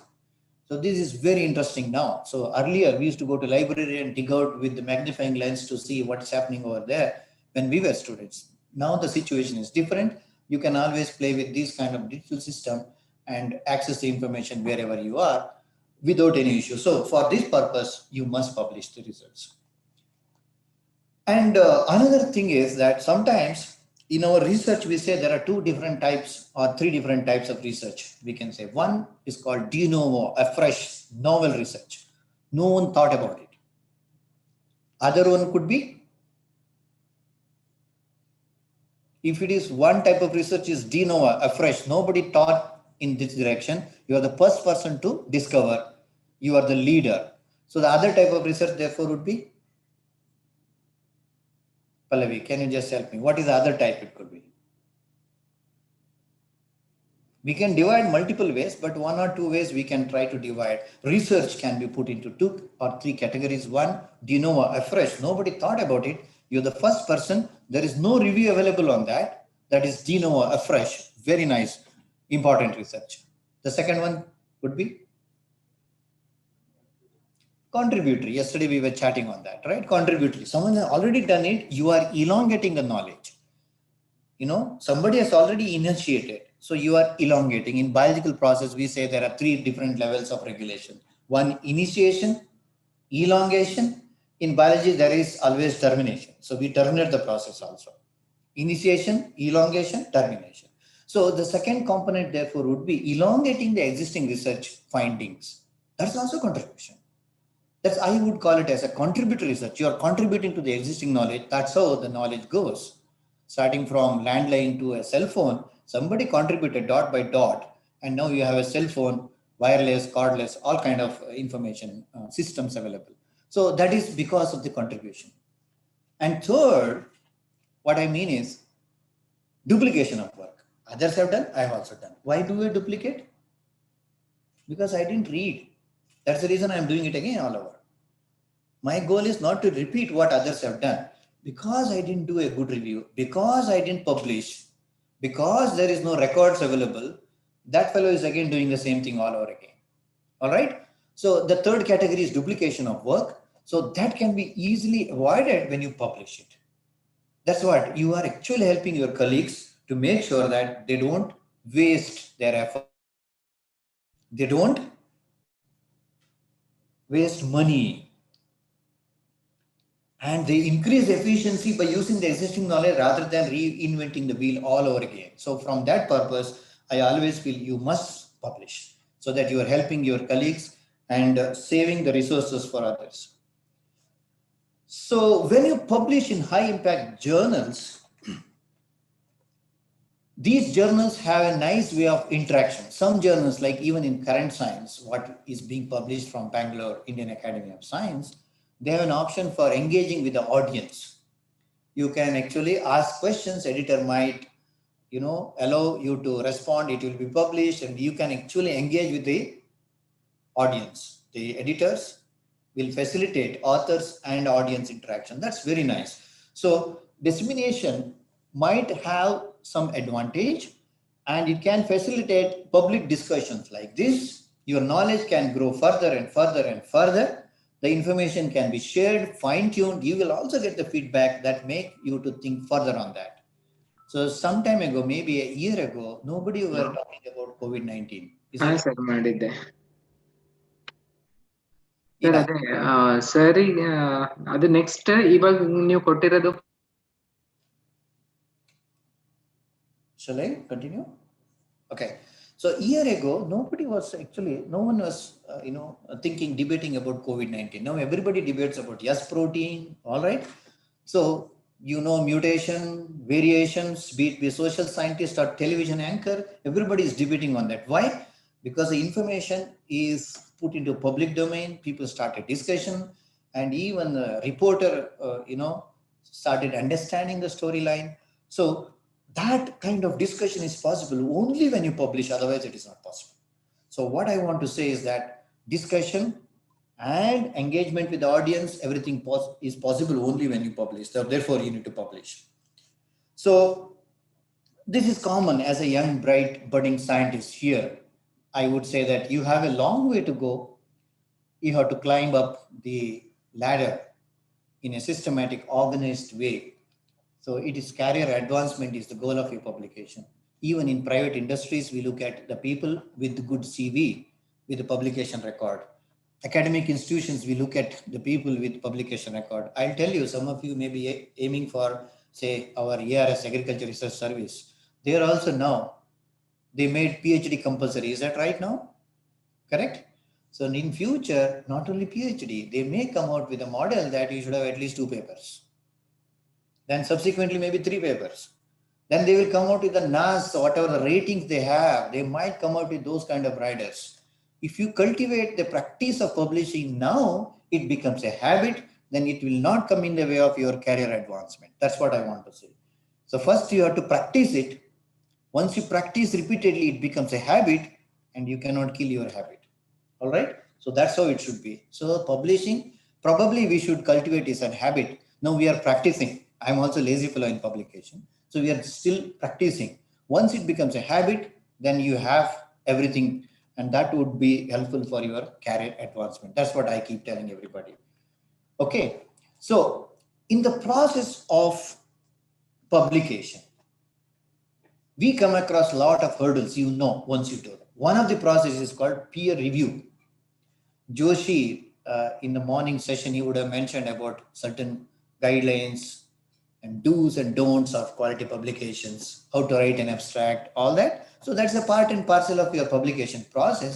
Reviewing is also a part of your process. It's called peer review process. Experts will be reviewing.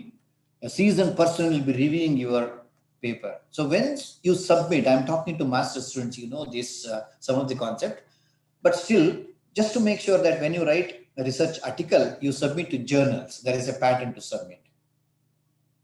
There are 4 options for the editors to do. What is that option? 1, just accept. Other, reject. That is 2 extremes. Correct? So in between there are options. They will send back with minor revision, major revision. Right? So 2 extremes are very good. That's nice. If you get acceptance, means you are really perfect. Nobody will have those kind of papers. As Joshi was mentioning yesterday, maybe today also would have mentioned that even Nobel laureate papers were rejected. Correct? So that's a common process. You should not feel bad about it. And my PhD scholar sitting here, Tinu knows now how hard it is to publish a decent paper in any decent journals. Right? So accept, minor revision, major revision, and rejection are the common thing. In this process, and it is not done by a small person. He is an expert who is doing all this job, like seasoned person with cumulative knowledge. He has enriched knowledge. So when you say that we have a major or minor revision, that means we still have a chance to argue and take it to the next level. Or you surrender and use that knowledge and do another experiment, send it to some other journal. So in this process, you get benefited. It's a learning process.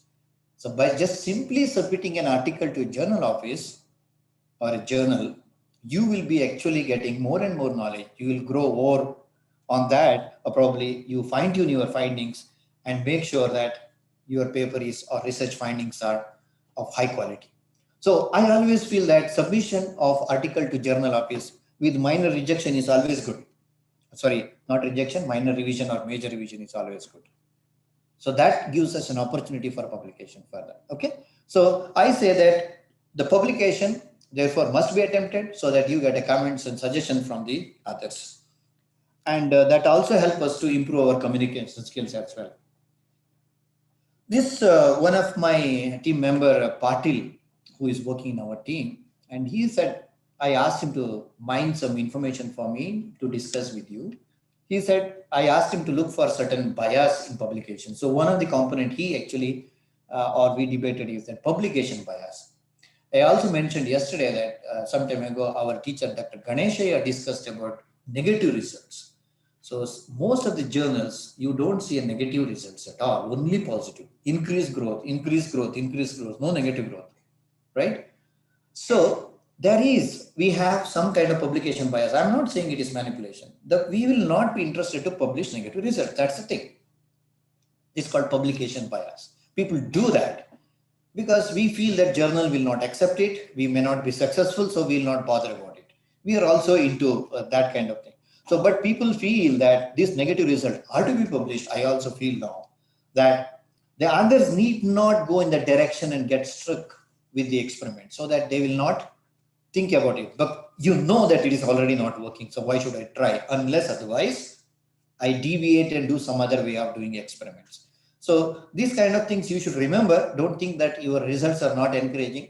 Don't drop it and don't put it in your shelf or observation book. See whether it can be fine-tuned. And if you're getting sustained similar pattern, and I think you should publish, you should not keep quiet. So negative result must be published. You should not have publication bias.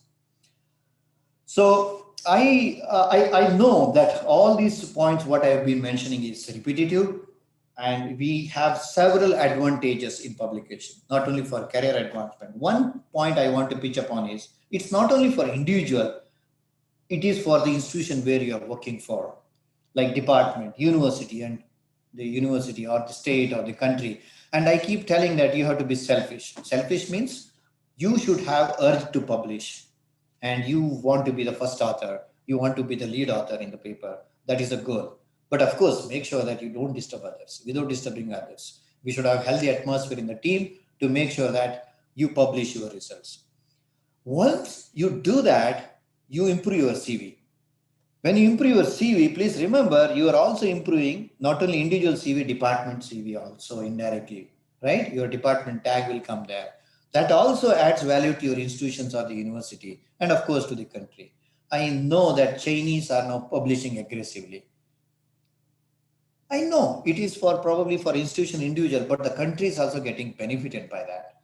All right. So there is a race. Every country actually wants to have good impact papers, and every country wants to have some scientific advantage, Nobel Prize. So these awards are part and parcel. Therefore, you must work for it. While doing that, I'm sure you will also create a good scientific atmosphere in and around you, and make sure that you will also be benefited by that. So I would say that publication is benefit to everybody, mankind, not only for you. When you publish, it is beneficial to the society. Now the COVID, maybe genome sequencing published by someone else, everybody is using that knowledge, correct? So this way, you have to have publication thinking in your mind. There is a lot of advantages, not only for you, for us. And I would always say that publication gives a very kind of satisfied, kind of atmosphere in the lab. And you also have one hidden thing there. When you publish, your project will be critically evaluated. Accept the criticism. That's very important. Sometimes I feel that whatever I do is correct. When you attempt for publication, you know the critiques and criticism.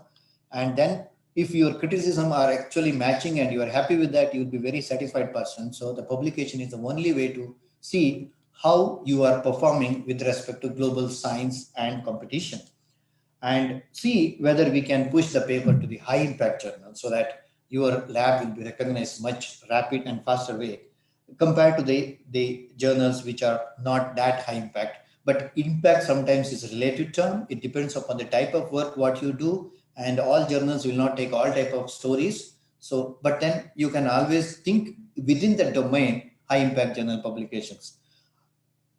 The overall, what I would say that public publishing is very essential part of it. It is a basic component in your research. All these things we discuss here and there, you also know much better than me now, at least for PhD scholars. Without publications, you cannot go anywhere.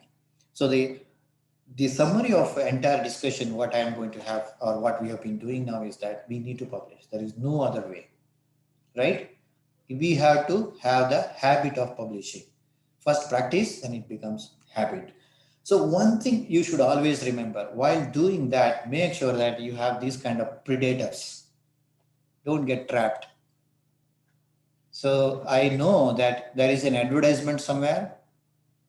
For that, there is a condition is that there are 2 or 3 papers are required. Immediately, I will organize my data and publish in some predictive journal. Although the data may be very good, I pay the money and I have the paper done, then I apply for the job. So the moment we or evaluators come to know that that data is from predatory journals, I think you know a little bit about predatory journals. These journals are the one which are open access. They don't have peer review process. They are not having proper address even, right? So they claim some pseudo impact. There could be some impact, but then over time they would have lost all that credibility. So those journals are now, if you Google it, probably you'll find them now. There is a predatory journal list, and make sure that you do not submit your articles to those. Your hard work will go waste. One thing now, people are debating, if you have one predatory journal paper in your entire list and others are high impact journal paper, I think your CV will not be considered for certain positions. So one predatory journal can kill your hard work. All right, that's the one thing I want to warn. And now people are also debating that your department will be blacklisted. That's another problem. Institution can also be blacklisted if you have predatory journals.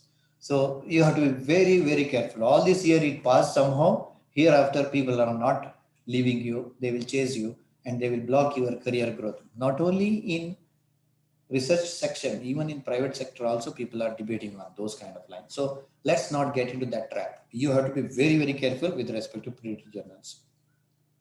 So why I'm saying publishing is very important is that this is a small experiment which we did some time ago in our lab. Some of you are social scientists. How many of you are social scientists here? Social science students? Okay, so one wing. Oh, there are some members there also. So we do a series of lab experiments and we follow others. This is a good example for contributory research. Okay, I just want to highlight on this. It's a contributory research. We are contributing to the already existing knowledge. So there is a knowledge already existing to make this plant white. We call it as, I'm talking to social scientists. Okay, so we have certain mechanism. I can give an injection to this plant, infiltrate something to the plant and make the plant white. I can erase chlorophyll, say for example. It's basically a method which we use to study the function of genes in vivo within the plant. Okay, so it's called gene silencing. Let's put that way. So we can silence certain genes. So this is not our de novo idea. It is done by someone else, but there used to be a certain problem in getting that experiment working in every lab conditions. So you're all MSc students here? No MSc here today? Okay, so I'm just targeting the MSc student. One of the MSc student who joined me some time ago picked up this particular experiment to contribute to the knowledge. And she wanted to make this green plant into white plant. That knowledge is existing. How to make it more effectively? Is it possible to make it white? What do you think, social scientist students? By triggering certain process, can I make that plant white? Not possible. So you can see the plant became white. Not only one, multiple plant became white. And this, I'm saying it is not de novo our idea. This is called gene silencing, using a virus as a vehicle called virus-induced gene silencing. It's an experiment discovered by someone else. But then this student, since we were using for some other purpose, wanted to standardize the condition. She standardized the condition And of course, she didn't leave it there. She published it also. See, this is what I mean. A small tweaking, small variation gave a beautiful outcome, and that must be published. That's what I want to say. All right. So don't neglect any small experiment, small fine tuning. This is basically playing with a little bit environmental conditions, and you have the phenotype of or the behavior of the plant that way. It's just by injecting something to the plant. We call it as virus-induced gene silencing. There is no tissue culture or transgenic plant development here. It's a simple experiment. All right. This experiment is being now done continuously in our lab based on the lead what is obtained some time ago in our own lab. So don't ignore your small invention. Make sure that you publish. While publishing, as I'm talking to PhD scholars, make sure that you actually extract the information, pack the information properly, and present to the audience. That's very important. Social scientists are very well versed in that field. We biologists do not know how to pack them properly. But then this biology tree, like what is this tree? Ficus bengalensis, banyan tree. It's a very big tree, right? It is actually giving shelter to birds, and so many things are actually. In fact, it is helping society, sequestering carbon, releasing oxygen for us, and all kind of things it is doing. That means this tree has all kind of information. And if you see the fruit, it's a small fruit, and if you see the seed, so small, right? The entire information is buried in this seed. So your research paper, there should be like a seed. Entire information should be hidden, buried in an organized way like a tree. So it is possible. Only thing is you have to practice it. So the publication is essential part, and publishing in the right manner is a very, very essential component of our publication activity. Okay. So this is what I want to tell. And I'm sure do not ignore anything, be it be positive or negative result, please publish, organize and submit. And decide the journals as our other speakers would have mentioned, right journal, right way, right format, and any help, whatever you need, we are also there. You can always reach out to your seniors and faculty members. Little knowledge we can add on to it. I'm not saying we will solve all your problem, but we can definitely add on to your knowledge. And make sure that predatory journals, no, please do not insult yourself and your department and our university, right? So let's make sure that we mine information before we finalize the journal. No predatory journal, okay? No, there are no paid journals. All paid journals are not predatory journals. They are peer-reviewed journals, but then there are multiple predatory journals popping up now. So make sure that it is free to publish, but we are not interested to publish there. So I must thank you all for listening to me in this last day, and the second day maybe. This is the first day for you, last hour. And I am thankful to Shivlinga and Extension Department members for helping me. And these are some of the cover pages of the articles that is published from your own university, our own department here, right here. I'm lucky to be part of it. Most of the work is done by you. That means students. I keep telling that I'm one of the laziest person. So they all do the job and we take the credit here. But you also, if you see carefully, you also take indirectly most of the credits. So let's try to publish and make sure that you also have some kind of recognition and give the recognition back to the institutions. With this, I would like to thank the organizers. And before I conclude, I want to tell everybody that we are in a bad situation with respect to COVID, but we address the problem with the help of science and technology, correct? We have a power of science and technology to address the problem. So entire globe is now with a mask, right? So we have to make sure that you have a mask, and we have now this kind of invisible enemy. If you know the enemy, you can fight. When you do not know the enemy, how do you fight? So that's the situation here. So when you do not have mask, healthy person, so this guy may not get infection. This guy, I'm sure this lady would get infection as demonstrated in the cartoon. And you see that when you have mask, the particle size, that is what doctors argue, aerosols, particle size. So you can definitely de-link or prevent the infection and make sure that you educate your friends. You may pick up infection, that's okay, but you have no right to infect others. So from that context, make sure that you are happy, we are also happy. Thank you very much, sir. Dr. Shivlinga, thank you very much.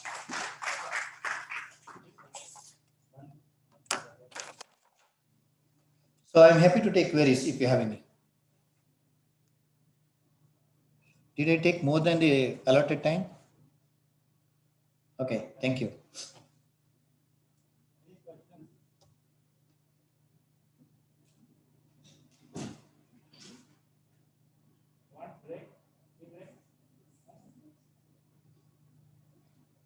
Shall we break then?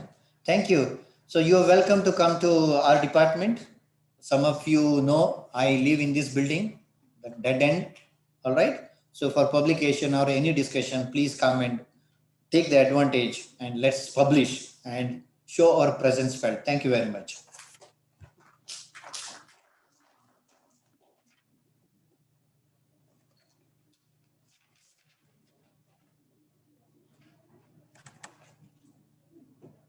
Thank you, sir, for giving information related why to publish the thesis and research findings.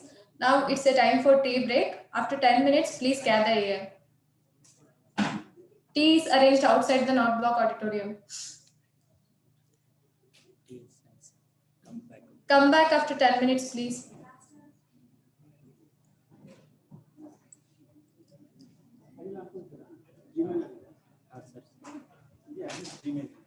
ಇದೇ ಬನ್ನಿ.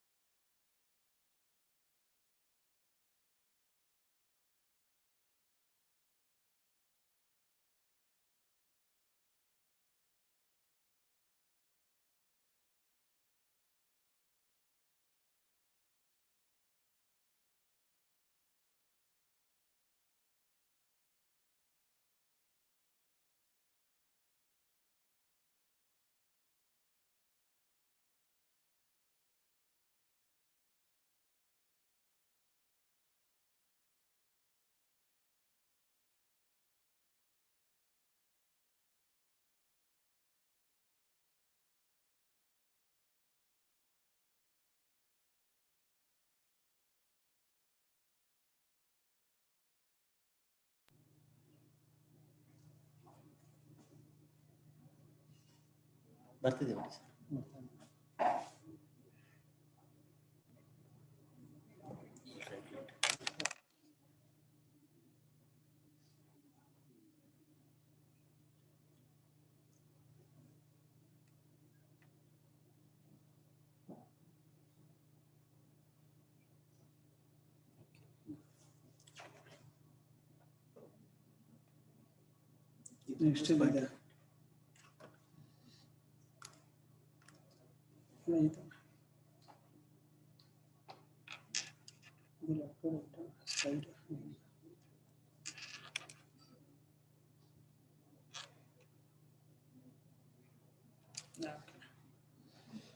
so my first part I am going to cover plagiarism and the intellectual integrity or academic integrity. So what is plagiarism? Types of plagiarism, higher education body UGC regulation on plagiarism 2018, and how to we uphold intellectual integrity, and latest plagiarism examples happened in India. Last conclusion. So what is plagiarism? So a lot of various definitions available in different literature. Just I have taken here one of the famous Merriam-Webster online dictionary to plagiarize means to steal and pass off ideas, words of another as one's own. What I am doing, just I am copying and pasting, doing cut and paste and claiming it's because mine. So I am not writing even single word or single sentence. Whatever I am claiming that the text is belongs to me, a research article or thesis, dissertation, any kind of academic activities, any kind of your transformating in the text format, that I am claiming that I have been stole whatever it's already published to literature. Somebody's its original content owner is different one, but I am claiming that it's mine. And they use the another production without creating the source. Just I am not only stealing, I am not giving the credit. How do we credit? We are giving the reference part, we are acknowledging them, the original sources creator by being the reference. There is a proper logic is the inside text and outside text. We need to give the citation. Proper citation is very, very important. So we literally committing the literary theft. To present as new and original an idea or product derived from an existing source. Just we are copying says, top of that we are claiming that it's a novel idea, new idea, so fresh idea, it does not existing anywhere else, any part in the world. So like that we are claiming. So in other words, plagiarism is an act of intellectual fraud, academic fraud. It involves both stealing someone else's work and also top of that we are lying about it. Afterwards it belongs to us. So there are popularly a lot of different types of plagiarism is existing. So just I am listed out here the most popularly practicing across the world, because plagiarism menace is not restricted to any respective A institution, B institution or specific countrywide. It existing, this has been existing across the world. So direct or verbatim plagiarism, just copy and pasting passage of text without citations. What we do, just I am writing a new research paper. I have consulted 10-15 papers. So just I interested for some passage part, interactive part, some other part. I am copying, pasting to my latest writing newspaper and forget to give the citation of the original creator, original writer of the author. That's called direct or verbatim plagiarism. Self-plagiarism, reusing passage and ideas of previously submitted work. So this is the recycling process. See, I myself being an author, I have produced so many papers and I am writing a new papers. What I am doing, I am taking the liberty of being an author, my previous papers, introductory part or analysis part, and I am using for the newly writing research paper. That is actually wrong. That's called self-plagiarism. Even though I am author of my published paper, I have surrendered my complete copyright to the where those papers has been published in the respective publication house or journals. Even though I want to take the using those contents, have to take the copyright permission from the respective copyright owners. Accidental plagiarism might occur without understanding how to cite their sources. So in this case, it's we can give the excuses because they're confusing. They're confessing, they're admitting, they're accepting that yes, I have copied, but they don't know how to respect the where they have sourced the content for writing the thesis, dissertation, research article, blog paper content, irrespective of anything. Mosaic or patchwork plagiarism. Multiple sources, ideas, texts put together form a para without citations. So I am a blog writer. Somebody is approaching me. They're asking me to writing about coronavirus. What I'm doing, I'm googling it corona. I will get a lot of content. I'm sourcing for 10-15. I'm identifying. I'm taking one paragraph from each source. I'm producing 2 to 3 pages of content and give it to those who are approached. That process, call it as patchwork plagiarism or mosaic plagiarism. So producing 2 to 3 pages of content, my intellectual contribution is big zero. Paraphrasing, redrafting someone else's idea without citation. See, paraphrasing is most popularly used, one of the plagiarism types across the world. So the reason behind is a lot of spinning tool is available in the internet. What they used to do, they come across one specific paragraph, they feel that that paragraph needs to be immutable. They're writing, they want to use those specific paragraph. If they directly copy and paste, they might be having the fear of somebody will cut them. So what they used to do, they will run those paragraph in the spinning tool. It will changing, redrafting. Some active voice to the passive voice to the active voice, replacing the synonymous terms. When you read the original paragraph and paraphrasing paragraph, the sound and meaning remains the same, but they have done the paraphrasing by using the spinning tools available on internet. Complete plagiarism, copy and pasting the entire text of someone else as your ones. Here there is no, not only they are taking some passage, they are completely copying, pasting and claiming that it belongs to us. These are the popular types of plagiarism. So what is the Higher Education Regulatory UGC Regulations on Plagiarism 2018? What is the main objective of the policy is to create awareness, to establish institutional mechanism, to develop system to detect plagiarism, to set up mechanism to prevent plagiarism and punishment. For example, in GKVK, they are having internal ethical committee. If they come across somebody has lodged a complaint before the committee, they come across any student, research scholar or any faculty members, knowingly and unknowingly they have copied the content and they are claiming that it's their own. In such cases, the committee will going to pursue those cases, they investigate and they will take that cases to the logical conclusions as per the UGC guidelines 2018. And that same policy, it has clearly said that content to be checked necessarily under the guidelines of UGC. What content needs to be checked? Research papers, theses, dissertations. If you are contributing any chapters in the books, those needs to be checked the plagiarism. Full-fledged books, if you are writing any books as taken any leave or something, those books also needs to be checked plagiarism. Any other similar work, either conference papers, technical papers, business reports, project reports, anything you are producing.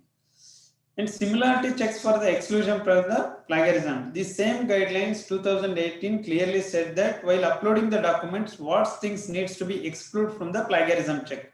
All quoted works reproduced with all necessary permission and attributions. Double quoted. If you are copied something, you are given double quoted, those things needs to be excluded from the plagiarism check. References, bibliography, table of content, preface and acknowledgement. These are the items needs to be excluded from the plagiarism check from the uploaded documents. All generic terms, laws, standard symbols and standard equations. For example, Indian Penal Code, CRPC, biochemistry, GKVK. If you are writing thesis, you are using your university name 10-15 times. If you are uploading the same, that software showing that it has been copied. So in such cases, we need to exclude some standard words, standard structure, biological, some chemical formation, formulas. Those things needs to be excluded from the plagiarism check. Levels of plagiarism and penalties in the case of plagiarism as per the UGC guidelines 2018, it's very, very important. Give attention to this slide. So they have categorized into 4 levels. Level 0, similarity percentage up to 10%. Your uploaded document generated 10% of the similarity. So what is the penalties? Minor similarities, there is no penalty. When it comes to the academic and research publication, there also minor similarity, there is no penalty. Level 1, similarity above 10% and below 40%. When it comes to the thesis and dissertation, such students shall be asked to submit revised script within a stipulated time period not exceeding. If you are uploaded thesis or document generated 40%, above 10 and below 40%, then your respective department, they are asking you to, you can submit the revised script. They are giving 2 weeks, 1 week, 1 month. It depends upon your respective university and organization. They will give the time to resubmit the corrected version within the stipulated time. But when it comes to the research publications, shall be asked to withdraw the manuscript. There is no question of revised submission. Level 2, similarities above 40% and below 60%.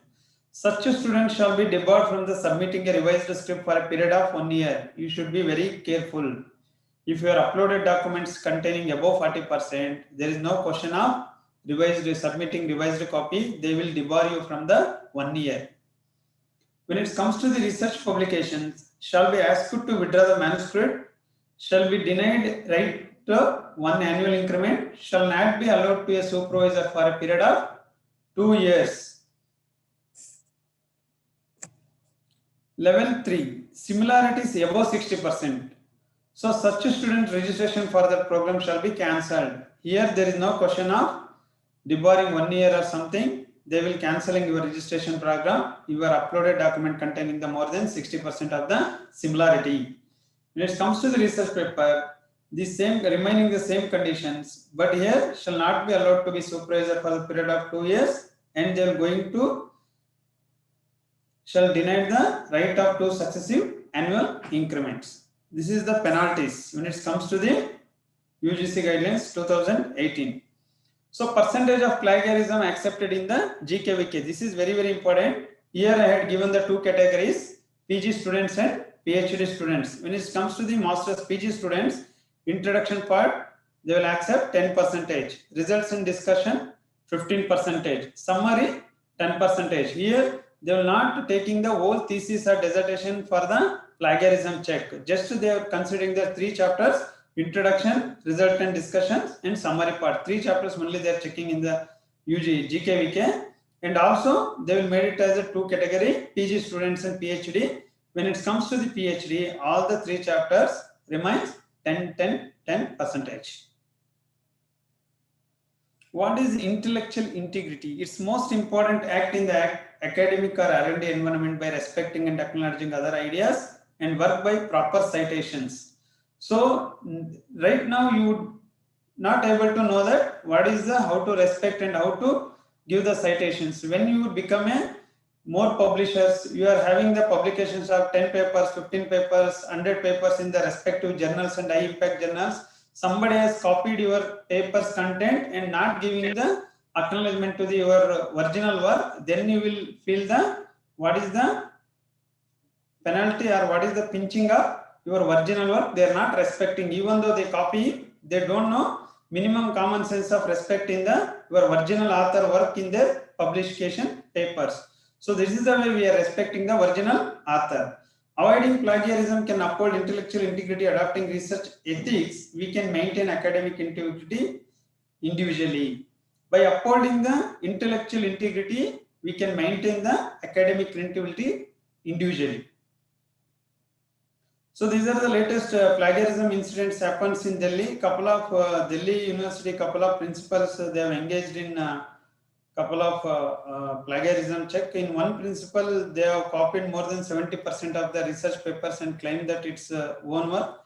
And in the another case, one of the principal, they have published one book. The more than 80% of the published book content has been already published in somewhere else.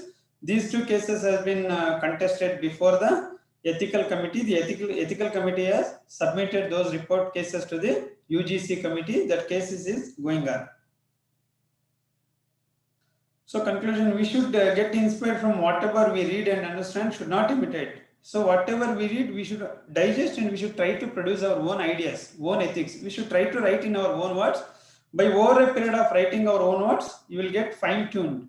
So you'll get probably get the best writing skills. Or else you will be able to only you are engaging in the cut and paste. It will not help you to bring out your original talent, bring out your whatever the talent hidden inside you. Always try to think originally. That will help you to blooming your creativity, which is hidden inside you. By delivering original ideas and thoughts, gives self-satisfaction and helps in creating an intellectual, ethical environment. It will not only helping you to bring out your original talent, it will give you self-satisfaction. In that process, also you are joining hand together in creating a intellectual, ethical environment. So I'm going to demonstrate our Dilbert plagiarism software, which is used by GKVK University.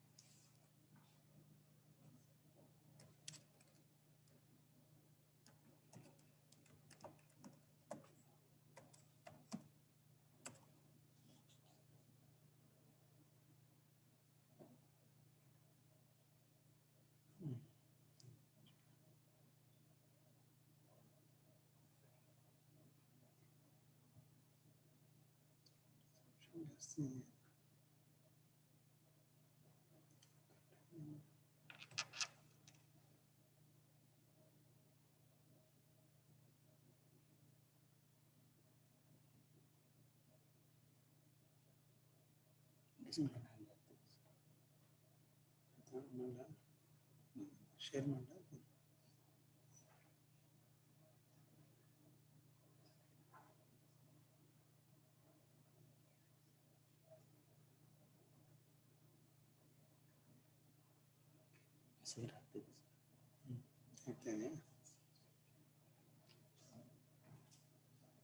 So this is our web page, www.dilbitplagiarism.com. Once you visit our website, we have incorporated 2 minutes 35 seconds video. You can click on the video. It will help you to how to upload the document, what are the features existing in the software, and how to understand the analysis page.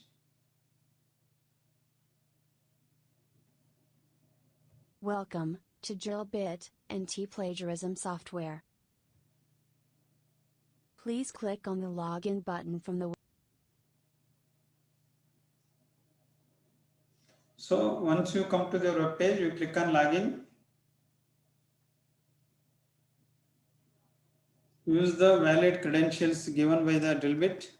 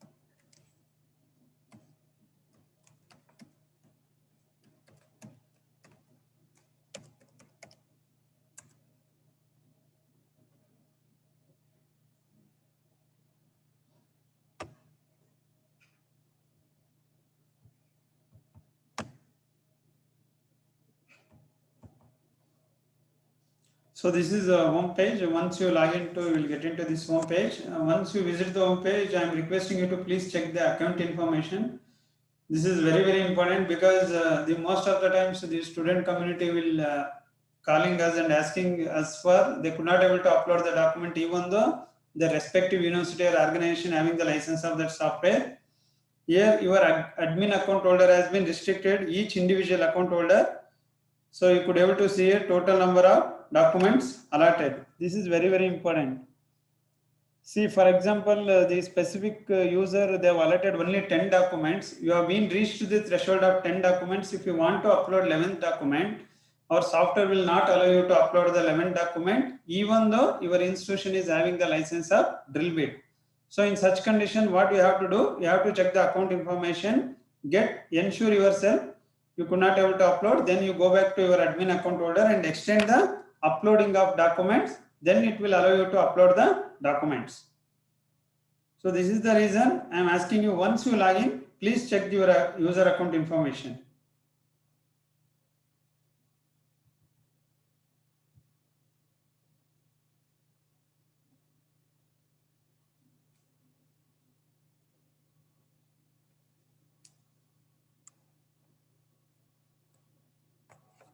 So this is the home page to help the user community or author community or those who are using our software to handle the software independently without anybody's support, help and anybody's interventions. We are given clear instructions in each page. You could able to see here, create a folder and select the folder to submit the document. First you have to do the create a folder. Then after creation the folder, you have to select the folder to submit the document. So I am clicking create folder.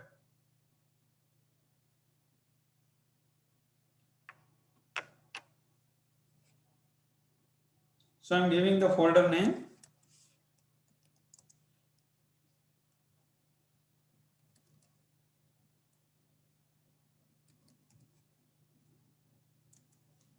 Select the validity date.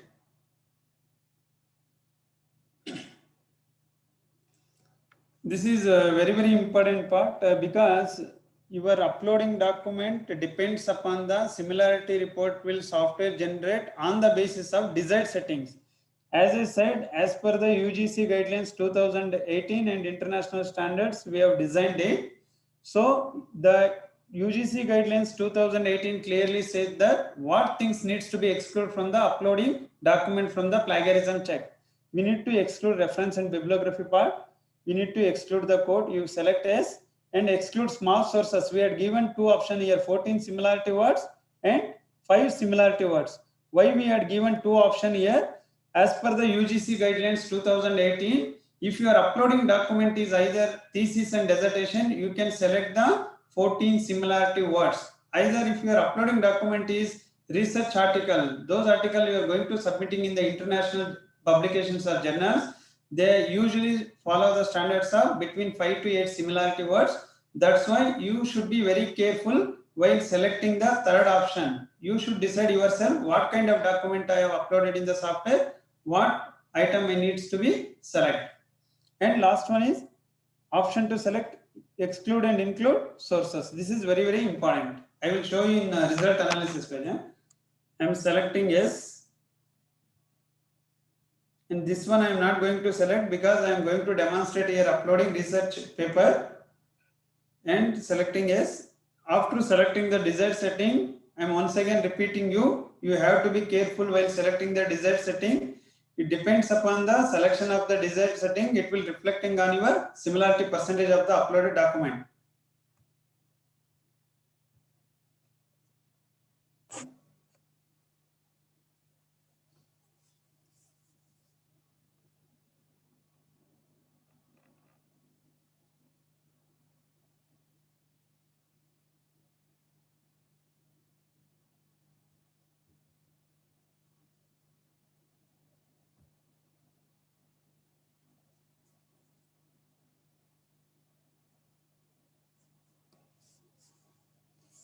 So internet speed is low, I think. So that's why it's taking a few seconds a bit later. So folder has been already created. So you could able to see here GKVK training, and it's showing 0 because since I have created the folder, I have not uploaded any documents. So that's why it's showing 0. Status active. When I have been created this folder, edit option. Still you will get one more option. If you click on edit setting, it will take you to the previous section where you want to do any changes, modification, addition, alterations in the desired setting. You can do by clicking the edit setting. So I am clicking select to upload the document. So you should select the upload English, not upload non-English, because I proudly say here that we are the first firm from India. We have developed 17 Indian regional languages to plagiarism check, including Kannada, Tamil, Marathi, Sanskrit, Urdu, etc. So you should select the upload English. Here we had given 3 options: single file, multiple file, and zip file. You can click on multiple file.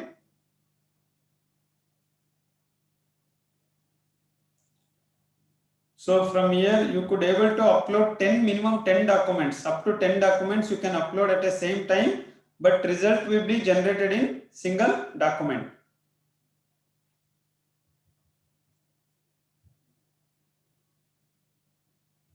So like that zip file, you could able to upload up to 20 document you can upload at a single time, and you can check the plagiarism check. I am selecting a single file. So you can give the author name.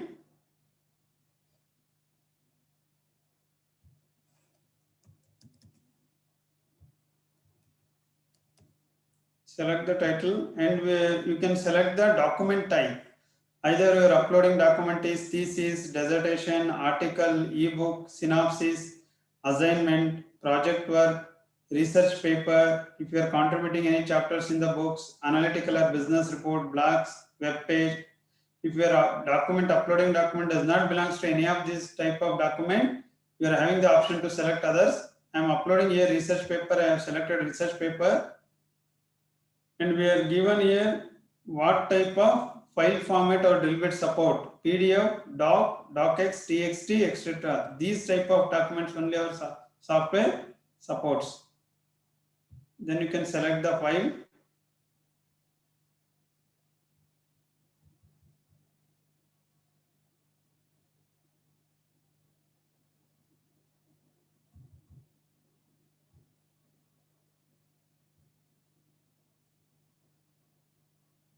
Then click on submit. So it takes a minimum 3 minutes and maximum 15 minutes. It depends upon the file size, connectivity, internet, and signal strength also matters from where you are accessing our software. It's just like a Gmail.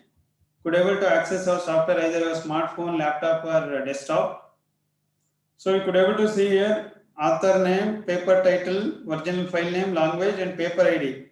Paper ID is very, very important, because accidentally, if you have saved the document, your uploaded document, accidentally you have saved the document in our repository, and the same document you are uploaded for the plagiarism check, it will showing the 100%, because the document is already saved in our repository. So during that time, you have to retrieve the saved paper from the repository. That time our software is asking paper ID. So you do remember paper ID. If you are not remembering the paper ID, it will be very difficult task for us to remove the saved document from our repository.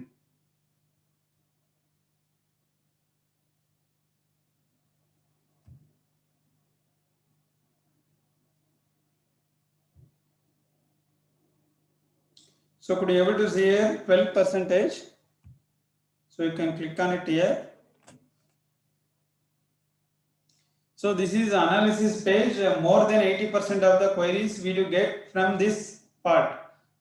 So you could able to see here 12% similarity. This is document details. Match to source. We had given match to source in descending order. Most copied content sits in the top, and lowest in the bottom of the table. Here you could able to see here the particular author of this document has been copied 34 sources to accumulation of 12% of the similarity percentage.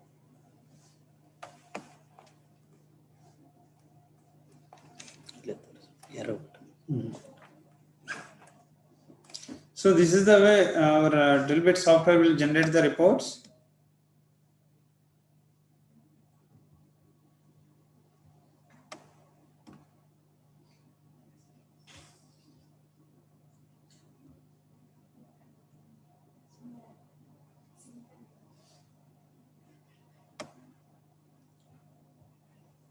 So we are following the UGC guidelines. As per the UGC guidelines, it clearly mentioned here 0 to 10%, A grade satisfactory. If your uploaded document generated between 11 to 40%, consider as B upgrade.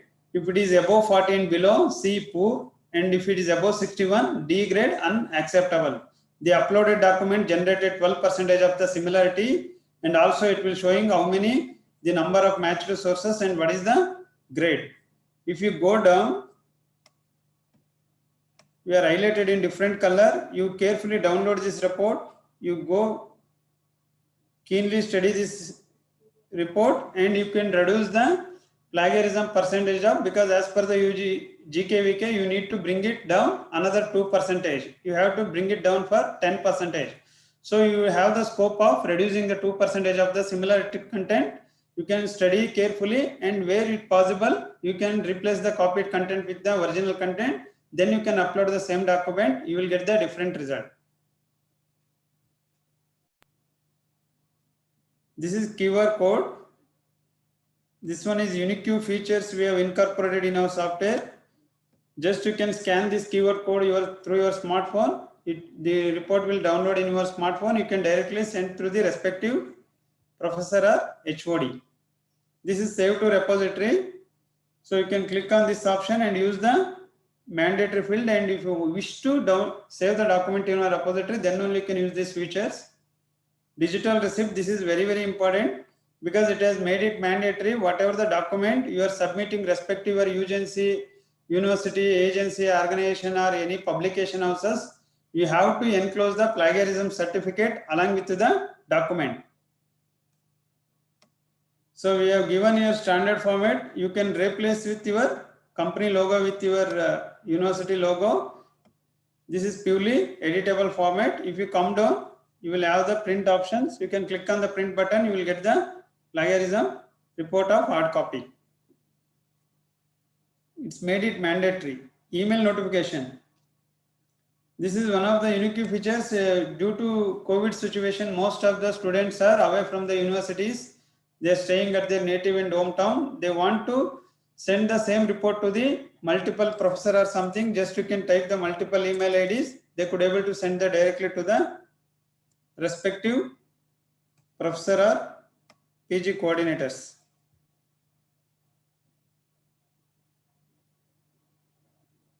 So this is file information. If you click on it, you will get the complete information about the file. This is exit.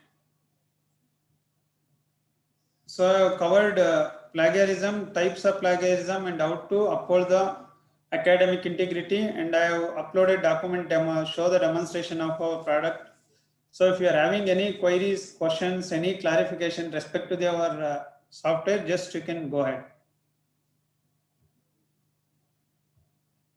Because GKVK is using our Dilbert software for plagiarism check.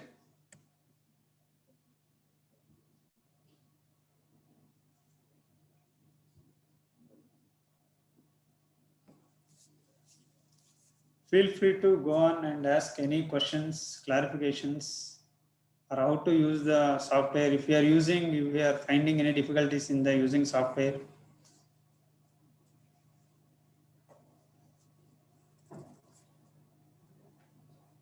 If you are not having any questions, I will wind up the session.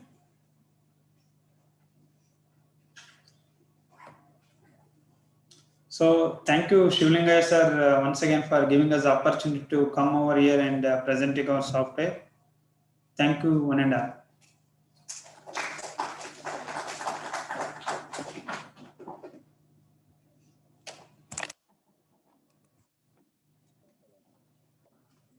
Thank you, sir. It was surely a value-adding talk to all of us.